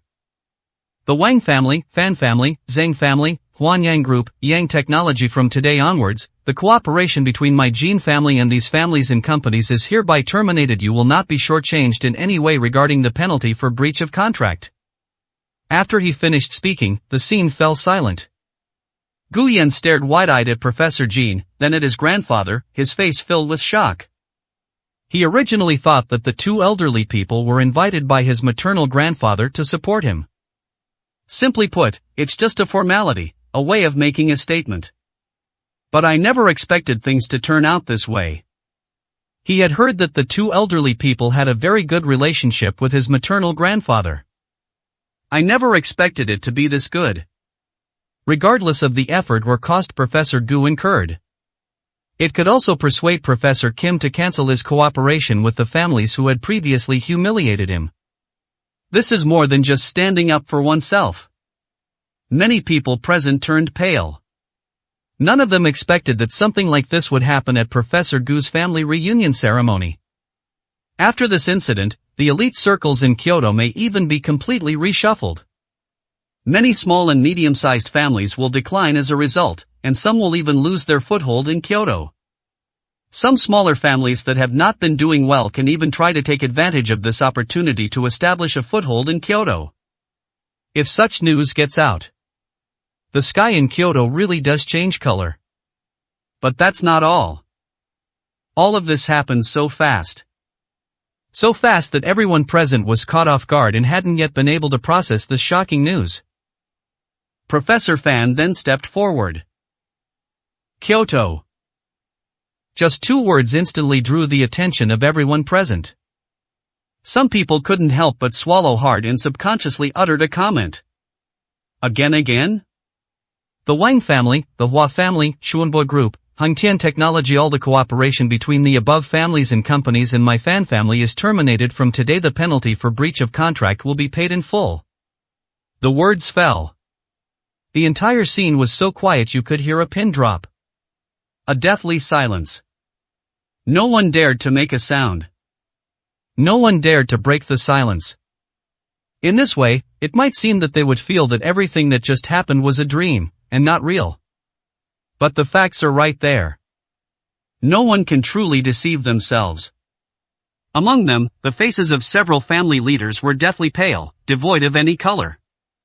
Some people were so unsteady on their feet that they collapsed to the ground. Boss Hua, what's wrong with you? Someone couldn't help but ask. At this moment, Hua Zong was trembling all over. It's not because of anything else. It was because the three old men had just mentioned families whose members included the Hua family of Kyoto. Each scroll has a flower name. The Hua family has mainly made a lot of profits over the years by licensing these patents. It was precisely because of this that the Hua family gradually gained some status in Kyoto. To this end, the Hua family did not hesitate to abandon their original businesses and put the vast majority of their energy and working capital into the industries derived from these patent licenses. These patent licensing collaborations have now been terminated. Although they were able to collect several substantial breach of contract penalties. But the Hua family has lost its future. It's important to know that the Hua family also collaborates with others. The patent authorization is gone. They also need to pay their partners substantial penalties for breach of contract. This amount of money alone is enough to drive the Hua family into a desperate situation. The money is gone, and so is the future. The Hua family is finished. Hua Zong never imagined that his family, which had such a bright future, would suddenly lose everything. Dad, are you all right? A young man nearby hurriedly helped his father up. At this moment, Hua Zong finally came to his senses. He suddenly realized why things had turned out this way. She turned to look at her child, her eyes filled with anger. You unfilial son, look what you've done. Are you trying to ruin the Hua family? While shouting, she pulled out her belt and began to whip her child wildly. The young man was knocked to the ground, letting out cries of pain. Dad, stop hitting me. Dad, I was wrong. Please stop hitting me. Go apologize to Professor Gu right now. I don't care if you kneel or kowtow. If you can't get Professor Gu to forgive you, I'll disown you as my son. The young man was filled with regret upon hearing this. Who could have imagined that things would turn out this way? Gu Yan, whom he once looked down upon and despised the most, now has so many people supporting him. He even managed to ruin his own family's life in Kyoto. At that moment, he was filled with deep regret. How much better it would have been if he hadn't joined the others in bullying Gu Yan back then. The young man hurriedly scrambled over to Professor Gu. He knelt down and kowtowed. Professor Gu, I was wrong. Please give me another chance. I beg you, I really know I was wrong. Professor Gu looked at the young man in front of him with disdain in his eyes. Turning to Gu Yan, she said, Xiaoyan, I'm leaving this matter to you. Upon hearing this, Gu Yan pursed his lips and nodded. Then he lowered his head and looked at the young man in front of him. He remembered this person. Back then, among my friends, I was the most active in insulting me. The young man realized at that moment what he needed to do. He hurriedly kowtowed and shouted at Gu Yan, it's all my fault, please give me another chance, please. At this moment, the young man felt increasingly regretful. He no longer cared about whether what he was doing would be shameful. Compared to losing face. What if the Hua family has no future? His life of luxury, which he had lived since childhood, was over. Compared to all that, what does losing face now matter? Could it be that he'll only be able to live an ordinary life like Gu Yan did in the past, and that would make things easier for him? Gu Yan looked at this person, but her expression remained unchanged. He took a deep breath and said in a low voice, get up. Upon hearing this, the young man's face lit up with joy, and he quickly stood up. Gu Yan, have you forgiven me? could you please not ask Professor Gu to cancel the cooperation with our family? Upon hearing this, Gu Yan couldn't help but scoff. On what grounds? Upon hearing this, the young man's face stiffened. You don't really know you're wrong, you just know you're going to die. Gu Yan took a deep breath. Do you think that as long as you apologize to me, I have to forgive you? I, Gu Yan, am not that cheap. When you bullied me back then, did you never think that one day you would be bullied back by others? I asked you to get up not to forgive you, but because the way you were kneeling in front of me was just too disgusting and too offensive? 354, Chapter 354. Stop barking, nobody will pity you. Upon hearing this, the young man's legs went weak, and he collapsed to the ground. He never imagined he would go this far. She still couldn't get Gu Yan's forgiveness. He has clearly already completely lost face. Even kowtowing and kneeling before Gu Yan in front of so many people couldn't earn him his forgiveness.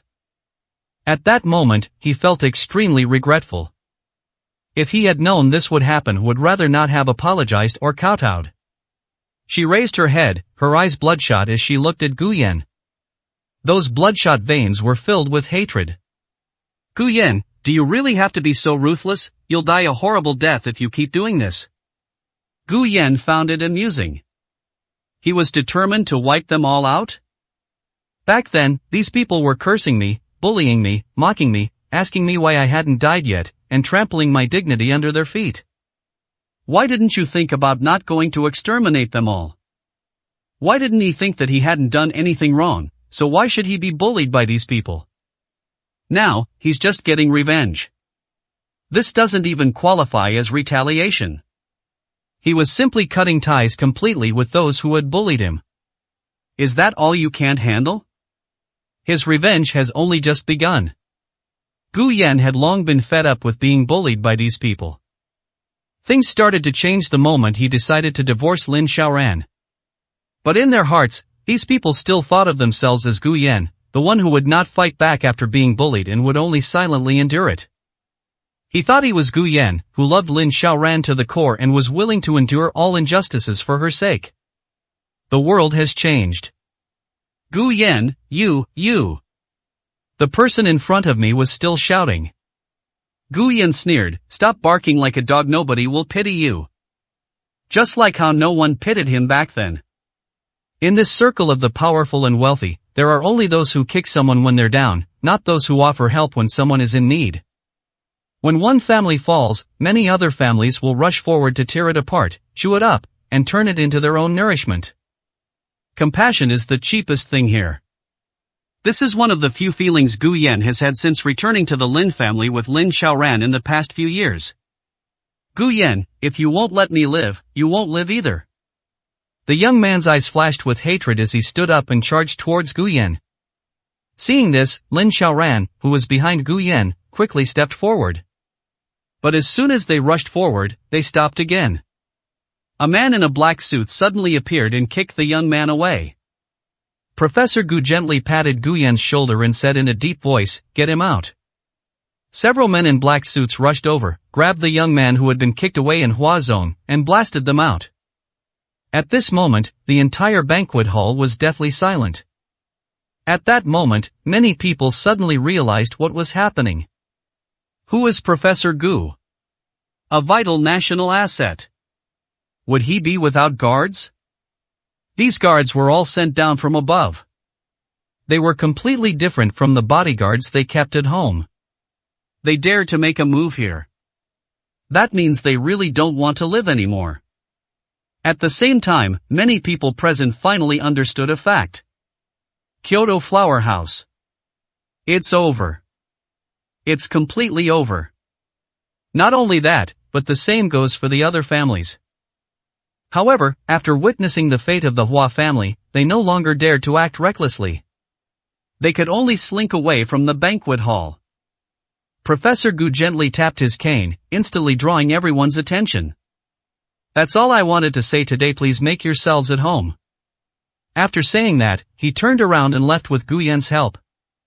This is a family reunion ceremony. It started very quickly. It ended very quickly. Everyone can understand it. Professor Gu is here today to avenge his grandson, Gu Yan. To put it bluntly, they came to establish their authority. Let everyone understand that Gu Yan is no longer someone they can bully at will. After Professor Gu and the others left, the banquet hall instantly descended into chaos. Many people have started to enforce family discipline on the children around them. Tell me, how did you bully Gu Yan back then? I don't care what method you use, you have to go apologize to him right now, you have to get Gu Yan's forgiveness. Damn it, I've worked so hard for so many years, and because of you, my unfilial son, you've ruined our family's future. Thank goodness, honey, thank goodness you didn't bully Gu Yan back then, otherwise, our family would have been in real trouble. But though you see, if you have a chance to get to know this Gu Yan, he's quite good looking. If you have the opportunity, maybe. The girl blushed upon hearing this. She did bully Gu Yan back then. Rather, she simply didn't have the opportunity or the right to be with Ning Chen. Naturally, he no longer had the opportunity to bully Gu Yan. If she had had the chance back then, who knows what she might have done to please Ning Chen. Dad, Gu Yan is Lin Xiaoran's husband. How could I dare? You're right, the Lin family isn't someone to be trifled with. Dad acted impulsively. A young man nearby, who was also being beaten and was panting heavily, couldn't help but shout loudly. Dad, what are we afraid of? With so many families in Kyoto, if we can all get together, we won't be afraid of these old men at all. We don't care about those patent licenses. What are you afraid of, huh? Stop fighting. What do you know, Gu Yan isn't just Professor Gu's grandson anymore, he's also the Lin family's son-in-law. These professors, along with the Lin family, are not people we can afford to offend. Gu Yan is going to divorce Lin Xiaoran. The Lin family has never liked him, they can't wait for him to get a divorce. Bullshit, if that were really the case, would that girl Lin Xiaoran be here today? Why are you so disobedient? How could I have given birth to such a useless piece of trash? At this moment, the noise in the banquet hall seemed to have no relation whatsoever to Gu Yan and the others who had already returned to the lounge. Gu Yan helped Professor Gu sit down on the sofa. He then looked at the elderly people with a moved expression. Grandpa, and Grandpa Jean, Grandpa Fan, thank you all today. Gu Yan knew that these elderly people had already done everything they could for him. What just happened seemed very satisfying and cathartic. But in reality, these elderly people also have to pay a considerable price. The penalties for breach of contract alone amount to a considerable sum. Gu Yan wouldn't ask why many family patent licensing collaborations hadn't been cancelled. It wasn't that those people hadn't bullied him, nor was it that the elderly people didn't want to help him get revenge. Rather, he knew that these elderly people couldn't afford to pay the penalties for breach of contract. There's no way to offend the vast majority of Kyoto's elite circles all at once. But the fact that he was able to do this much already moved him deeply. 355, Chapter 355. You weren't the one who helped Gu Yan get revenge today. Professor Jean and Professor Fan looked at Gu Yan with smiles, but didn't say anything more. The relationship between the two of them and Professor Gu was not simple. If the young people in their families were bullied like this, Professor Gu would have done the same thing. These elderly people have already experienced far too much. I've seen it all. They weren't too concerned about these losses. In other words, you need to think about the younger generation in your family. Otherwise, they would have made things even worse today. They also strongly disapprove of young people who bully others because they have some power or money in their families. Professor Gu looked at his grandson and said with a smile, Xiaoyan, from now on, no one will dare to bully you like before. Don't worry, with Grandpa here, you can do whatever you want. Gu Yan nodded heavily. Alright, you young people can stay here and have some fun. We old folks are heading back now. We're getting old, and our energy isn't what it used to be. Gu Yan hurriedly helped his grandfather up, wanting to take him back, but Professor Gu refused. Alright, I'm not that old yet. You young people have fun. We old folks will go back and have some tea and play some chess. Gu Yan could only watch the elderly people leave. Then, Lin Xiaoran walked over and said softly, Grandpa said he wants to see you when we go home for dinner tonight. Gu Yan sneered upon hearing this. I'm not going. Lin Xiaoran frowned after hearing this. He then nodded. Okay, then I'll tell him. I picked up my phone and sent a message. Then she looked up at Gu Yan. At this moment, Gu Yan's expression looked exceptionally relaxed. This was the first time in years that he had felt so relaxed and happy. It's not just because I finally got my revenge today. I was particularly moved by the feeling of having someone back me up. Lin Xiaoran raised an eyebrow. Are you happy now? Gu Yan turned to look at her, somewhat puzzled. Since you're happy, don't be stubborn, let's go out for a bite to eat later, then we'll go home. Upon hearing this, Gu Yan felt a surge of anger rise within him once more. He gritted his teeth. Lin Xiaoran. What's wrong, didn't you get enough revenge today? Lin Xiaoran said softly, looking at Gu Yan's somewhat angry expression. Gu Yan took a deep breath. He simply couldn't understand why Lin Xiaoran could say such a thing. Today was very satisfying. But what does this have to do with you, Lin Xiaoran? His maternal grandfather helped him vent his anger. It's not like it's you, Lin Xiaoran. Moreover, if Lin Xiaoran had been even slightly willing to do something for me back then. Or perhaps, it's about being willing to believe in yourself just this once. None of these circumstances would have allowed him to suffer so much humiliation over the years. I wouldn't let myself suffer in silence for so long, only able to silently endure the ridicule and mockery of these people. Gu Yan gritted his teeth, his eyes suddenly becoming extremely complicated. He suddenly realized something. It's not that Lin Xiaoran is unwilling to do anything for him, nor that she's unwilling to believe him even once. It's simply a difference between loving and not loving. Lin Xiaoran doesn't love him. So I never cared about these things. They don't care whether they are being bullied or not. They don't care whether they will be laughed at or ridiculed. Professor Gu, although they had only been reunited for a short time. But the other person really does love me. That's why he was willing to do so much for me. Gu Yan took a deep breath, trying to calm himself down. Lin Xiaoran, I don't want to argue with you anymore. Lin Xiaoran didn't seem to react emotionally to these words. I don't want to argue either, it's exhausting to argue when I'm abroad. Gu Yan's breath hitched. He didn't quite understand what Lin Xiaoran meant by saying that. They really are saying they've had enough of arguing. Or is it a warning or a threat to itself? He couldn't figure it out. But I don't want to figure it out anymore. Seeing Gu Yan standing there, Lin Xiaoran stepped forward and took his arm. Okay, let's go get something to eat. How about our old place? It's been a while since we went there. Upon seeing Lin Xiaoran's actions, Wang Yuyan gritted her teeth, her face filled with resentment. She stepped forward and took Gu Yan's other arm. Brother Gu Yan already said he doesn't want to argue anymore, so why can't some people understand? Wang Yuyan shifted her gaze to Gu Yan's profile and said softly, Brother Gu Yan, let's ignore her, let's go. Gu Yan nodded and was about to leave with Wang Yuyan. Lin Xiaoran grabbed his arm tightly with both hands. Honey, wasn't today's events enough to vent your anger? Before Gu Yan could speak, Wang Yuyan couldn't help but speak first. Lin Xiaoran, over the years, when Brother Gu Yan has been bullied and mocked by these people, why didn't you stand up for him? You are the future heir of the Lin family in Kyoto and the chairman of Zhuguan Group. Which of these people would dare to offend you? If you had just said a word, Brother Gu Yan wouldn't have had to go through all this to vent his anger today. Wang Yuyan looked very angry. Besides, you weren't the one who helped Gu Yan get revenge today. Lin Xiaoran was taken aback when she heard this. He stood there, stunned, lost in thought. Brother Gu Yan, let's go. Seeing Lin Xiaoran in a daze, Wang Yuyan pulled Gu Yan away. A few minutes later, He Qing came looking for her. Mr. Lin, are you really not going to tell Mr. Lin about what you did today? Hearing this voice, Lin Xiaoran finally came to her senses. He shook his head at He Qing. Need not. At this moment, the political landscape in Kyoto's elite circles has completely changed. News of this family reunion ceremony spread like wildfire in a very short time. It caused a huge sensation.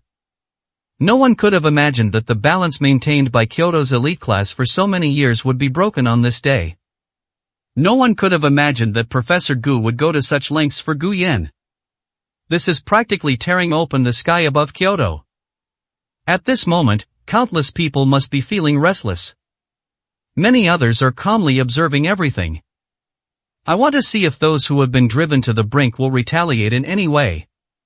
Ning Chen did not attend the family reunion ceremony today. No one from the Ning family was invited. It would be very undignified to attend a banquet like this without being invited. Ning Chen received news of everything that happened during the family reunion ceremony immediately. Why, what makes Gu Yan so special? He's nothing but trash. Ning Chen's eyes were bloodshot, and the room was a mess. Everywhere there were traces of his vandalism. Not his can't go on any longer, I have to think of something. Ning Chen was breathing rapidly. He was somewhat worried. If Gu Yan uses Professor Gu's connections to do something, he is very likely to lose the opportunity he finally got to be with Lin Xiaoran. Then, he took out a spare phone and sent a message. 356, chapter 356 now, do you know he is my husband? The next morning, Gu Yan received a message from Yi Qing before he even left the house. Sir, the things Mr. Lin asked me to bring for you have been placed at the entrance of the residential area. Gu Yan was somewhat confused when he saw this message. I didn't hear from Lin Xiaoran yesterday that she was going to get me anything. I went out the door, arrived at the entrance of the community, and picked up a folder. Take the files out of the folder. Gu Yan couldn't help but furrow his brow. 2 contracts. One is the lease agreement for the office building. There is also a company transfer agreement. He hadn't heard of the company's name before, so it probably wasn't a very big company. He really couldn't understand Lin Xiaoran's purpose in doing this. He took out his phone and called Yi Qing. Yi Qing, on the other end of the phone, seemed to have anticipated that Gu Yan would call her. Sir, Mr. Lin knows you want to start your own business, so he has asked me to prepare a company and an office under his name. Gu Yan's face darkened upon hearing this. Take it back, I don't need it. He wants to build a career. One of the purposes of doing these things was to get rid of Lin Xiaoran. Now that we've taken Lin Xiaoran's things, how can we talk about getting rid of her? Yi Qing was not surprised by Gu Yan's rejection. Sir, Mr. Lin said that if you want to start a new company, it will take at least 2 to 3 months from site selection and leasing, decoration to company application and recruitment. Gu Yan knew that Yi Qing was right. He had no help. He had to do all of these things by himself. It will take at least 2 to 3 months to complete. This is assuming no unexpected situations arise.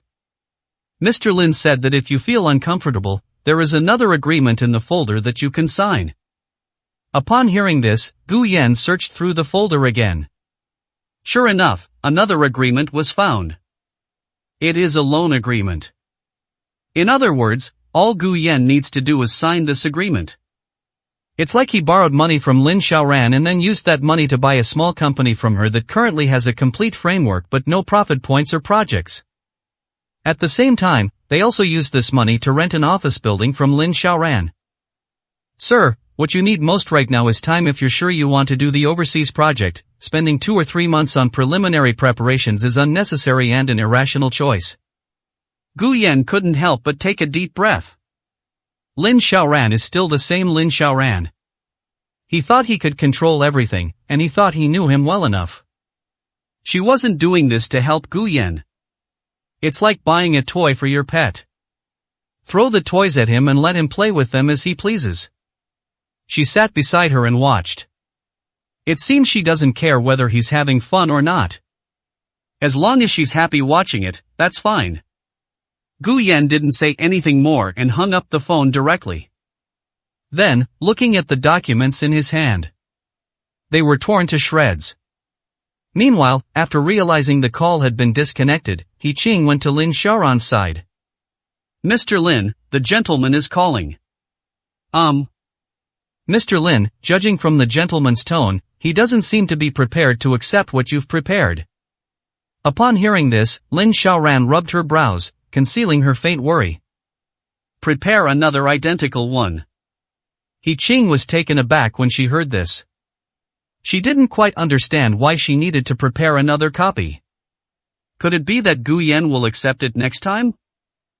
Lin Xiaoran said softly, the old man has been calling me since last night's probably getting restless. She had only spoken halfway when Lin Xiaoran's phone rang. I picked it up and took a look. Sure enough, it was a call from the old house. This time, she didn't ignore it and answered the phone. Xiaoran, take Gu Yan back to the old house immediately. Old Master Lin's voice was somewhat low. Just from the phone call, you could tell he was in a very agitated state of mind. He's not with me. Then call him. I have something to ask him.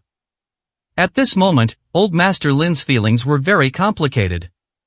He knew beforehand that Gu Yan and Professor Gu had become relatives.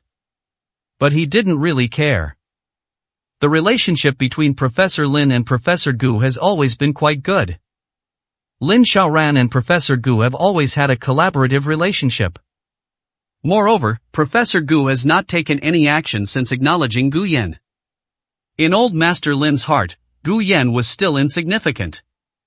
Compared to him, Ning Chen can actually bring more help to the Lin family. The union of the Ning and Lin families will be of greater benefit to the Lin family's future.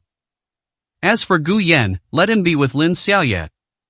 In this way, even if Gu Yan obtains some of Professor Gu's patent licenses in the future, the Lin family can still control these patent licenses. This is the best outcome in old Master Lin's mind. But in just a few days, things then took a dramatic turn. Gu Yan did not go abroad with Lin Xiaoye. Instead, he came back with Lin Xiaoran. Meanwhile, the matriarch of the Lin family, one of the two people in the family who had the best relationship with Professor Gu, also passed away. At the same time, Professor Gu offended most of the powerful and influential circles in Kyoto for Gu Yan's sake. Or perhaps, declaring war would be a more appropriate term. Within circles of power and influence, many families are intricately intertwined. Professor Gu's revocation of a patent license not only harmed the interests of one family, but also affected the interests of other families. Not everyone has the courage to do this. Professor Gu's high regard for Gu Yan also surprised old Master Lin. Especially when it was announced in public that Gu Yan would be when he was the only heir. At that moment, old Master Lin felt a little panicked. He was a little worried. Will Lin Xiaoye lose control of Gu Yan? Between Gu Yan and Ning Chen, who is more capable of bringing a better future to the Lin family? This made old Master Lin waver somewhat. Just these past few days, the pressure from the Ning family has also been increasing for him. He couldn't wait to see Gu Yan. Lin Xiaoran frowned even more deeply upon hearing old Master Lin's words. He's with Professor Gu. He's still your husband. Is it so hard for you to make a phone call and ask him to come back with you? Old Master Lin's tone was tinged with anger. Upon hearing this, Lin Xiaoran suddenly let out a cold laugh. Now you know he's my husband, why didn't you remember that when you told Lin Xiaoye to take him away? Old Master Lin was speechless for a moment. After a while, he finally spoke slowly. The Ning family has been pressuring you. If you really care about him, you'd better bring him back otherwise. Old Master Lin seemed to be losing patience, and Lin Xiaoran detected a hint of threat in his tone. 357, Chapter 357. You just snatch other people's things and eat them? After hanging up the phone, Lin Xiaoran sighed softly. Get the things ready, he'll need them.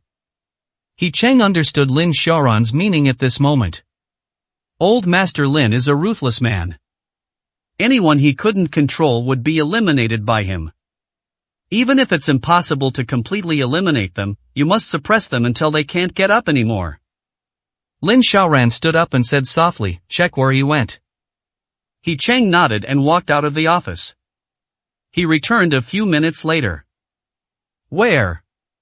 Lin Xiaoran's voice was somewhat cold.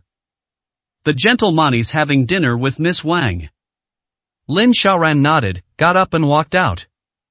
He Cheng understood what she meant and quickly followed. However, there was a hint of hesitation in his expression. He seemed to have something to say, but couldn't quite bring himself to say it. The two got into the car, with He Qing driving and Lin Xiaoran sitting in the back. After driving for more than 20 minutes, Lin Xiaoran tidied up the documents in her hand and put them aside. He then looked up at the street scene outside the car window, and his face immediately darkened. The streets of the old town are still so familiar. It still looks so old. Lin Xiaoran's voice was a little hoarse. Where did they eat? Upon hearing that voice, He Qing couldn't help but swallow. She hesitated to say. He Qing could almost imagine how Lin Xiaoran would react if she revealed that location. Lin Xiaoran turned her gaze to He Qing. His eyes were icy. Drive faster. He Qing nodded repeatedly, pressing the accelerator harder. The car quickly stopped in front of the familiar store. Lin Xiaoran got out of the car, looked up, and couldn't help but clench her fists before walking inside. As soon as the curtain was opened, Wang Yuyan's voice was heard. Boss, could I have another serving of vermicelli? No problem, just a moment, it'll be right there. The proprietress's voice was as friendly as ever. But Lin Xiaoran couldn't feel any warmth at all. It felt as if my body was covered by a coldness. It was bitterly cold. Brother Guyan, shall we come back for this again tomorrow? Wang Yuyan was facing away from the door, looking at Guyan with a bright smile on her face. Guyan looked somewhat helpless. You've been eating this for 2 days already, aren't you afraid of getting tired of it? How could that be? I've never eaten hot pot like this before, we've only been eating it for 2 days, and I haven't even made up for all the times I've never had it before. Guyan smiled upon hearing this. Okay, come again if you want to eat. A gust of cold wind blew in through the doorway. The wind made Guyan and Wang Yuyan shiver. I subconsciously looked towards the door.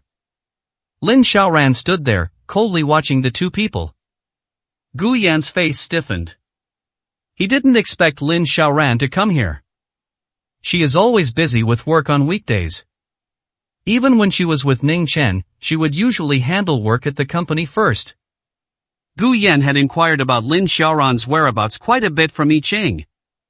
Logically speaking, she shouldn't be leaving the company at this time. It's even less likely that they would appear here. At this moment, seeing Lin Xiaoran seeing him eating hot pot with others, Guyan suddenly felt a little nervous. Some feel guilty. He didn't know where this guilty conscience came from. But I felt guilty and a little flustered. But he quickly shook off that feeling. This place doesn't belong to Lin Xiaoran alone. Didn't she bring Ning Chen here before? Ning Chen looked down on this place.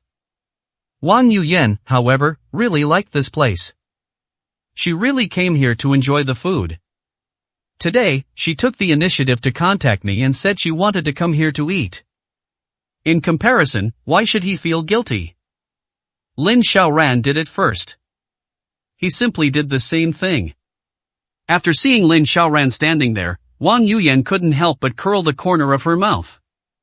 It's so annoying, I can't seem to run into you anywhere. Then, he turned his head away, no longer looking at Lin Xiaoran, and continued eating by himself. Lin Xiaoran slowly walked forward and sat down on the other side of Guyan. At this moment, the proprietress also came out from the inner room, holding a plate of vermicelli and placing it in front of Wang Yuyan. Hello fans. Thank you, boss. Wang Yuyan smiled and accepted it. Immediately afterwards, her parents lowered their heads, picked up a clean plate covered with a plastic bag, and came to Lin Xiaoran. He placed the plate in front of Lin Xiaoran and said with a smile, Hello, what would you like to eat? But when the proprietress looked up and saw Lin Xiaoran, the smile on her face froze. After a moment of stunned silence, she quickly smiled and said, Xiaoran's here, what would you like to eat today? The same as always, Lin Xiaoran's voice remained cold and indifferent. It seemed as if there was no change in their emotions, they were simply there to eat. It seemed as if he didn't care about Guyan and Wang Yuyan at all. The proprietress nodded quickly and said, Okay, wait a moment, the noodles you like are also available today, I'll make them for you right away. After saying that, the proprietress turned and walked into the inner room. Wang Yuyan overheard their conversation and, curious, asked Guyan softly, Brother Guyan, what kind of noodles is that the boss was talking about, is it good? Upon hearing this, Guyan subconsciously glanced at Lin Xiaoran sitting next to him. She was looking down at her phone, not glancing at him. How about I order you one to try? It seemed as if Wang Yuyan had been waiting for him to say that.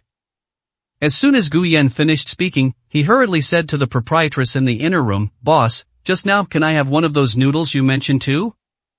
The proprietress was busy inside when she heard the noise outside and quickly responded, "Of course, just a moment." After saying that, she seemed to realize something. I looked through the curtain at the three people sitting outside. His gaze swept back and forth between the three people with a somewhat complicated expression. Previously, it was either Lin Xiaoran or Gu Yan. When I brought other people here to eat, none of them showed up. This is the first time such a situation has occurred. She always felt a little uneasy.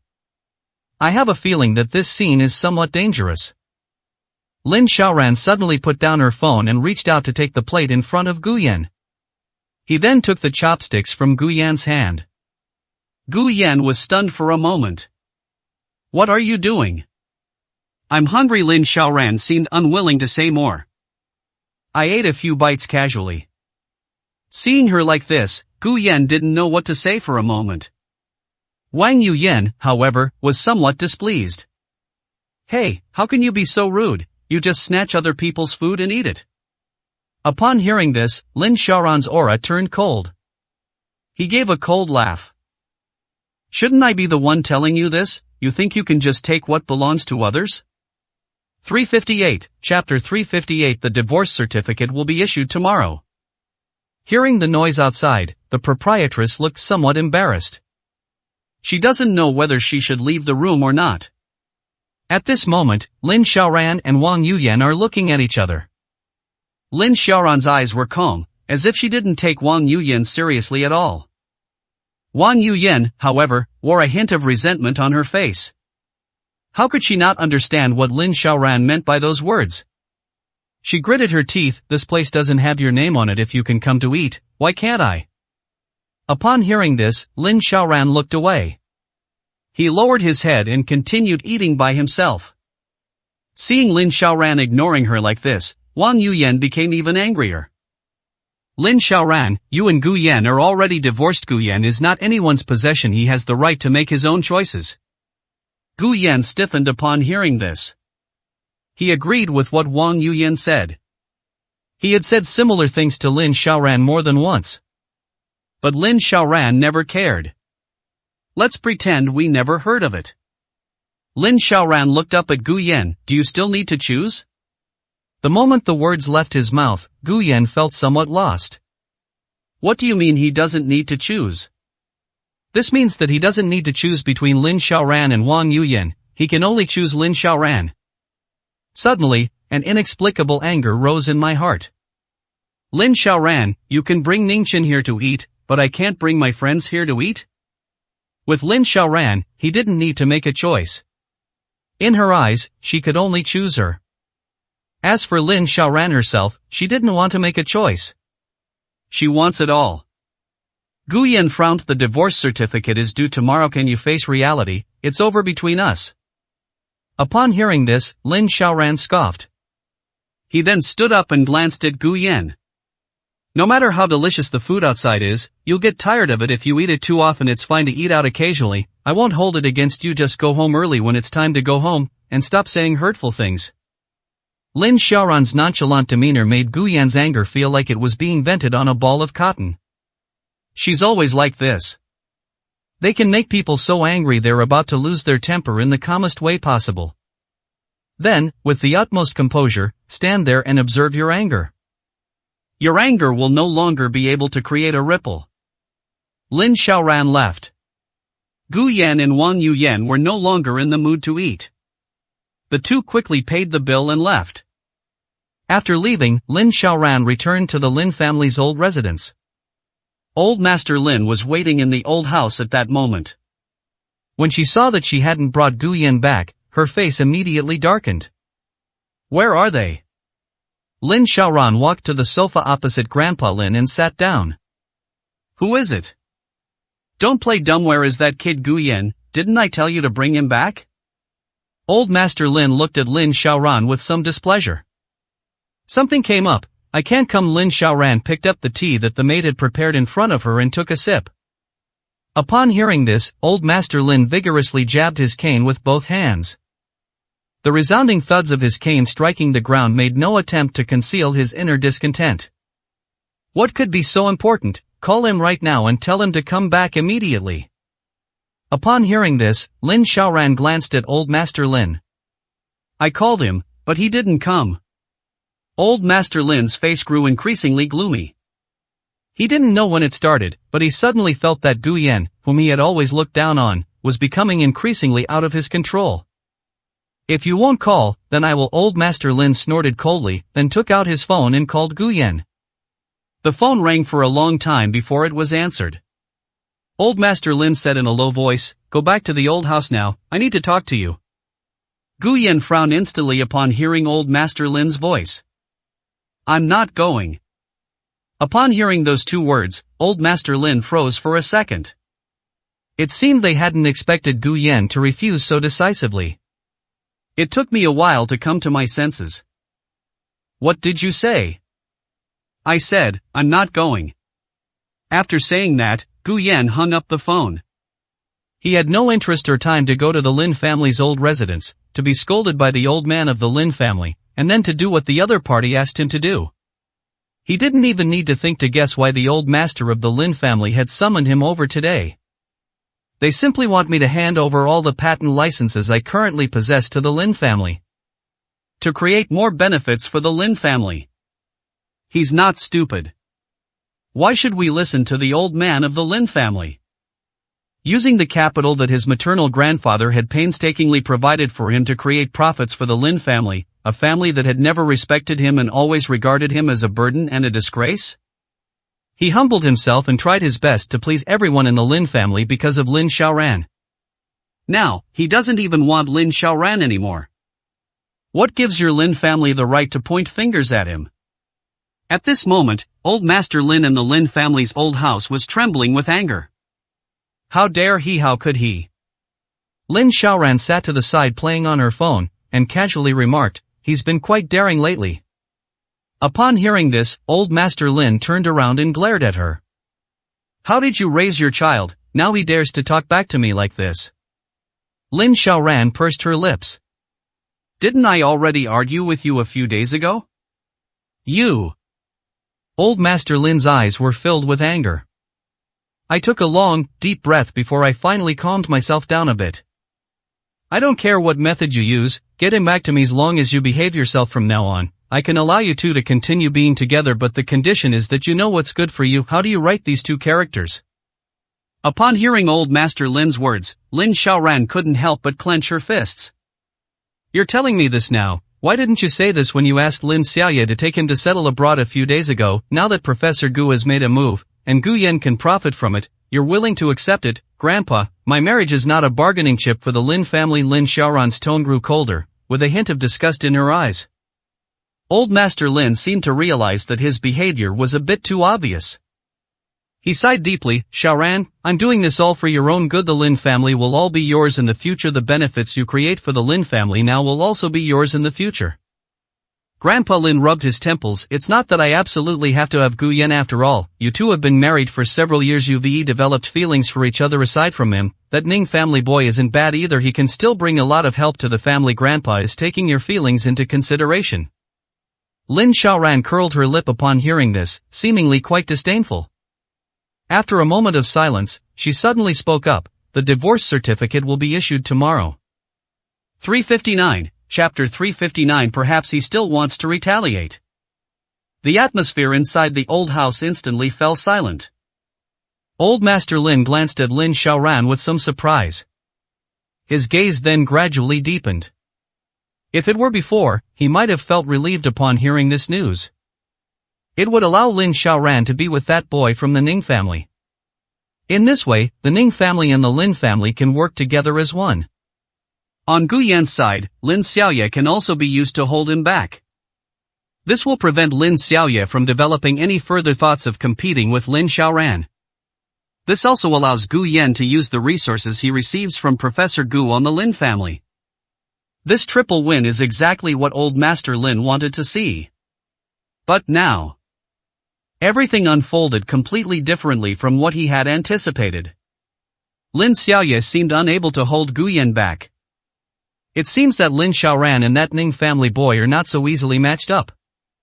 The most crucial one is Gu Yan. He received Professor Gu's resource support earlier than old Master Lin had imagined. Or rather, Professor Gu's care for Gu Yan this time was unexpected by everyone in the Kyoto elite circle. No one could have imagined that Professor Gu, who had always been dedicated to scientific research, would do something so crazy. Professor Gu's high regard for Gu Yan was beyond anyone's imagination. If Gu Yan continues to refuse to back down, the Lin family may completely lose Professor Gu's resources.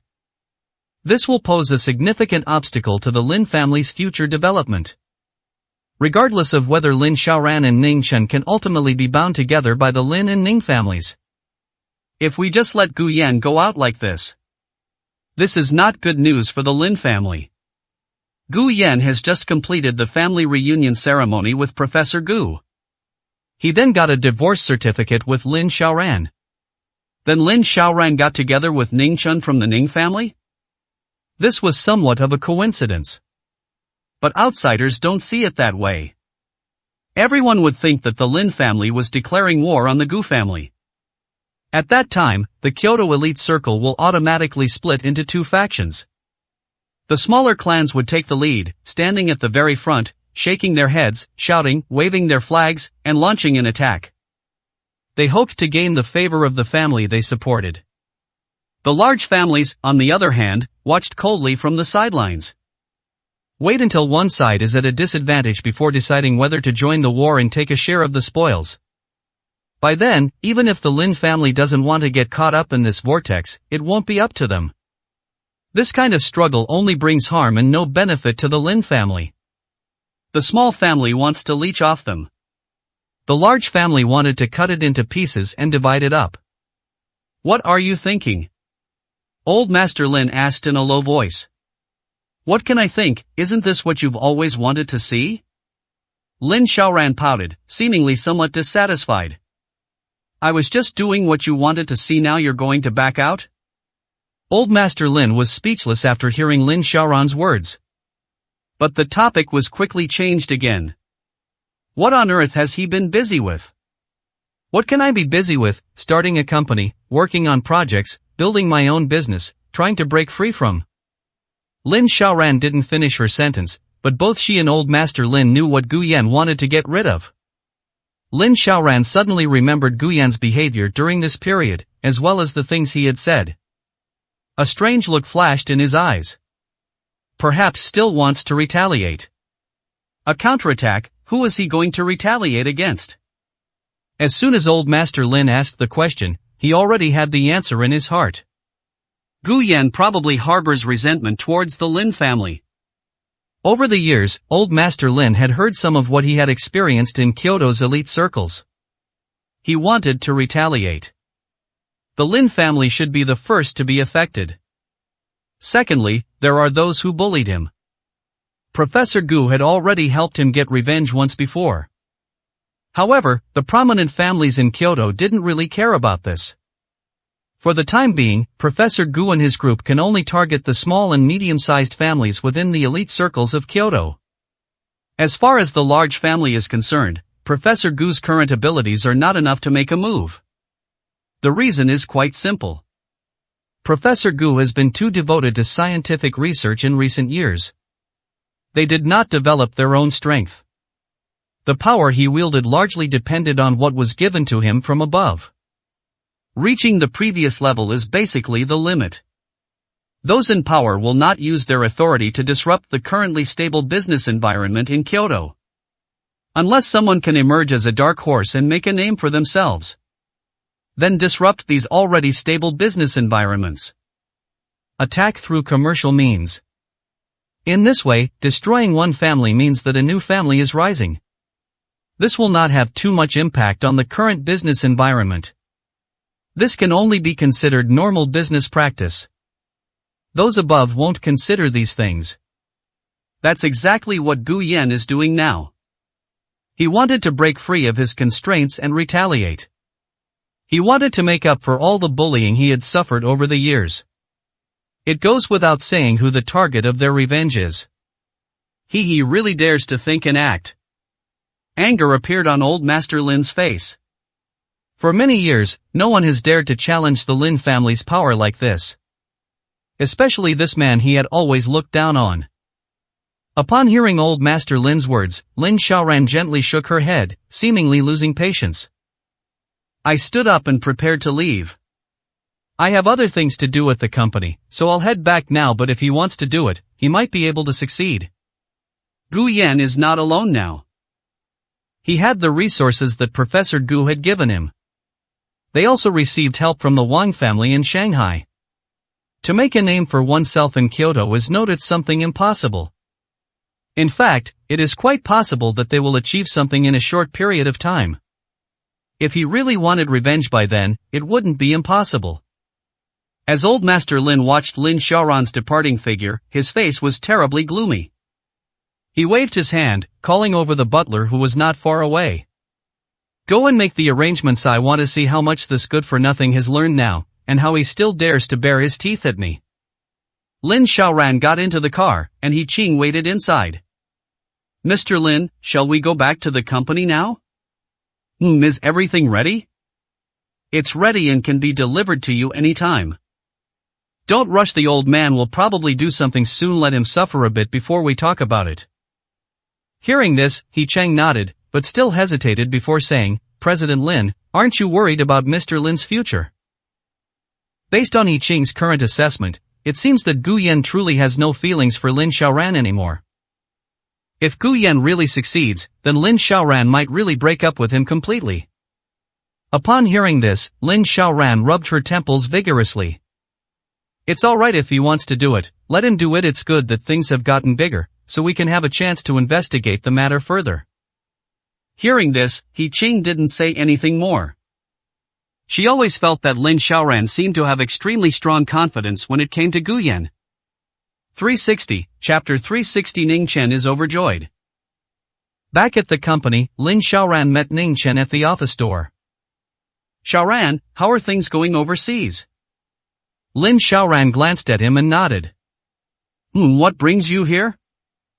I was just passing by and thought I'd drop Bibi the way. How's Gu Yan doing lately? I heard he and Professor Gu have become relatives. Upon hearing this, a look of exhaustion flashed across Lin Xiaoran's face. Ning Chen naturally noticed the change in her expression. She sighed softly. This time, Gu Yan and Professor Gu have offended most of the powerful and influential circles in Kyoto. Will this have any impact on you? Lin Xiaoran glanced at him. What impact could it have? Seeing the look in Lin Xiaoran's eyes, Ning Chen knew he was getting a little anxious. I didn't mean anything by it, it's just so many families, if they join forces, they would be a considerable force. But don't worry, I will definitely help you. I will also keep an eye on Gu Yan for you, and I won't let anyone bully him. Lin Xiaoran's expression softened considerably upon hearing this. Okay, thank you for your help. Upon hearing this, Ning Chen felt a sharp pain in her heart. Lin Xiaoran would only say such things to him when it came to matters related to Gu Yan. Ning Chen wore a smile on his face, but inside he was seething with hatred. If you still have work to do, then go ahead and do it. I am going back now. I need to go see Fang Ying later. Upon hearing this, Lin Xiaoran stopped what she was doing. When are you going? A slight smile flickered across Ning Chen's lips. Let's go now. I haven't been feeling well lately. Fang Ying said that too many things happened recently, so my condition has become quite serious. I'll take you. Lin Xiaoran nodded. It's okay, Xiaoran, I can go by myself. You just do your thing. Lin Xiaoran got up and walked out without looking at Ning Chen. Let's go, I'll come back after I drop you off. Ning Chen didn't refuse again and followed Lin Xiaoran out. Every time he said he was going to see a psychologist, Lin Xiaoran would put down what she was doing and go with him. Sometimes, he would use this method to cover up some details that he hadn't noticed. This method is almost always effective. The two got into the car. He Qing was left at the company to handle work, while Lin Xiaoran was in charge of driving. Halfway there, Lin Xiaoran's phone rang.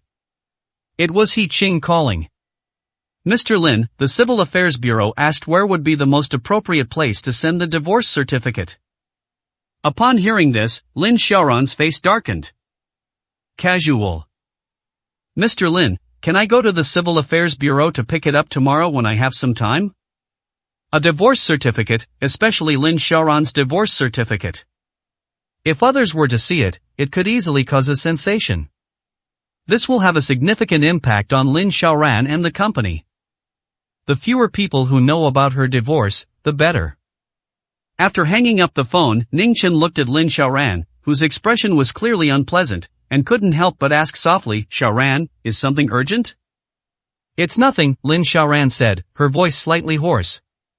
Silence fell over the car again. When the car stopped downstairs at Fang Ying's building and Ningchen was about to get out, Lin Xiaoran spoke again. "Tomorrow, Gu Yan and I will receive our divorce certificate." Upon hearing this, Ningchen could no longer suppress the joy in his eyes. My heart was pounding, as if it was about to jump out of my chest. Really? Ningchen's voice trembled slightly. This news was as refreshing to him as drinking a large glass of iced cola on a hot summer day. He waited so many years and made so much effort. Finally. He had finally waited for this day. The thing he had been looking forward to was finally about to come true. If Lin Xiaoran hadn't been right in front of him, Ningchen probably would have burst out laughing long ago. At this moment, he was trying his best to hide his emotions. But his slightly trembling body still revealed the turmoil in his heart. "Okay, don't spread this news yet." "Okay, don't worry." Ningchen slowly raised her head, trying her best to keep her expression unchanged. "You go back and get busy, you don't need to worry about me here." Lin Xiaoran nodded, turned her head, stepped on the gas, and drove away. As the car drove further away and gradually disappeared from sight, Ningchen finally stopped hiding her feelings. With a bright smile on his face, he turned and walked into the building, then burst into laughter. He understood why Lin Xiaoran had said those things to him earlier. The fact that Lin Xiaoran and Gu Yan divorced is a secret that most people have no chance of knowing. But for him, he knew he would find out sooner or later. And it won't take long. Given the relationship between the Lin and Ning families, he would probably find out about the divorce the moment the divorce certificate reached Lin Xiaoran's hands. Lin Xiaoran told me about this so that I would help her keep the news a secret. If others found out that Lin Xiaoran and Gu Yan had already divorced, Gu Yan's situation will definitely be very troublesome. Some people didn't dare to do anything to him before. It's not just because of Professor Gu's presence. More importantly, it was because he was Lin Xiaoran's husband. Now, Gu Yan and Lin Xiaoran are divorced. Many people no longer have so many concerns. Even if they can't kill Gu Yan, they'll still cause him trouble in every way. That's why Lin Xiaoran asked him to help cover it up. Even though they were already divorced, she still wanted to protect him. Logically speaking, Ningchen should be very angry about this. But now, all he felt was ecstatic joy. What good will protecting him do this time? They're already divorced. From now on, he will have more opportunities to be with Lin Xiaoran. He could even openly pursue Lin Xiaoran now. Previously, because Lin Xiaoran was not yet divorced, the Ning family was somewhat more careful in putting pressure on the Lin family. After all, they weren't even divorced yet, and he was already forcing Lin Xiaoran to marry him. If this gets out, it won't be good for either of them. But now, the marriage is over. The Ning family can then exert pressure at will. Anyway, the old man of the Lin family is willing to see him and Lin Xiaoran together. Now, regardless of the timing, location, or popular support, everything is on his side. Ningchen burst into laughter, and Fang Ying walked up to him without him noticing. "Brother Chen, what happened? Why are you so happy?" Fang Ying seemed to be in a good mood. Seeing Ningchen so happy makes her happy too. Upon hearing the sound, Ningchen turned his gaze to Fang Ying, his face filled with extreme excitement and agitation, and immediately hugged her. "Fang Ying, do you know, Lin Xiaoran and Gu Yan are getting divorced. They'll be getting the divorce certificate soon and my chance has finally come. The opportunity I've waited for all these years is finally here." 361, Chapter 361. This seems too much of a coincidence. Fang Ying was taken aback by Ning Chen's words. "Brother Chen, what happened? Why are you so happy? Did something happen to Gu Yan?" Ningchen shook his head, his face still showing an expression of ecstasy. It's Xiaoran and Gu Yan finally divorced, the divorce certificate will be issued tomorrow. I finally have the chance to officially pursue Xiaoran. Upon hearing this, a smile appeared on Fang Ying's face. Great, Brother Chen, the damn Gu Yan finally gave up his seat. Brother Chen, we need to celebrate, wait for me, I have a bottle of champagne, I'll go get it. Ningchen didn't say anything, but after watching Fang Ying leave, he couldn't help but clench his fists. He was so excited. After so many years of hard work, we finally see hope at this moment. Not long after, Fang Ying returned with a bottle of champagne. He poured a glass for Ning Chen and one for himself, and handed one of the glasses to Ning Chen. Brother Chen, congratulations. Ning Chen took it, clinked glasses with her, and took a sip. Ning Chen let out a soft breath and frowned slightly. However, this time, Gu Yan has become related to Professor Gu, so things may be different in the future. Fang Ying was a little stunned when she heard this. Didn't he already divorce Lin Xiaoran? What are you still worried about, Brother Chen? Ning Chen sighed softly. They are divorced, but he has become related to Professor Gu. Professor Gu values him highly and went to great lengths to stand up for him this time, offending quite a few families in Kyoto. Fang Ying was still somewhat puzzled. Seeing the confused look on her face, Ning Chen gave a brief explanation. Sud news of Gu Yan and Lin Xiaoran's divorce can't be released yet. Lin Xiaoran still has some feelings for Gu Yan. Fang Ying frowned. But if that's the case, Gu Yan has offended so many people, won't that implicate Lin Xiaoran? That's possible, and I'm worried that Gu Yan might get arrogant after tasting power this time. He might try to take down all the people he didn't like before. Fang Ying took a deep breath. She studied psychology. I agree with Ning Chen's statement. Brother Chen, you're right. Gu Yan, being from the bottom of society, has never experienced the power of authority. This time he's gained the limelight, which might make him arrogant. When that time comes, he'll definitely try to do something to those he didn't like before. Fang Ying put down her wine glass at that time. Not only might Lin Xiaoran be implicated, but he might also do something to you, Brother Chen. Wayne to make some preparations in advance. Ning Chen nodded. Yes, it's definitely not a good thing to let such a despicable person taste the power. Fang Ying, you have to help me. No problem, Brother Chen, I'll definitely help you. Hearing Fang Ying agree without hesitation, a look of joy and satisfaction flashed in Ning Chen's eyes. The next morning, Gu Yan received the divorce certificate. Sitting on the edge of the bed, staring blankly at the green certificate in my hand, I was completely stunned. Until the moment the divorce certificate actually appeared in front of me. Gu Yan seemed to only belatedly realize that his relationship with Lin Xiaoran, which had lasted for so many years, had finally come to an end. A strange emotion began to spread through my heart. He didn't know what this feeling was like. I feel a little anxious and confused. But more than anything, I felt a sense of relief. He originally thought that after the divorce, he would be devastated and heartbroken. But now, it feels more like a sense of ease. A sense of relief at finally being free. Gu Yan took a deep breath, stood up, and put the divorce certificate in the bedside table drawer. Xiao Yan, dinner's ready, Professor Gu called from outside. Gu Yan quickly responded and went out. Sitting in the restaurant, Professor Gu carefully looked at his grandson.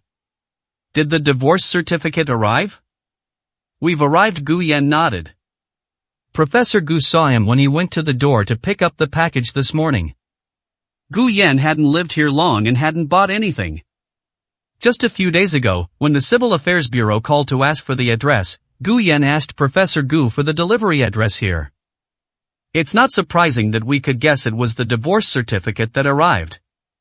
Professor Gu looked at Gu Yan carefully again and sighed softly. It's good that you're divorced since it's not right, there's no need to force it. Wait for this old man to find you a good girl. Upon hearing this, Gu Yan was stunned for a moment and waved his hands repeatedly. No need, Grandpa, I don't have that idea for now. Professor Gu became somewhat anxious upon hearing this. How can we not be anxious? You're already this age and you don't even have a child. When I was your age, your mother was already crawling on the floor. Upon hearing this, Gu Yan opened his mouth, unsure of what to say. In the past, he had only seen this kind of thing in TV dramas, where elders urged him to get married and have children. But he never expected that Professor Gu would also urge him to do these things. He just got divorced. Grandpa, really, it's not necessary. I think I should wait a bit. Upon hearing this, Professor Gu couldn't help but sigh softly. It's good to take it slow.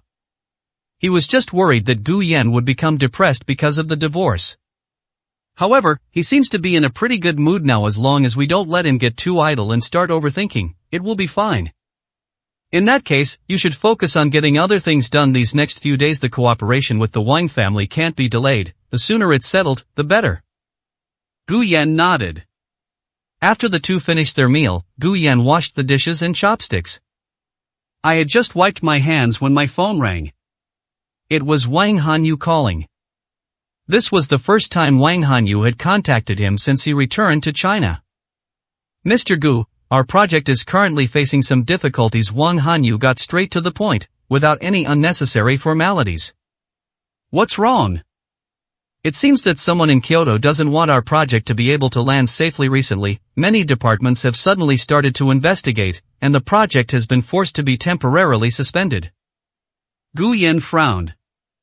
The patent license for this project was granted to Professor Gu. The person in charge of execution was Wang Hanyu's man. The venues were set up in Kyoto and a city abroad. The overseas locations were chosen by Wang Hanyu. The Wang family has a strong foundation there, so there shouldn't be any problems.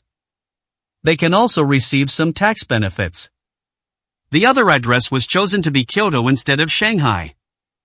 It was because the Wang family wanted to establish themselves in Kyoto and gain a foothold here. This is difficult. Because the Wang family were outsiders, they were naturally subject to exclusion.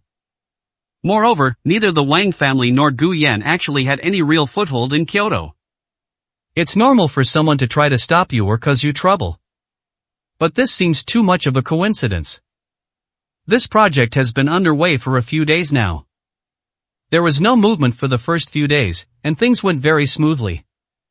Why is it that today, right after I got my divorce certificate with Lin Xiaoran, someone came to cause trouble? 362, Chapter 362. Are you sure you don't need it?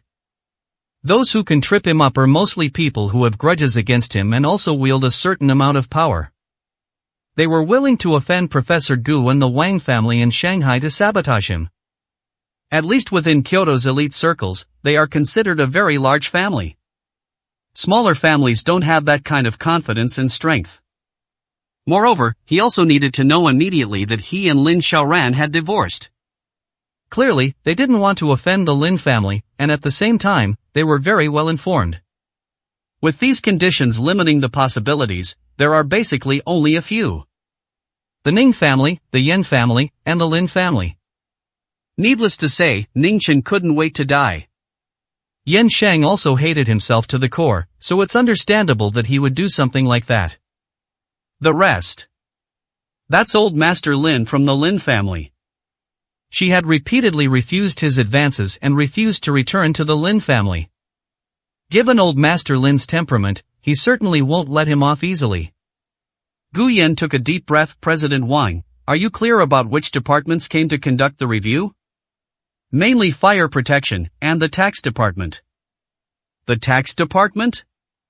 Gu Yan's eyes widened instantly. Yes, things are complicated. Wang Hanyu's voice was somewhat low. Both of them realized how troublesome the situation was. Their project hasn't even been launched yet. How did this attract the attention of the tax authorities? To put it bluntly, what taxes can be audited for this project right now? But the other party just happened to come and inspect. This also led to the temporary suspension of the entire project. This was clearly a well-prepared move. What reason did they give? There is no reason. Gu Yan gritted his teeth. Having no reason is the most ridiculous reason. A tax department dares to conduct an inspection without any reason. What's this? Do they completely disregard rules and regulations? This shows that the other party is fully confident and has no worries about being reported or getting into trouble for doing this. This is just the beginning. I've asked around, and someone from a higher up said they don't think our project is very reliable. They want to thoroughly review it from beginning to end, and only after they've investigated and confirmed that there are no hidden dangers can it be approved for implementation, Wang Hanyu said slowly. Gu Yan finally understood. His project with the Wang family mainly involves developing a civilian drone. This project was previously undertaken by Lin Xiaoran's Zhuguang Group. They also obtained the patent authorization from Professor Gu. However, later, it is said that the project was valued by certain relevant departments and was used to supply that department specifically. It's not sold to the public, it's all for the benefit of that one department. It's a very stable and large market, so there shouldn't be any problems. However, drones may not be stable when used in civilian applications. Especially in Kyoto, which is a crucial location. If someone with malicious intent does something to it, it can indeed easily lead to very serious consequences. Moreover, in order to save costs, the Wang family has not set up some of their factories in China, but abroad, which he visited a few days ago. This will make many people even more worried. This so-called leader from above was obviously arranged by someone. The answer the other party found is indeed very reasonable. Reasonable suspicion. Therefore, no specific reason is needed. This allows for a comprehensive review of their project. The review period varies in length. In time, it will naturally fade away. No one will remember their project anymore.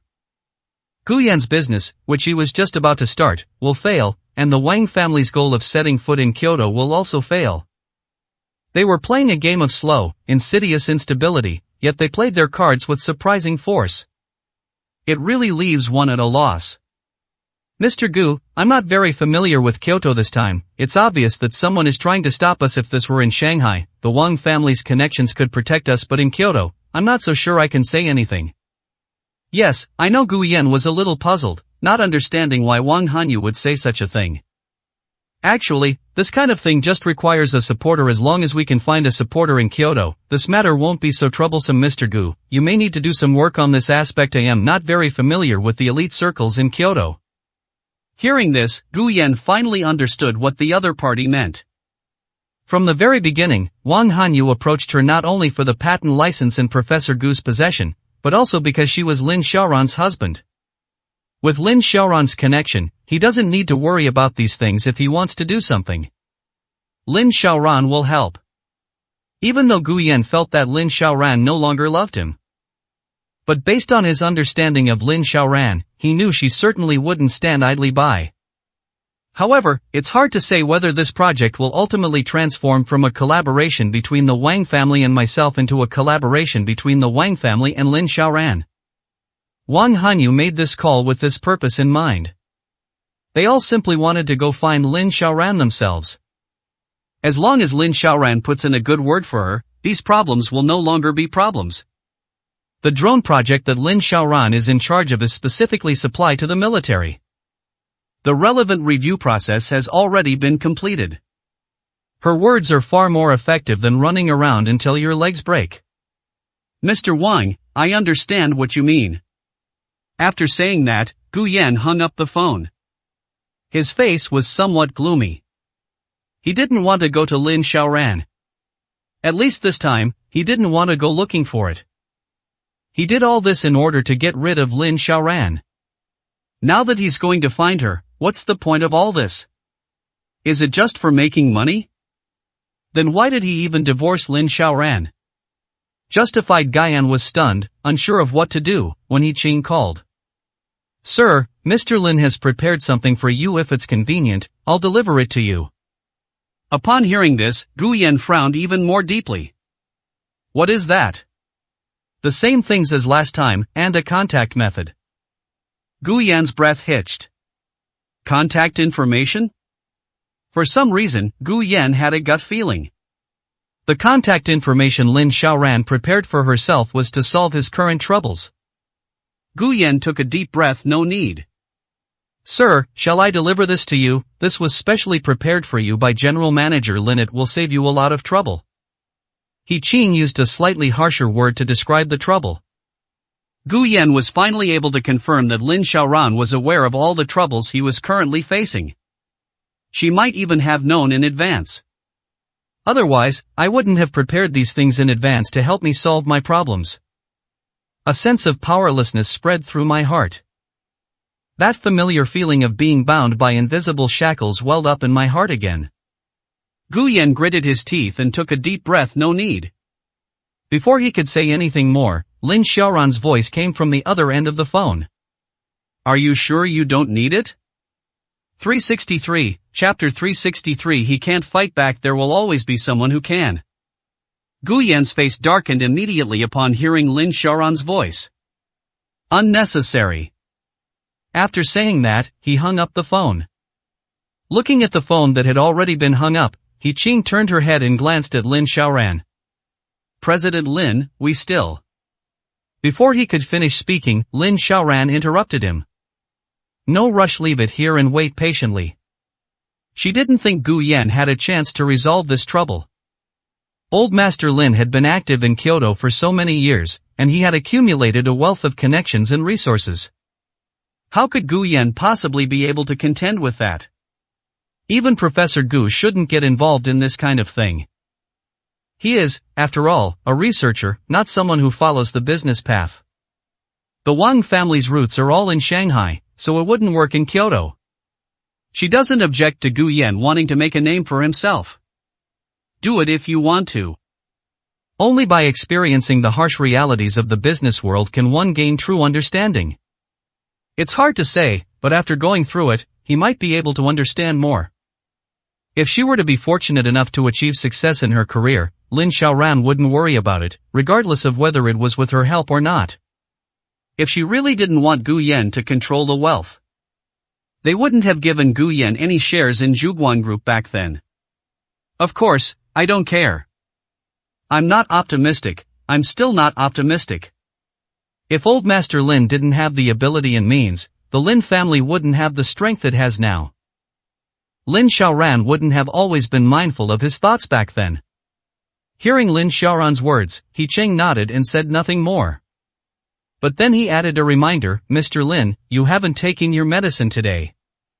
On the other side, Gu Yan tossed his phone aside after hanging up the call. At this moment, he was truly somewhat lost. He couldn't rely on anyone else for this, he had to rely on himself. After thinking for a long time, I still couldn't come up with a solution, so I had to pick up my phone again and open Weibo. After scrolling for a while, I suddenly saw a message. A leader in Kyoto recently expressed concern about resource scarcity in mountainous areas. When he saw this message, Gu Yan's eyes lit up instantly. The scarcity of resources in mountainous areas is, frankly speaking, a problem. The roads are not smooth enough. It was very difficult to transport supplies in. The land route is difficult to travel. It cannot be entered by water. Taking the air is too expensive. In this situation, drones are an excellent choice. It is inexpensive and convenient for transporting supplies. Although the transport capacity of a single drone is not strong enough.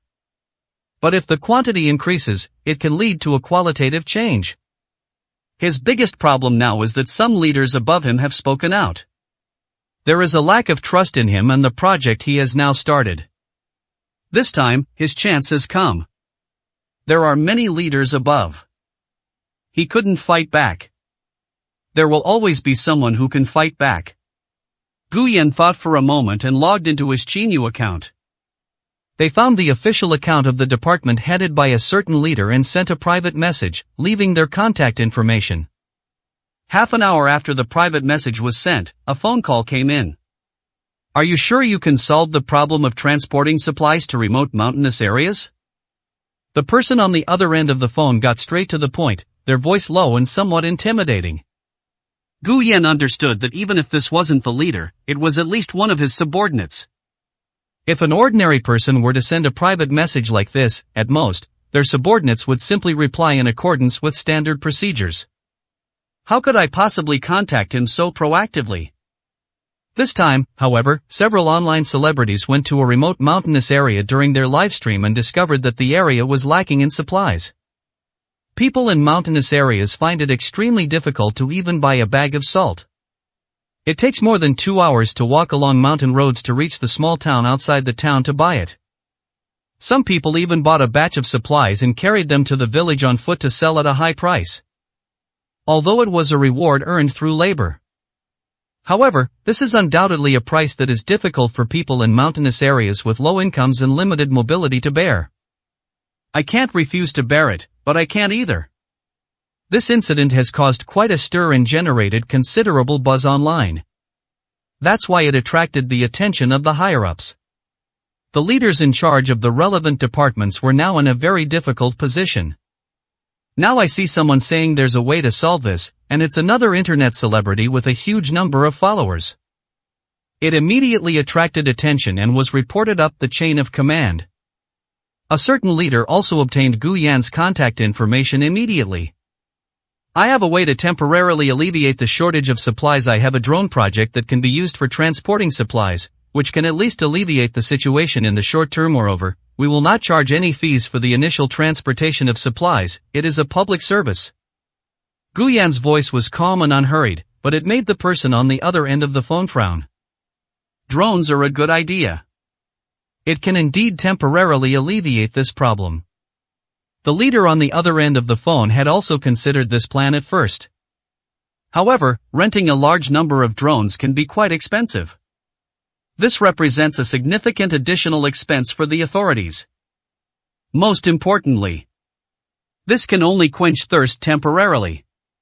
This problem cannot be completely eradicated. That's why the plan was temporarily shelved. Now, upon hearing Gu Yan say that he was willing to provide free public assistance, the leader on the other end of the phone relaxed his furrowed brows slightly. Thank you, comrade, your help is very useful to us. I will have my staff contact you next. The leader's voice was no longer as urgent as before. At the same time, it has become more official. Upon hearing this, Gu Yan knew that the bargaining chips he had offered were insufficient. He took a deep breath and continued, Leader, non-humans and drones can be deployed at any time. However, my drone project has recently encountered some problems, and I might need your help with a small matter. Gu Yan didn't actually want to reveal his intentions so quickly.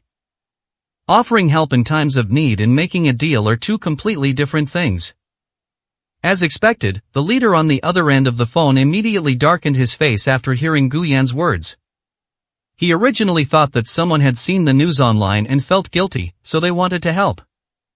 But I never expected it to be like this. His impression of Gu Yan was immediately diminished. To solve this immediate problem, he will have to pay a very high price. For this leader, he would be better off finding a way to allocate funds to road repair in this mountainous area. Although this problem cannot be solved in a short period of time. But at least it's a one-time solution. And you don't even need to offend anyone for it. Yes, we still need to discuss this matter. That's what they say, but it's actually equivalent to a rejection. Gu Yan seemed to know what the other person was thinking. He quickly said, Sir, I have another way to completely solve the problem of difficult material transportation in this remote mountainous area. 364, Chapter 364. The matter of money may not be something that President Wang needs to worry about. Upon hearing this, the leader, who was about to hang up the phone, stopped. What methods do you have? Fundraising. Do you know what you're saying? Lu Changji's voice turned low and cold. Fundraising can easily turn into a huge problem if not handled properly. For someone in his position, stability is of utmost importance. He had absolutely no desire to take that risk. Gu Yan noticed the distance in the other person's tone and said softly, As you know, I have some fans online. Upon hearing this, Lu Changji gave a soft hmm. If it weren't for this reason, he wouldn't have even made this call. I can call on everyone to donate. I will personally donate 2 million to set an example. All funds will be handed over to the relevant departments and made public, and will be used entirely for road repairs. It will be open and transparent, and the relevant departments will control the entire process at the same time. Some thank you inscriptions can be added along the road to express our gratitude to our fans for their help. Of course, I myself don't need to donate. Upon hearing this, Lu Changji's eyes lit up. Donate money to repair roads. This kind of thing happens all the time. Many wealthy businessmen who have made their fortunes abroad return to their hometowns to help their fellow villagers build roads. Giving back to one's neighbors can also earn a good reputation. The account Chinyu has a large number of followers. Many of these fans are quite well off. Among these people, there will always be some who don't care too much about money, but are more concerned about their reputation. It doesn't take many people. With the help of a few dozen, this road can be built. For Lu Changji, the biggest problem was the lack of money. The relevant departments have limited funds. Money needs to be invested everywhere. The road construction was not originally part of the plan. Bringing it up at the last minute would disrupt all the plans of the relevant departments. It allows for an additional inflow of funds without requiring any return. For him, it could indeed solve a major problem. Lu Changji took a deep breath. Raising funds to repair roads is not a safe approach. Hearing this, Gu Yan frowned. He didn't expect that the other party would still want to reject him. He opened his mouth as if to say something. Before she could speak, Lu Changji on the other end of the phone said, "Recently, there are plans to build some new schools in remote mountainous areas. The funding is sufficient for school construction and road repairs. If this funding could be saved and used for road construction." Lu Changji didn't finish speaking, but Gu Yan understood. There are some differences between raising funds to build roads and having individuals fund road construction. It is easy for mistakes to occur. Lu Changji didn't want to take such a risk. But building a school is different. Many Hope primary schools were built with donations from netizens. The relevant departments happen to have plans to build a new school recently. Gu Yan could easily rally his fans to build Hope primary schools. The relevant departments will then be able to save this money and use it for road repairs. In this way, no one can find any flaws. Lu Changji doesn't need to take any unnecessary risks. Most importantly, his saying this meant that he could help solve the problem that Gu Yan had mentioned to him earlier. For Lu Changji, resolving this public opinion issue presents both a danger and an opportunity. If not handled properly, it will lead to endless trouble. If he solves the problem, that will be his achievement. I understand, Leaders Hope primary schools have always been a key focus of public welfare projects, and I think my fans and I are very willing to do it.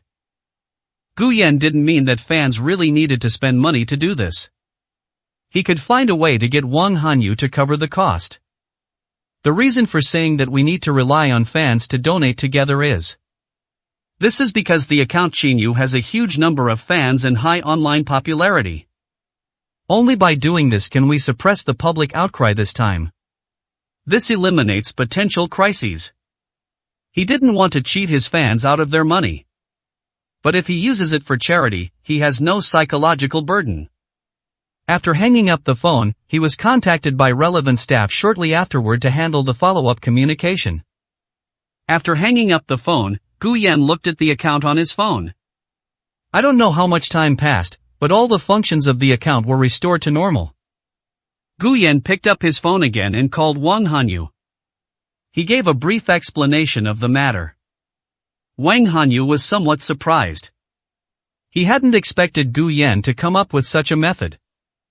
You don't need to worry about the money, I'll handle it. Your plan is good, but we need to speed things up, time is of the essence.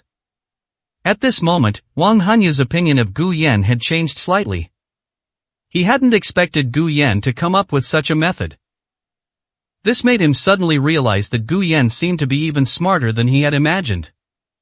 Their abilities are also quite good. Choosing him as a partner seems to be a very wise choice.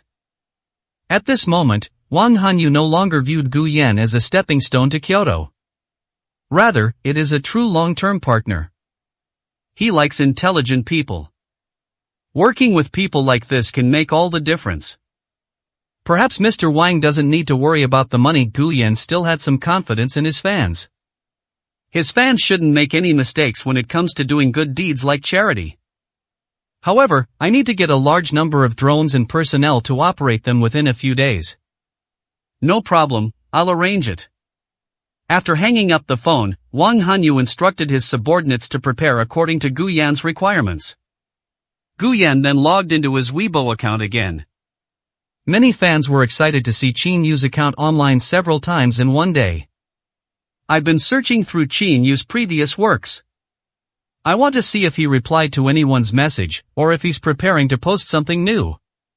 But Qin Yu happened before she could speak. An official department account posted an update first, specifically tagging Qin Yu's account.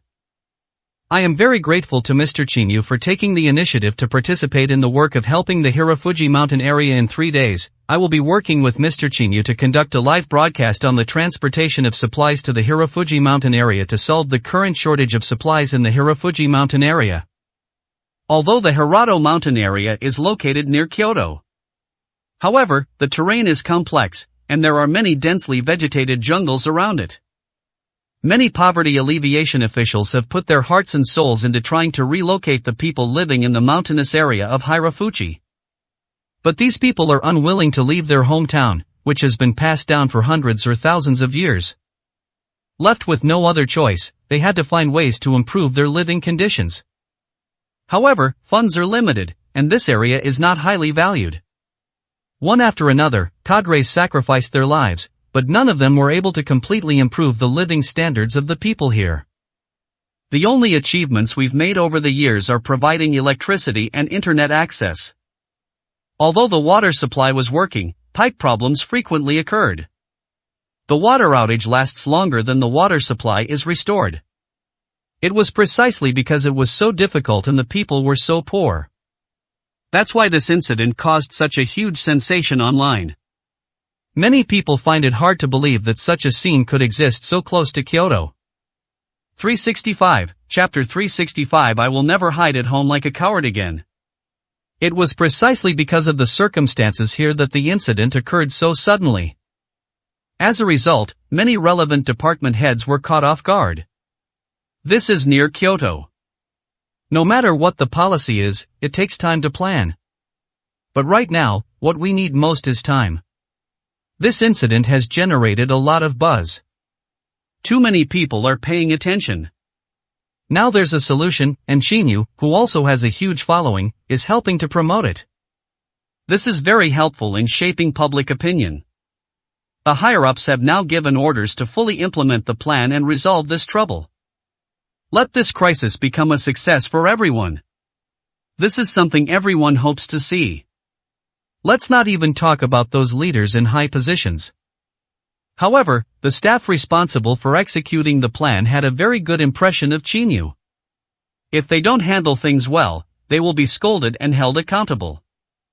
Now there's an opportunity to handle it well and even add some merit to one's record. These staff members are now very proactive. However, there is one thing they don't quite understand. Qin Yu requested that someone from above be sent to protect him temporarily. Gu Yan had his reasons for making this request. He wouldn't worry too much about this matter while in downtown Kyoto. He stayed at Professor Gu's place every day. There, no one dared to do anything to him. In fact, no one can even get in. When she goes out, she is usually with Wang Hanyu or Wang Yuyan. The Wang family in Shanghai has a very strong security force. Moreover, no family in Kyoto would want to offend the Wang family of Shanghai without a reason. One is the heir to the Wang family in Shanghai. One was the most favored princess of the Wang family in Shanghai. If any of them are injured, the Wang family of Shanghai will hold a deep grudge against them and will do everything in their power to take revenge. Even the Lin family was unwilling to do something so thankless and exhausting. But once you leave the city of Kyoto, Gu Yan could no longer guarantee his own safety. The people Fengshuo lent him earlier were good. However, compared to the people under Lin Xiaoran's command, they were still somewhat lacking. Those who truly want to deal with him may well have even more capable people at their disposal. Moreover, Fengshuo seemed to have encountered some trouble recently, and Scarface and the others went back to help him. He had no one around him who could protect him. However, the staff will not refuse Gu Yan's request. They provided drones free of charge to solve the temporary crisis and also made donations to charity to help them completely resolve the problem. How could someone like that possibly refuse such a small request? Mr. Chinyu, please rest assured we have arranged a team of veterans and a team of armed police to protect you. The leadership has already given the order. Your personal safety will be guaranteed until you help us handle this matter and return to Kyoto. This kind of thing is actually not troublesome. When traveling to remote mountainous areas, the accompanying personnel need the protection of security forces. It wouldn't be difficult to assign a team to protect Chinyu. As for veterans, it's even simpler. All you need to do is spend money to find it in the county town near the Hirafu mountain area. The problem can be solved for very little money. It can also help veterans who are experiencing financial difficulties to earn some income. After hanging up the phone, Gu Yan took a deep breath. Everything is arranged. A leader from above intervened and blocked it. He then took the initiative to walk up to the leaders above him. Find someone who can support him and collaborate with them. With the forces above, they could counterbalance the situation. In addition, all of his actions this time were for public welfare. Even if Mr. Lin had gone to great lengths to stop a company or project that was passionate about public welfare, he would have to think carefully and weigh the consequences. This time, he was determined to face the challenge head-on. I will never hide at home like a coward again. At that very moment, after receiving the phone call, the poverty alleviation cadre in Taoyuan village in the Pingteng mountain area sat blankly on a small stool, his expression dazed. After an unknown amount of time, he suddenly took off the cloth shoe on his right foot. He slapped himself hard on the right cheek several times. Slap, slap, slap. Holy crap, it hurts, it hurts. It's true, it's all true, there really is a solution. He has been working in Taoyuan village for nearly 3 years now, helping the poor. We have made a lot of efforts and tried every possible way to help the villagers increase their income. They even scaled up beekeeping, which is Taoyuan village's specialty. But if the road is impassable, even if you build a large-scale operation, you still can't sell your products. They can't be shipped out. Relying solely on manual transportation would result in significant losses and extremely high freight costs. This makes the price extremely high. Now, the fact that the whole village is raising bees has actually affected the income of the villagers. A few days ago, some online celebrities came and live-streamed the current state of the village. It caused a huge sensation online. He hasn't been sleeping well these past few days. They even felt like they had become sinners. Not only did it fail to help the villagers escape poverty, it actually made life here even more difficult. I've been feeling very distracted these past few days. Even though the villagers never blamed him and kept comforting him. But he just couldn't get over this hurdle in his heart. She even had suicidal thoughts. Just when I was sinking into despair, good news came. The higher-ups found a solution. We found someone to deliver a batch of supplies by drone. Then the road will be repaired. Once the road is repaired, we will also build a Hope Primary School in Taoyuan village. The poverty alleviation cadre looked at the thatched roof-like school not far from his office. It doesn't block the wind when it's windy. They don't cover themselves from the rain. Before long, the children in the village will be able to. The children can now attend classes with peace of mind and no longer have to suffer. That's right, there's also honey. The poverty alleviation cadre's eyes lit up, and his previously dejected face was now filled with hope. With drones, supplies can be transported in. That means the goods can be transported out. He knew about drones. The main cost lies in the initial manufacturing or purchasing. In actual use, the cost is not that high.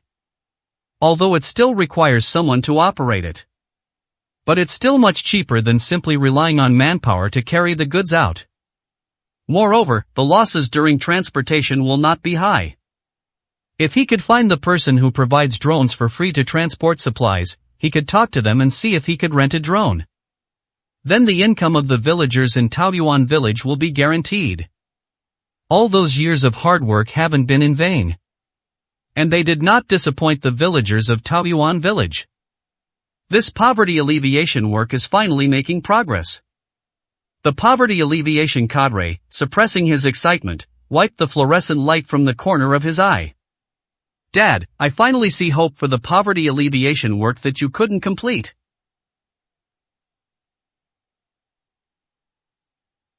He muttered something to himself, then quickly ran out of the office, waving his arms and shouting, village chief, quickly call everyone over, we need to have a meeting, we have hope. 366, Chapter 366 His First Step. The next morning, Wang Hanyu sent someone to pick up Gu Yan and head towards Taoyuan village. The main reason for scheduling the live broadcast for the day after tomorrow was that the road to Taoyuan village is difficult to travel. It wouldn't be an exaggeration to say that they crossed mountains and valleys. Some staff members will need to arrive at Taoyuan village in advance to carry out preliminary preparations. However, Gu Yan doesn't need to go there in advance. All you need to do is wait on the last stretch of road before heading to Taoyuan village on the day of the live broadcast. He would only head to Taoyuan village after the supplies had been transported there several times without any problems. After arriving at Taoyuan village, we will handle the subsequent work. The entire live stream will be conducted using Qinyu's account. After all, his account has a huge number of followers. It can attract the attention of netizens immediately. This was also one of the promises Gu Yan made to Lu Changji. However, although it was a live broadcast, Gu Yan did not intend to show his face during the broadcast. He has a lot to do now. If you want to build your own career, revealing your identity as Qinyu at this time is not a good thing. The gossip surrounding Qinyu, Lin Xiaoran, and Ning Chen previously caused quite a stir online. Even now, people are still discussing it online. Preventing your information from being leaked can save you a lot of unnecessary trouble and media storms. Who knows what kind of trouble Ning Chen might cause if he finds out about this. At the very least, we should wait until this project stabilizes before making any further decisions. The requirement to keep their faces hidden was not a problem for Lu Changji and the staff of the relevant departments. They naturally had no reason to refuse. However, it has been a whole day since the official account posted the message. Although it generated considerable buzz online, it mostly garnered skepticism in return. Everyone knows how bad the public opinion surrounding the Taoyuan village incident is. At this time, find someone with a large number of followers who rarely appears online. It's easy for people to mistakenly think that he's trying to find someone else to take the blame for. Or perhaps they wanted to see if they could use Qinyu, a name that has frequently appeared on trending topics lately, to shift the recent public opinion. Some of Qinyu's fans are hoping this is true. Of course, the vast majority of netizens are unwilling to believe this is true. Qinyu has rarely appeared online in recent years, suddenly announcing that they would get involved in this matter. No matter how you look at it, it doesn't seem very authentic. However, Gu Yan used the account Qinyu to forward that message notification. This is my first time participating in an offline event, and I'm honored to be a part of such a meaningful activity. After discussing with the organizers, I will be live streaming the entire event using my own account. Please understand that I don't plan to show my face for the time being. However, I will learn and strive to do better in live streaming. I apologize for keeping my fans waiting for so long, and I hope everyone can cheer for Peach Blossom Village together. The moment this message was forwarded, it instantly attracted the attention of countless netizens. Hundreds of thousands of comments instantly filled the entire comments section. Really, Qinyu is really going to do a live stream? Oh my god. He didn't say a word when there was such a big argument online a while ago, but he stood up immediately when this happened. Qinyu is really a very kind and gentle person. What a pity, there's no plan to show her face. I haven't even seen what the great Qinyu looks like yet. Never mind. I'll be watching the whole day of the live stream. Even if I can't see Qinyu's face, it'll be good to hear his voice. Is this really not a case of someone hacking my account? Is it true? Do you think if I go to Peach Blossom Village, I can meet the real Qinyu? Hey upstairs, stop messing around. Boss Qinyu already said she doesn't want to show her face, which means she definitely doesn't want her identity to be exposed. Don't cause trouble for Boss Qinyu. Her work that day is bound to be very tedious, so let's not go and make things worse. Yes, that's right. There are also government officials there. They're there to help the people of Taoyuan village improve their quality of life. What kind of behavior is it for us to go and cause trouble? If we can't help, fine, but we can't hold them back. The online reaction was intense. The relevant department staff have been paying close attention to the online public opinion trends. When they saw that fans of Qin Yu were preparing to meet her at the event, many staff members became nervous. Qin Yu has a considerable number of fans. Moreover, the fans are exceptionally loyal. If these people really did come to the vicinity of Peach Blossom Village just to see Qin Yu, that would be a huge problem. The roads to Taoyuan Village are already difficult to travel, and it is surrounded by mountains. Densely vegetated mountainous areas are very dangerous. With too many people, accidents are more likely to happen. They simply don't have enough manpower to prevent these dangers. Moreover, with so many people, they also need to find ways to maintain order at the scene. Such an investment of human and material resources is a considerable challenge for any official department. No one would be willing to take such a risk. Moreover, it might delay important matters. Instead of delivering supplies to Taoyuan Village, they had to devote all their energy to dealing with the enthusiasm and impulses of these fans. Upon seeing this public opinion trend, the staff members felt their scalps tingle. My immediate thought was to call my superior and contact Lin Xiaoran again to see if I could control the public opinion and try to avoid this possibility from happening. Fortunately, Qin Yu's fans aren't that a person who is easily impulsive. In addition to being rational, they are also very reasonable. Know what you should do and what you shouldn't do. The staff of these official departments breathed a sigh of relief after seeing that a considerable number of fans spontaneously stopped this behavior. Besides that, most of the comments under Qin Yu's account were asking him about the gossip that had been making headlines online recently. Among these people were Qin Yu's fans and ordinary bystanders. However, Gu Yanquan did not respond. He was still on the road, staring blankly at the scenery outside the car window, lost in thought. This is the first step he has taken. This marked the beginning of his genuine commitment to his career. This is completely different from relying on the help of others before. He felt slightly uneasy, unsure whether he could do it well. His eyes gradually became unfocused, and he kept recalling how Lin Xiaoran was when she first started her business. Did she encounter similar troubles at that time? How did she handle these issues? What were her feelings as she went through them? 367, Chapter 367. If this isn't Guyan's achievement, whose is it? Guyan slowly closed his eyes, and the image of him and Lin Xiaoran in the rented apartment unconsciously came to mind. That time, Lin Xiaoran seemed to have encountered a lot of trouble. This was the first time he had ever seen Lin Xiaoran looking so worried. He felt a pang of sympathy for her and wanted to ask her why. Even though he knew he probably couldn't help Lin Xiaoran much. But he still wanted to ask. Even if we can't help, it's good to know the reason. For someone you deeply love, you want to know whatever happens to them. Even if it doesn't really help, it makes me feel a little better. That was Gu Yan's mindset at the time.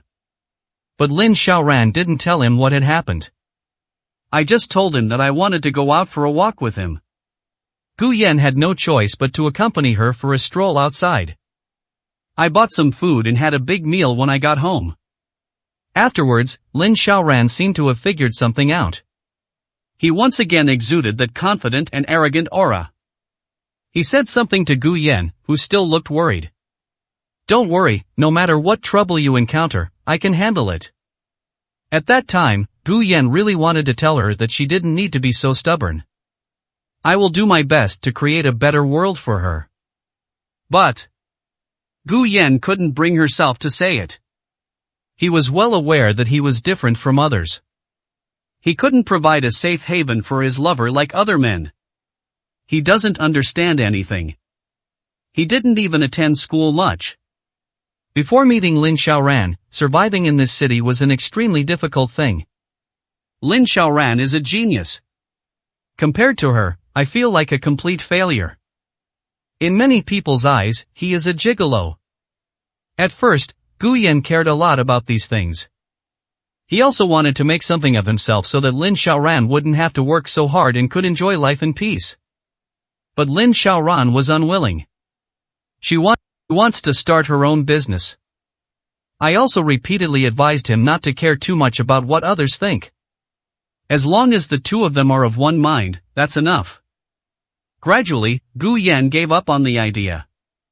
Now, when he encounters trouble, he subconsciously recalls what Lin Xiaoran was like when she encountered trouble. She never seemed to worry about any trouble. They have complete confidence in all problems and are certain that they can solve them. It seems that a person's self-confidence can really be very helpful in solving problems. For some reason, Gu Yan gradually felt her emotions calm down.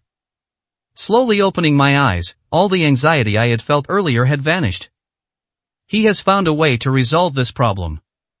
And they are already working on it. At this time, overthinking won't help.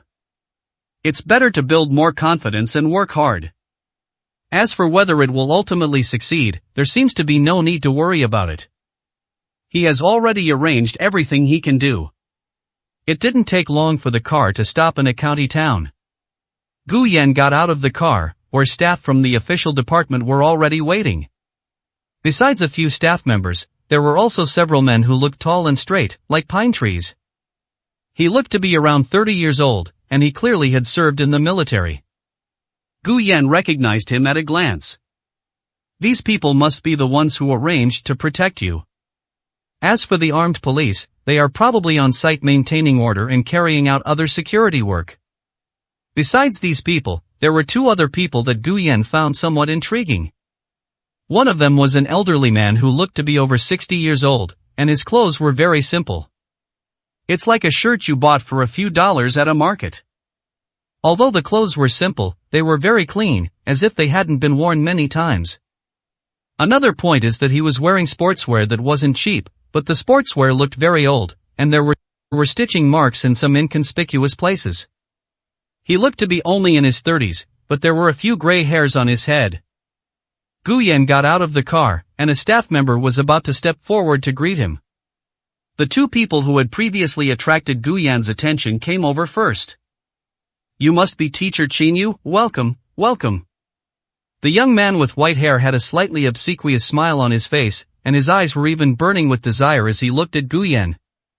This made Gu Yan subconsciously take half a step back. It took her a moment to come to her senses, and she subconsciously looked around after finding no cameras. She nodded. Yes, that's me, and who are you? Before the man could introduce himself, he heard the staff behind him step forward. Teacher Qinyu, welcome, welcome. Shall we find a place to rest first? We can go over the program later if it's convenient for you. We can rehearse once, and then officially start tomorrow. Is that alright? The staff were very polite. This is an order personally issued by the higher-ups. Those who have connections with higher-ups are naturally people that these people can't afford to offend. Moreover, Gu Yan is someone with a considerable number of fans.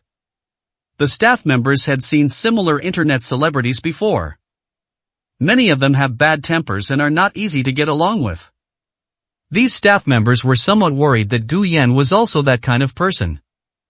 That's why they were being so careful, afraid that the young man might accidentally upset Gu Yan. Gu Yan nodded. It's alright, I can rehearse anytime I am here to help. Just let me know if there's anything you need me to do, don't hesitate to ask. Hereupon hearing this, the staff member visibly relaxed. It seems that Gu Yan is not such a difficult person to get along with. The young man beside him finally found his chance and quickly said, Teacher Qinyu, I am Pushing, a poverty alleviation cadre from Taoyuan village. Thank you so much for coming here to help the villagers of Taoyuan village. I wonder if you have time tonight? Would it be alright if I treated you to a meal? Upon hearing this, Gu Yan finally understood what this person did. Only. The other party's attitude was a bit too enthusiastic. Gu Yan waved his hands repeatedly and said, No need to be so polite, it's good that I can help. The old man standing nearby said in broken Mandarin, You're welcome, the villagers all want to thank you, which is why they asked Young Pu to treat you to a meal. Gu Yan looked at the old man with some curiosity. The staff member next to him quickly said, This is the old village chief of Taoyuan village. He is the most respected elder in the village. Gu Yan nodded, stepped forward, and gently took the old man's hand, saying softly, You're too kind. I just wanted to help. If anyone should thank you, it should be these staff members. Without them, I really couldn't have been of any help on my own. The old man and Pu Sheng exchanged a glance. They're just poor, not stupid. Taoyuan village had never received much help in the past. Even though this incident sparked public outcry, they were unable to receive immediate assistance from higher authorities. This time, with Guyan's arrival, support from above also came. If this isn't Guyan's achievement, then whose is it?